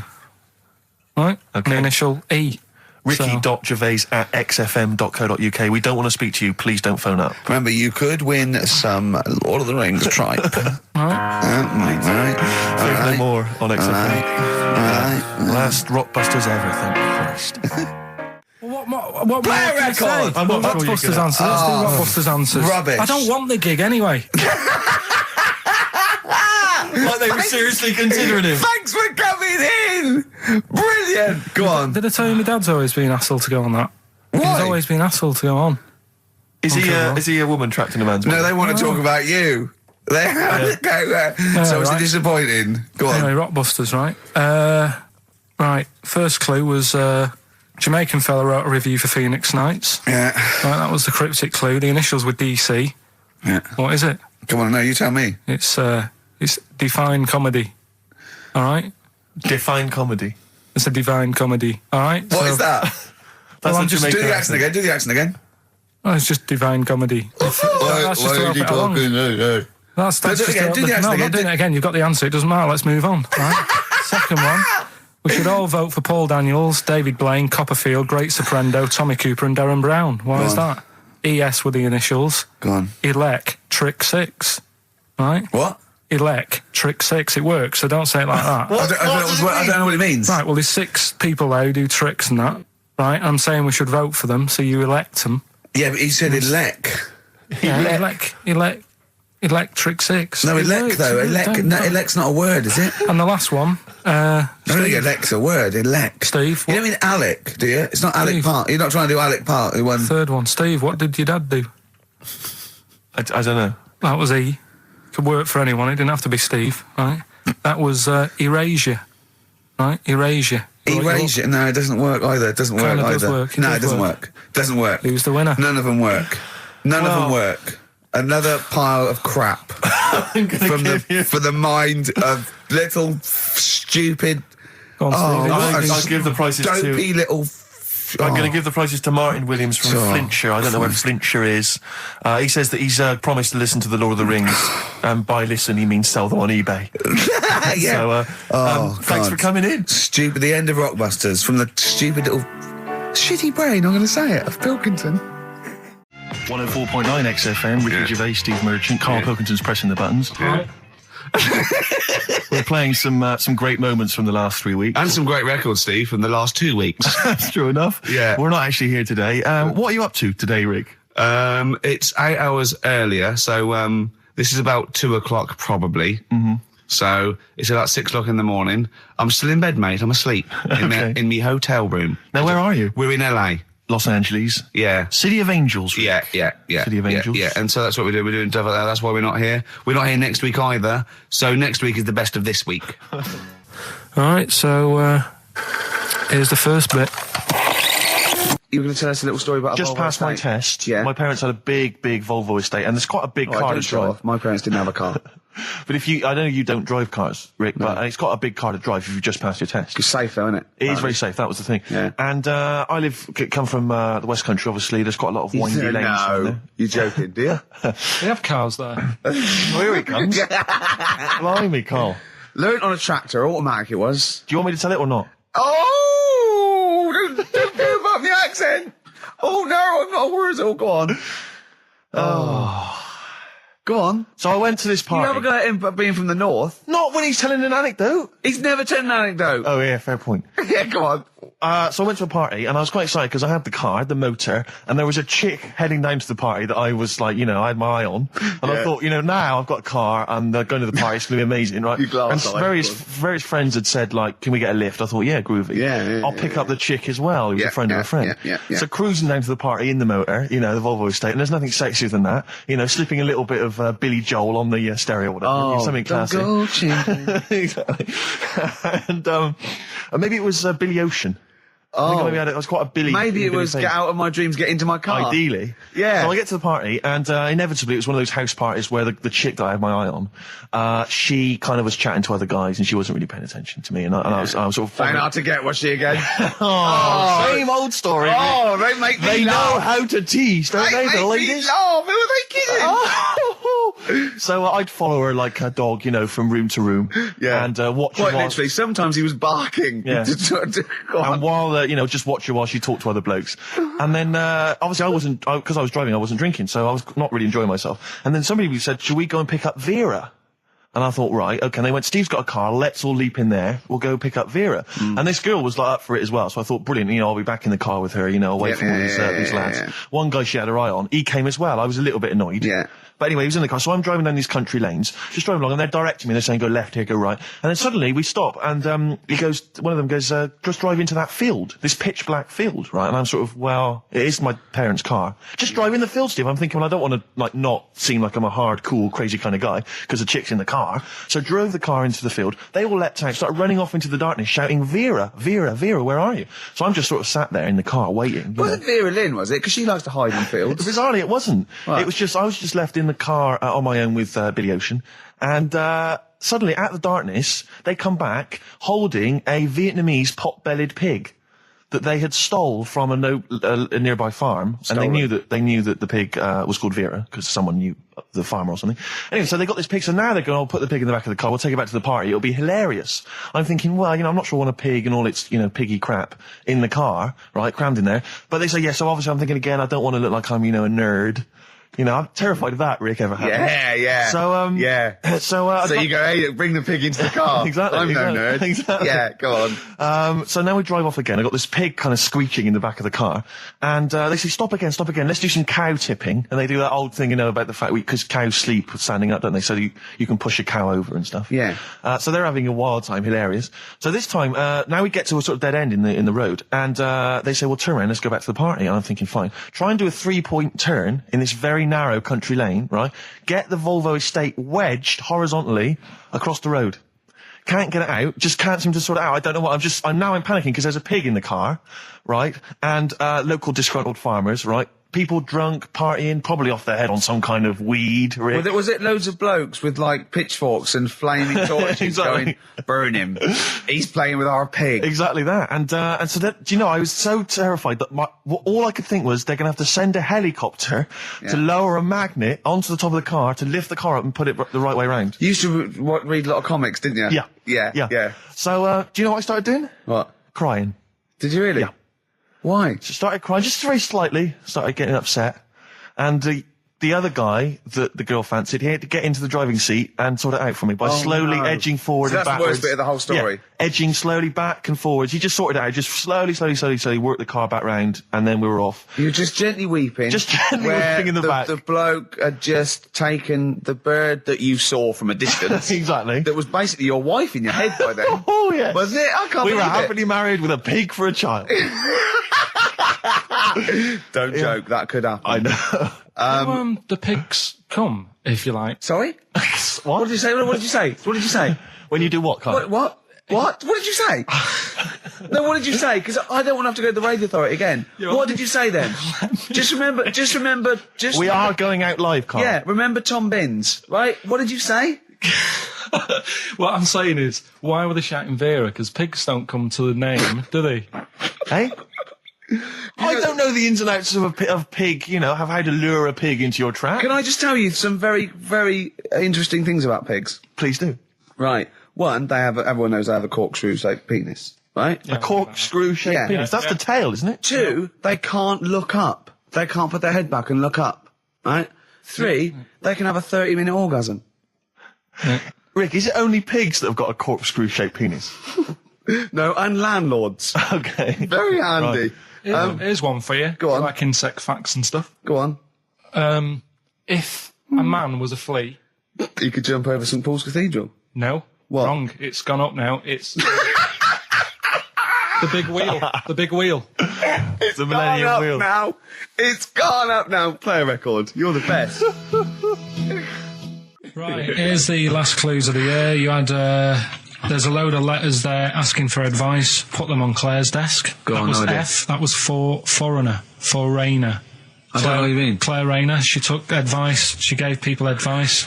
So that's a foreigner. That is shit. Right. I'm sorry. That might be Christmas. That is absolute garbage. A lot of people got the right answer. I know. Well, that annoys me even more. Number two. The second one, ask your man. Foreigner. Yeah. Foreigner. Second one, ask your man if you should. That was S. That was Shalimar. Shalimar. Right? No, bizarrely, what was the clue there? Ask your mum if you should. No, we got a lot of people saying Smashing Pumpkins as the answer to that. But I don't know who's saying that today, Mum. Smashing Pumpkins. Merry Christmas, Mum. Smashing Thanks Pumpkins. very much. Nice bollocks. Yeah, exactly. Oh, that's great. That's great. Right. Smashing Pumpkins. Your dad bought them for me for Christmas. Yeah. And the last one, Lovely plums. What, my Victorians? Oh, God. right, we've got to wrap it up. Come on, then.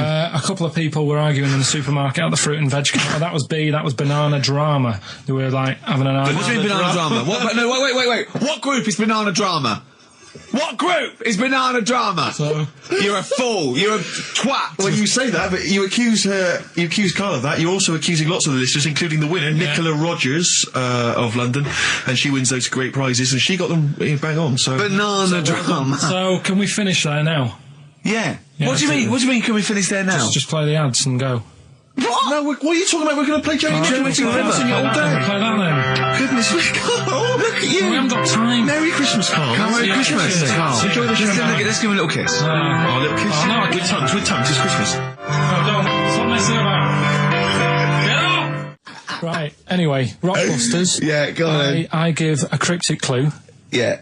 And a letter, and it makes up a band. He Right? never said the word cryptic a few months ago. I love it. Do you know what I mean? I feel it's like our own little Eliza Doolittle. Yes. Right, even Richard will like this one.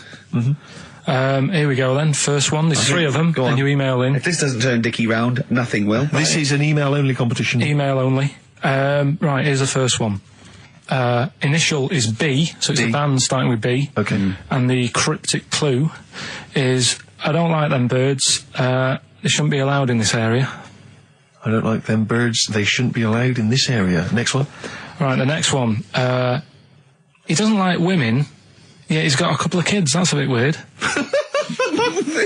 Is that a cryptic clue, or is that just a general point? Is that That's the cryptic clue. Okay. And the initials there are PD. Okay. And the last one. God, that one. That's terrible. That's terrible. Okay, quickly. Oh, God. And the last one is that bloke who does. Come on! It's making me laugh. Come on, Carl. Be professional. Right, the last one. Right.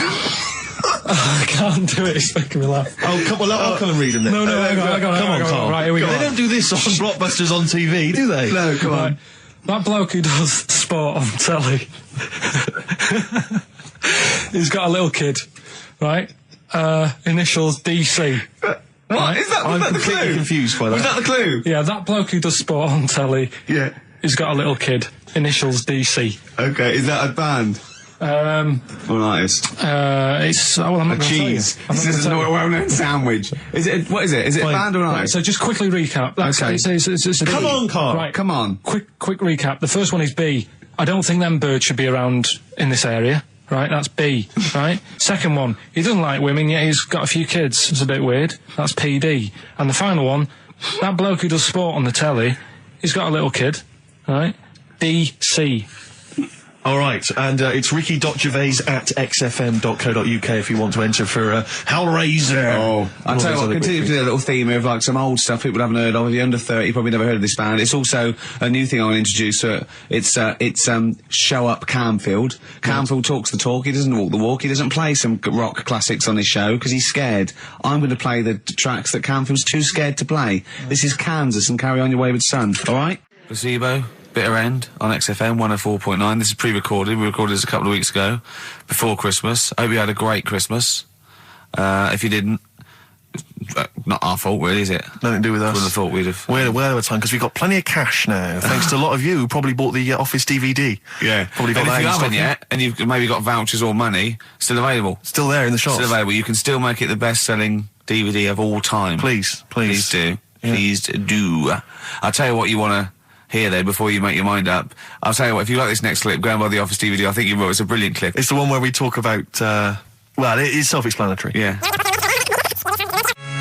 Badly Drawn Boy on XFM 104.9. I'm Ricky Gervais, with me Steve Merchant and Karl Pilkington. I'll tell you what, the Stonys then. Oh! This Thursday at the Grosvenor House Hotel. Yeah. Everyone in Radio's Anyone has entered their show in different categories saying, they get it down to, Winners this year included the brilliant Dominic Mohan, former showbiz editor of The Sun. Lots of people won. Lots of people won gold. Lots of people won silver.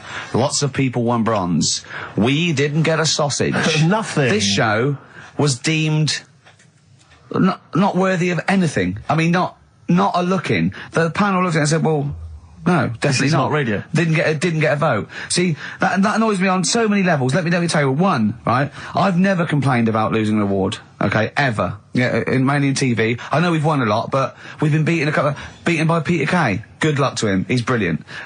Beaten by Phoenix Nights, the sitcom. A lot of people like that more than the Oscars, vice versa, right?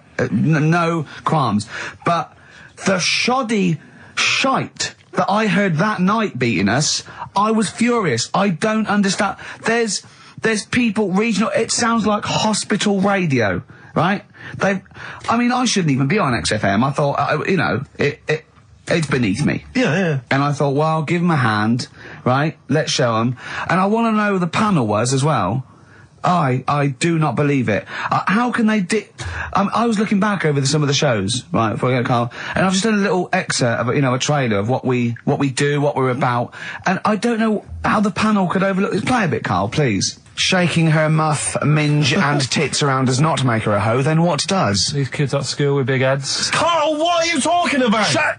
Oh, my name is Holy Fuck. Right, there's this monkey that was on a train station. Right. What if you mean cock to mean penis? It was my Down syndrome son. Oh, chimpanzee, that monkey news. So we've still got monkey news coming up. You're an idiot! You know what I mean? That's, to me, quality broadcasting. I don't know how they can say that isn't worthy. That's what we sent in to the Sony people. They listened to that. How they didn't think that was dynamite stuff. It doesn't make sense. Actually, I've been thinking about this since Thursday, because I've been a little bit down in the dumps. Yeah. What I think it is that with the TV show, the TV stuff we've done, Rick, we put a lot of work into that. Yeah. We get the script, we got the script, we spend a lot of time on it. What this show is about, it's very much about spontaneity, it's about our personalities, and I don't think we're ever going to win an award for our personalities. I think that's where we're going wrong. Do you know what I think? I think that when we're together, we're the auteurs of The Office, and, and we're strong on it, and we're just two, we write it, we direct it, we cast it, we even worry about the font and stuff on the, we do everything. There's a weak link in our midst, I think. On the radio show? Yeah. Right, well, I'm just trying to think what the common factor is, because on the award-winning TV show, it's just you and I. Yeah, I don't know. Well, I'll tell you what, can we play a record and let me think about this, because there must be something. There's got to be a factor. That isn't in The Office that's in this, that means that The Office is award-winning, and this is a pile of shite.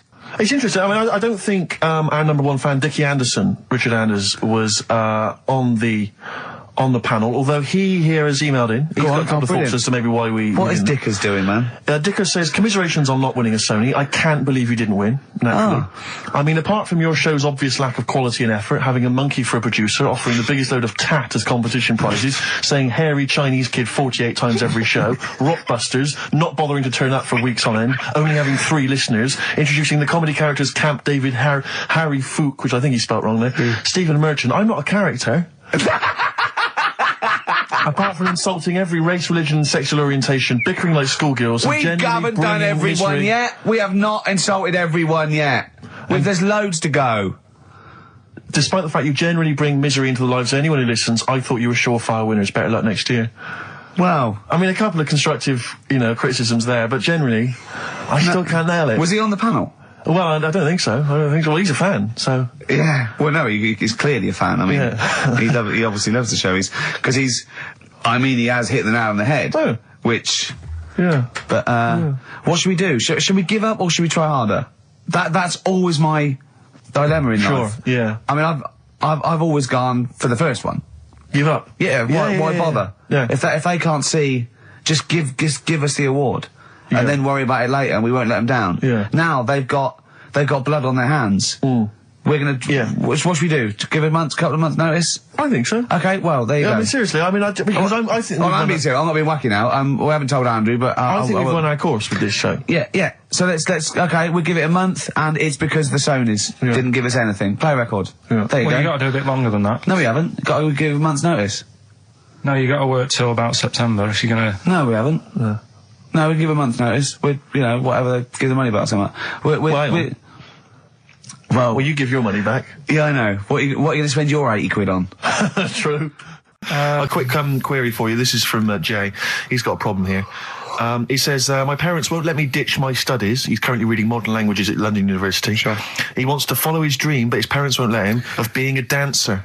Carl. Worse than that, he says that they're trying to arrange a marriage to a bunch of minging daughters of people they know from good families.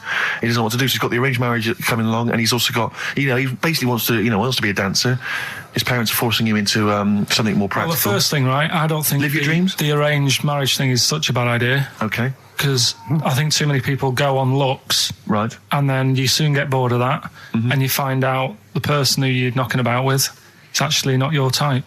Right. Why don't you arrange marriages for people?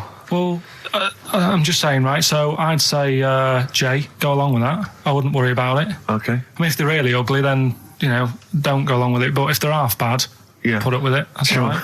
The dancing. Brilliant. Right? That's that solved. Brilliant. I want to be a dancer.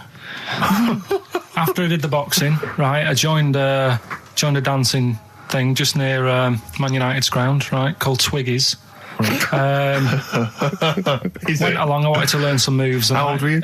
Well, it was when Michael Jackson was, like, pretty big, so about 85, 83, 84, 85, something like that, around there. Wanted to do it. When I went, it was shut, and it had become like a warehouse for toilet rolls. So in a way, I wonder what would have happened. Sorry. How is that an anecdote about you going through dancing? You've told me before you did boxing for a while, you did dancing for a while. You had the true fight in the boxing. You didn't even get in the. That's not an. Imagine if that was a film. This is a boy's dream of becoming a dancer. Oh, it's shut. Next on. I mean, how is that a story? Yeah, if that was Billy Elliot, do you think it would have won quite as many awards? Yeah, brilliant. Footloose, all right? Yeah. I'm fed up they banned it. Let's go. Oh, it's shut. Flash dance. First, there was... it's a warehouse. Never mind. I'm just saying, you'll find something else. I think I got a go-kart after that. I bought a motorised go-kart and kept myself busy with that. So... There's always other things. Just think, Alan Bennett has to sit down and really sweat over his stories. Yeah. He just opens his mouth. You are a living Alan Bennett character. So that's solved. Well, Jay, don't worry about that. There's no emotional problems I can foresee if you follow that advice. So the advice there is do an arranged marriage. If she's not ugly. minging, she's not completely minging. Yeah. And don't worry about dancing. Get a go-kart. Cheers. Great. Something else we're giving away. The Shining. It's more throwing away, isn't it? Once again, is it on video? Once again, it's on VHS. Just because you buy it out of your own money, Carl, stop being so mean. And I want to watch it tonight because it's one of those films that... So you're going to watch this video and then you're going to send it to someone as a prize? Yeah, it's one of them films that... Sorry, what, you just said yes to that without blinking? Oh, yeah. You don't think, like, Les Dennis doesn't have a quick go in the car on Family Fortune before he gives it away? It costs Jim Bowen has $5.99. a go at those his and her towel racks. It costs $5.99, Carl. Okay, this is Carl in the classic The Shining. And what's the question? Well, we might ask that afterwards. Okay, then. Fine. Still trying to write the book, then? Yeah? Yes. Good. Funny, someone told me the other day, weird thing about a typewriter, the top row of letters, the longest word you can write is typewriter. I'll just show you. That's weird, isn't it? It's just the typewriter being... You're not in the mood, are you? You're in one of those grouchy moods again, like you get into when you're writing. I'm not being grouchy. I just want to finish my work. Yeah, just being a bit funny, a bit offhand and that. Let me explain something to you. Go on. Whenever you come in here and interrupt me, you're breaking my concentration. You're distracting me. And it will then take me time to get back to where I was. Understand? Yeah, but I just was coming in to try and cheer you up. If you... I'm full of ideas as well. If you're having a problem coming up with stuff, got loads of ideas you could write about. The other day I read about this airy Chinese kid. What do you want me to do about it? No, it's just that it could make a good book. Do you know what I mean? Sort of following round. That's swell. Well, I'd buy it. But if you don't want to know, don't bother doing it. But do you know what I mean? It's just airy Chinese kid. It's weird because they're not normally that airy over there. Yeah, this kid caked in it. But if you don't care, I wouldn't touch one hair on his goddamn little head.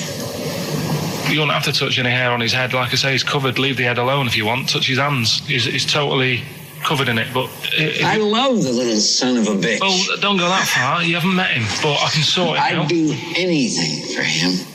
I don't think you'd expect that much. Just take him to the barbers 3 or 4 times a week. He's a good little kid. In fact, I'll do it. I think I'll write a book on him.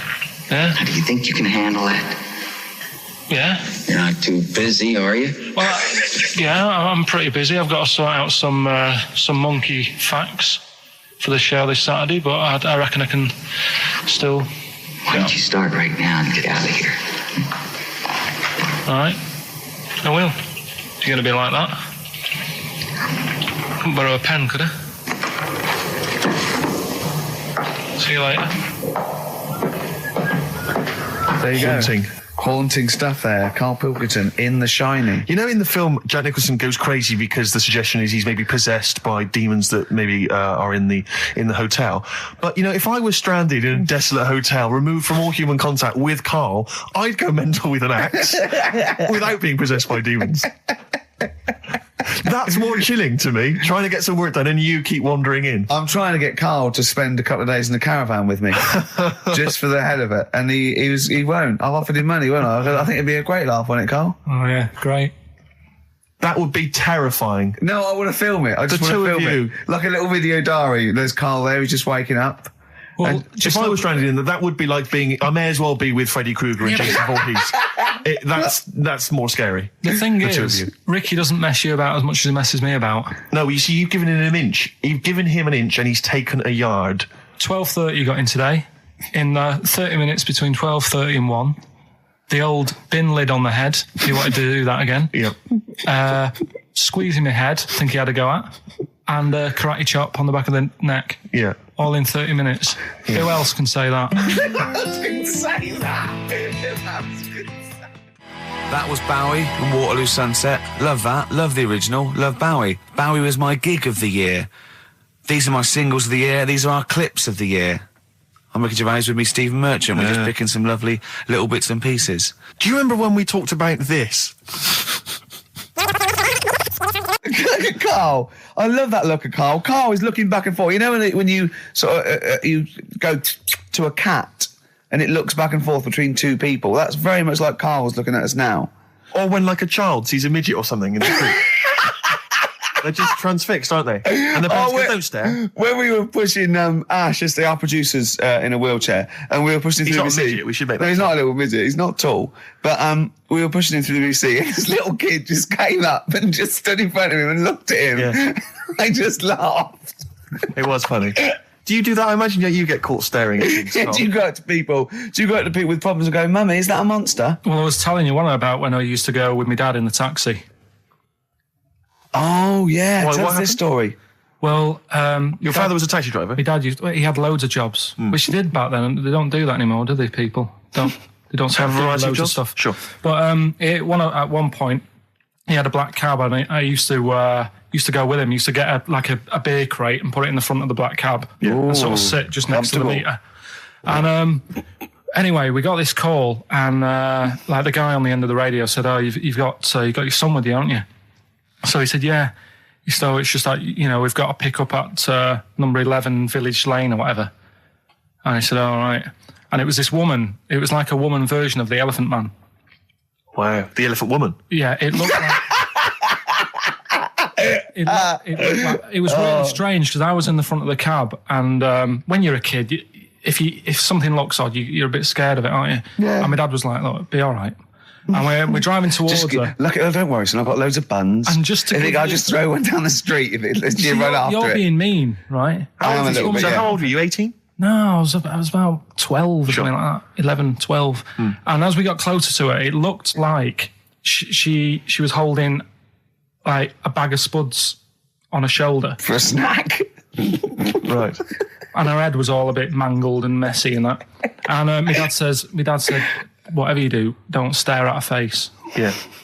And she got in the back. Because you turned into stone. Well, she got in the back, and I had like the mirror, the driver's mirror thing, and sort of having a look, trying to work out. And he said, don't stare at her face. I couldn't work out where her face was. It was that weird. Oh, God. So I'm not sure you're from Manchester. I think you're from like Narnia or something. Yeah, you got frog boys walking around. The Lord of the Rings. They've got like the claws of a lobster and the head of a toad. Yeah. And you got women getting in with spuds for heads. I mean, what is this? This is not the place you grew up. This is mad. Oh, you can't believe it in London, can you? You come down and you go, look, symmetry. It must be amazing. It must be a thing to do with upbringing now, mustn't it? And because, again, do you know, I've said to you before, years ago, when I was a kid and didn't have any worries, good-looking lad, you go through it a bit, have a few more worries, and you look knackered. Now, back there's a lot more worries and stuff, so you get a lot more freaks. Whereas in London, everyone's like happy, aren't they? I love the fact that stress can cause your fingers to fuse and your heads to grow. No, but if She must have been really stressed to have a head. Yeah. She was she an accountant or something? You know what I mean? But what did she do? What did she say? Where was she going, by the way? She couldn't speak. London Zoo, please. I think she was going to like to the fair. Seriously, honest to God. On my mum's life, she was. Because at the end of the day, that's a good thing with animals. They don't judge you, do they? She's not an animal. She's a human being. She's not actually an elephant. No, but you know the elephant man was not actually an elephant. You understand that? He's got no elephant genes in him at all. No. That was just a cool name people gave him. Yeah. No, it's the name of the disease, isn't it? Elephantitis. Look, so listen. So this woman, why was she going to a pet shop? She was going to a pet shop. To find her husband. Is this true? No, it is true, yeah. Oh, God. I'm not taking the mickey because it must be really bad for you. Of course it is. Carl, I'm going on to you today about cutting myself shaving. Yeah. I was going on about that. To think that she's probably not alive now, but to think... But you're saying that you're going to say this is a worse problem than a little cut shaving, aren't you? Yeah. Yeah. Do you know what I mean? I think you're right. Carl, there's a couple of key questions I need to ask. One, if she couldn't talk, how did she tell your father where to drive it? Did she have it written on a note? Did she point with her nose? Yeah. Right, this has got silly. Pick your song. But also, finally, where did you say she lived again? It was like in a village, a little small village. Right. Just hidden out of the way. All I'm saying is we could maybe get like some sort of coach, book some coaches, get a coach party up there to have a look at her. Take some photos. And now you can make some lemonade. The offspring of a woman and some spuds. Yeah. Just animal facts. I remembered one in the week. Go on. There was, do you know them two gay American men who have tigers? Okay, the two gay ones, go on. Two possibly gay guys. Yeah, let's not worry about libel law anymore then. If you shave a tiger's head... Whoa. Right, okay. You've got to treat that sentence with a lot more reverence than you did. Think what you're saying. If you shave a tiger's head... Not just its head, its whole body. Sorry. Sorry, yeah. So I thought you were getting weird. Go on then, if you shave a tiger, go on. It's still stripy underneath. The skin's... Is it like rock? It goes all the way through. Yeah, that's amazing. Where did you hear that one? I remembered that. Like, I was that a drunk just shouting it in the street? I shaved a tiger and it's still stripy. Get out of here. Yeah. Well, you know a polar bear?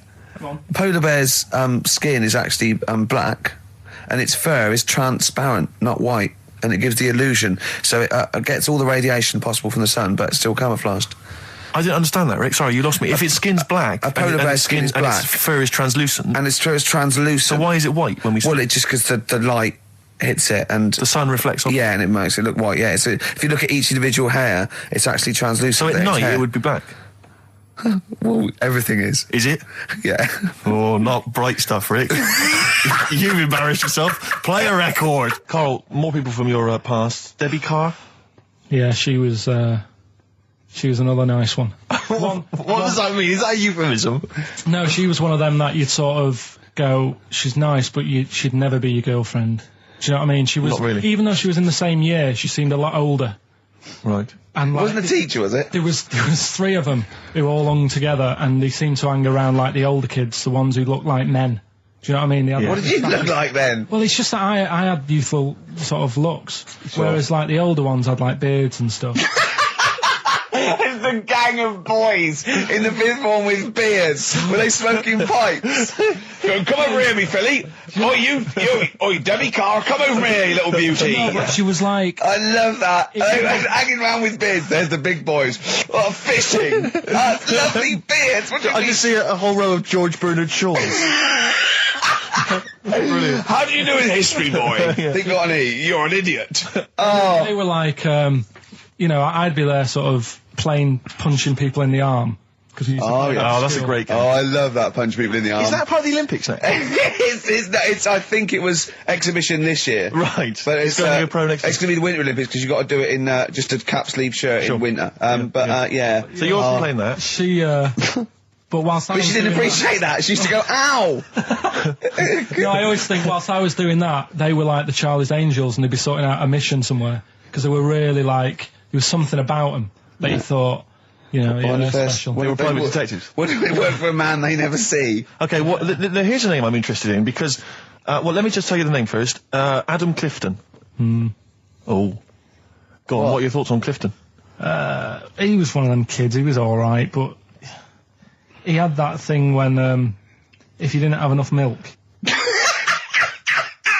he had like, wrinkly hands and like white bits in his nails. Oh! Because he didn't have enough milk? Yeah. So therefore, you didn't like him because you didn't get enough milk? This is not to be confused with the two people with the big heads and the webbed feet, is it? Webbed hands. Well, this was interesting. I know that they weren't related. They must have been somewhere along the evolutionary sort of trail. Do you know what I mean? They must have come from the same sort of stock. But you wouldn't have liked him. It's just one of them people. He was all right, but Ash, and sometimes lovely song. Got to apologise to our producer there because he was worried about. There was nothing wrong with it. It's just like saying you like watching birds in the garden. It's just that I think you're better than that. I know, it's cheap, isn't it, to say, like, I like tits. Yeah, I like cocks. So, we're a bit more literary now. One of my favourite things is Fanny by Gaslight. Really? That's interesting. That's interesting. I'm a big fan of Moby Dick. Oh yeah, the book, Moby Dick. Yeah, not the medical condition. There's nothing in your... No, it's the big, horrible thing that used to swallow semen. Yeah. Now, in the winter... Yeah. Steve. Go on. There's nothing I like more than to keep my hands warm in a muff. No, sure. You mean those kind of furry things that sort of classy-looking ladies? Yeah, posh ladies often put their hands... you know when you have a nice, like, a party and they'll leave it... Yeah, a winter party. And you might take the wrong hat or something. There's nothing I like more than to see two posh women with their hands in each other's muffs. Oh, that's always a And they're going, oh, this must be yours. Yeah, that is always funny. Yeah. That's always funny. Yeah. But, seriously, no, I'll stop this, you're right, I've got a degree... I just remembered that my favourite Beatles song is Come Together. Yeah. Now, we're going to stop this now, Carl, because it's childish. You're right, I've got a philosophy degree, for Christ's sake, and it's about time. Who's your favourite philosopher? Do you mind me asking? Well, I would tell you, except when I ever talk about it, I go into a Cockney accent. Really? So it can be like my favourite philosopher, I like a bit of Kant. Right. Is that Immanuel Kant, the philosopher? Yeah. That's strange. Yeah. That's strange. What's his name again? Kant. Oh, yeah. That can be weird. Can be strange. Look at Carl's face. Look at his face. Look at his face. Join in, Carl. Undo your trousers. Just we'd be like Stan Let your Boardman cock hang when he out. told the Fokker joke. Yeah. We won't do local radio again for 10 years. 50 Cent in Da Club on XFM 104.9. We're playing our favourite singles of the year, and we're looking back over some of our favourite clips of the year. Did you have to have that thing done where they say, what side do you wear your member? What side you dress? They don't say what side you wear your member. That would hardly be a euphemism, would it? So they say what side you dress, sir. It means what side your little poke, your little John Thomas leans, doesn't it, on rest, usually to the left, isn't it? Your little left testicles. If I said to you now, what side do you wear? Hang on. Do you know? It would be left. It would be the left. That's what I mean. If standing there, right, with nothing restricting it or holding it in or holding it up, right, it sort of leans. Your one ball is sort of like slightly back and lower, isn't it? And your little John Thomas rests there, so it's left. And the reason they ask it is so they don't put the tape measure up on the left and squash your willy or touch your willy. So it's nothing to do with like, well, you'll need a bit more room of sort of more material on that side, or. Well, no, I don't think they compensate. It's just when they when they stick that up into your groin, they don't want to come in contact with your little... The thing is, I don't know what side I wear stuff on. I just sort of pull my pants up and wherever it wants to go that day. But maybe it's not big enough to sort of make any, real decision. But, like now, I'm sat here, right, with my jeans on. I don't know where I am. Well, that's clear from hearing you talk. No, but what I mean is, if a fella said to me, what side are you, what side's your member on? Member? What is this the use of the word member suddenly? Well, it's usually not appropriate. And also, I imagine in the old days they had big baggy pants and used to sort of like hang down. And now, you know, like with those stretchy boxers and briefs, it's sort of held up in a nice little, neat little parcel, isn't it? So it's probably not appropriate. It doesn't come in contact with your little snake. So, you know. Did you ever, have you ever heard that? Are you telling me a tailor has asked you that and you went, what do you mean, mate? No, I've never, I've not really had one made to measure. I had one made when I was a kid. But since then, I've sort of bought a suit off the hook. But when you were saying about buying a suit, I know that question sort of crops up and I don't know what the answer is. It just annoys me the way I don't know, there's no surprises anymore. Do you know what I mean? People know. What do you mean? He's going to go, right, I'm going to measure you now. Which side shall I measure? Go, well, pot luck, go on, have a look. Right, there you go. Oh, you got it. You took me What do you mean there's no surprises anymore? What are you talking about? Everything you say is a surprise. Everything you say, every opinion you have is a surprise to me. What I mean is, why aren't people just happy just to go, well, depends, doesn't it? I'll just pull the pants up wherever it wants to go, I'm happy. What do you mean? Why is this such a big issue? But Carl, when they ask you this question, they're not making a note of it somewhere. It's not statistical research to find out what the kind of common leaning is. It's a question so he doesn't touch it when he's using his tape measure. Just be careful. But he is being careful by asking the question. But what's wrong with him touching it anyway? If he's, I mean, it's only a slight. Fair enough. But if he just sort of, knocks it a little bit, you can just go. Do that again? To me, it's the same as the prostate thing. It's just happening all over again. But the doctor doesn't go, what side's your arse on, sir? Trying to avoid the arse. He wants to go, he knows where your arse is and he's aiming for it and he wants to get it up there. He's aiming for it for a good cause. This little fella's going, well, I've got to measure his leg. I don't want to touch the knob. I'll just ask him, sir, do you mind telling me where your cock is so I can avoid it? It's a big difference. But like I'm saying to you, I'd have to have a look first to let him know. I don't know where it is now. I don't know. It could be the left, could be the right. Are you telling me you don't know where your knob is without now? looking? Well, what do you mean without looking? How could... Well, you're saying it as if like... Should we have a guess? Well, have a look and tell us where it is. What are you wearing? What sort of pants are you wearing? I've got my jeans on. But you got pants on underneath them? Yeah. What are they? Briefs or boxer shorts? Boxer shorts. Boxer shorts. Well, it's probably free, but the jeans are probably strict in it. I think it's probably either in the middle, dressed in, or just slightly to the left. Have a look. We'll tell the listeners after the break where's Carl's knob. It's a good competition. Oh, brilliant! We've got to send this to the Sony Awards people. Well, big question. Where was Carl's knob? That's what people have been hanging on for. Yeah. Where was it? Well, I can't believe people have been texting in. Hey, guessing where it is? There's people saying, is it in the middle? Is it in the left? It cost them 10p. Cost them 10p to find out. Just wait, I'm going to give out the answer. You don't win anything, right? Like, strike it lucky. Right? Bottom or middle? Right. It was to the left. Oh! Yeah. I went with the right. That's annoying. See, I thought it would be to the left. If not, maybe if it was all scrunched up, sitting down on your lap, right, it might just pop up to the middle. Just pop out, like, Well, next week we'll be finding out where yours is. Where's Ricky's bollocks? So we look into animals that we get rid of. I've spoken to someone about snails. I spoke to someone about jellyfish and that. And looking at cockroaches today. She's an expert. She's just not just some random person. No, she works in a museum, a good museum. I said I'd give it a plug. It's the one near Knightsbridge. It's got dinosaurs and that in it. It's worth seeing. Natural History Museum? Yeah. So, It's not sure. He's not sure. This is what happened.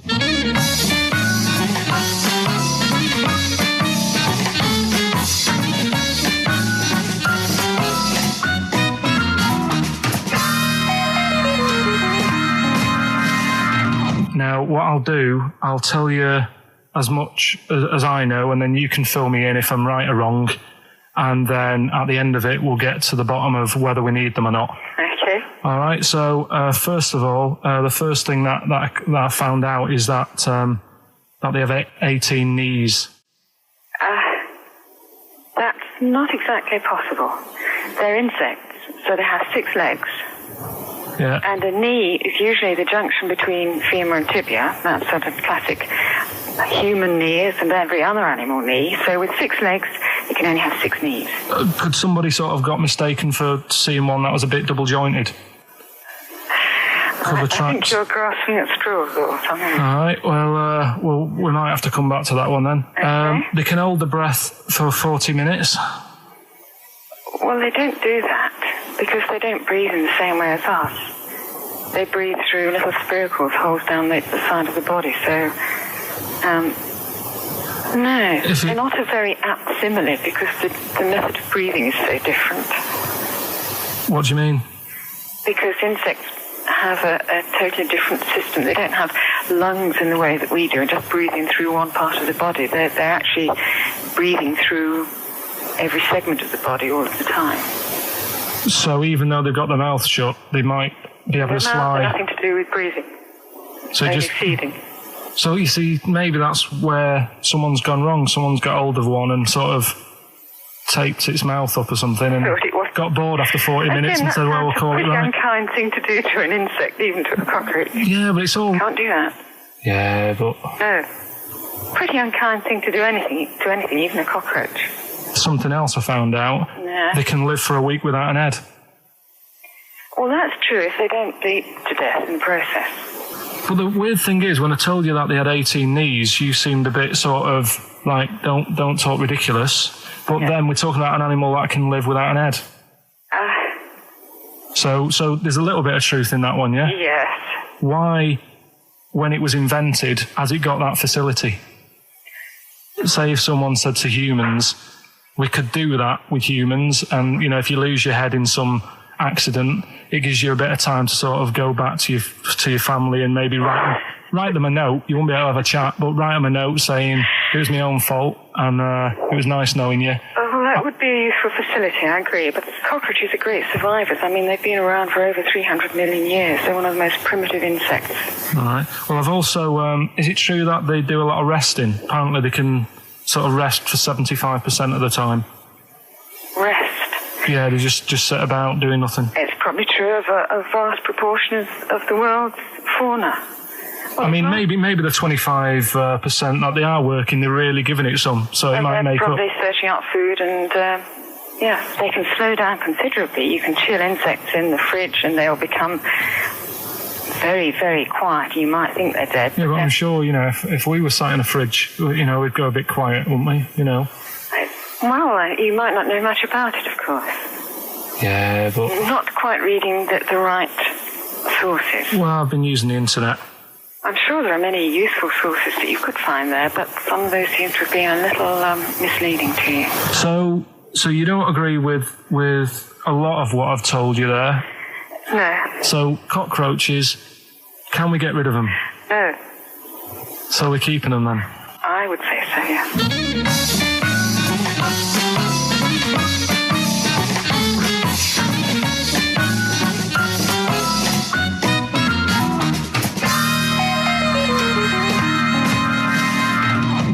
I think we should get her on more often because she sounds like she'd be a bit of an ally, really. Because she knew immediately that you were talking nonsense. She even said, I think you should be more concerned about your sources, which I've been trying to tell you for a year, right? The fact, I mean 18 knees, where did you get that from? It was on the internet. They can hold their breath for 40 minutes. I mean, I don't know what you read and take on. Mad world, don't it?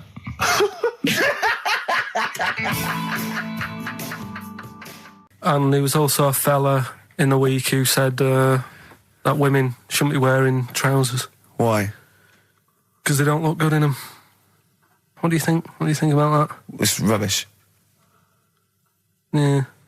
These are the only things that have caught your eye over the last couple of weeks. This is the entire news. Galileo did something with light. A French fella said women shouldn't wear trousers.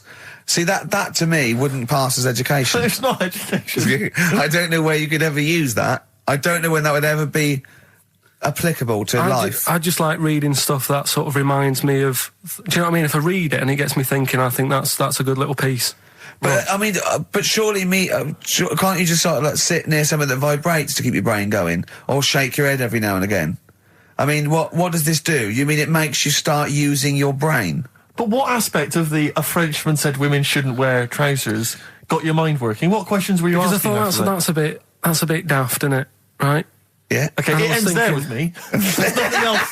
There's nowhere else for me to go on that. He closes your mind's still worrying. Yeah, go on. What do you think? Let's go through this. Oh, I wish we could download his thoughts. I know. Just watch it. Yeah. Wouldn't it be great, like a DVD? Imagine that extra footage on the Office DVD. Yeah, Carl's brain. That would be with amazing. Oh, with a commentary. Go on. Women wearing trousers and that, right? On the estate that I grew up in, on right?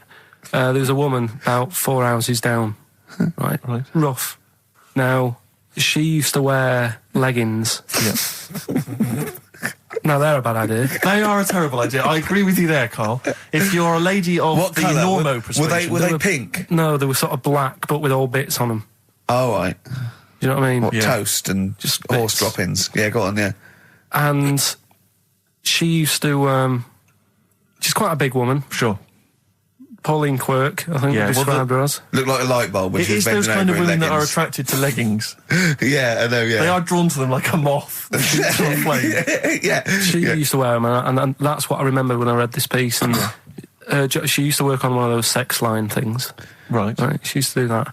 But what was she, an engineer? The weird thing with her was, she had big eyelids. Right. Go on.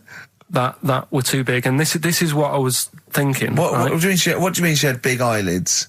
How big do eyelids have to be for you to go, they're big eyelids? What was she shoplifting with them? Would she come out of Dixon's with, like, radio stored in them? What do you mean she had big eyelids? It was another one of them popular things around our way. Do you know? Like, what do you mean popular things? They didn't go, oh, I'll tell you what, they're all the rage. Can I get some big eyelids, please?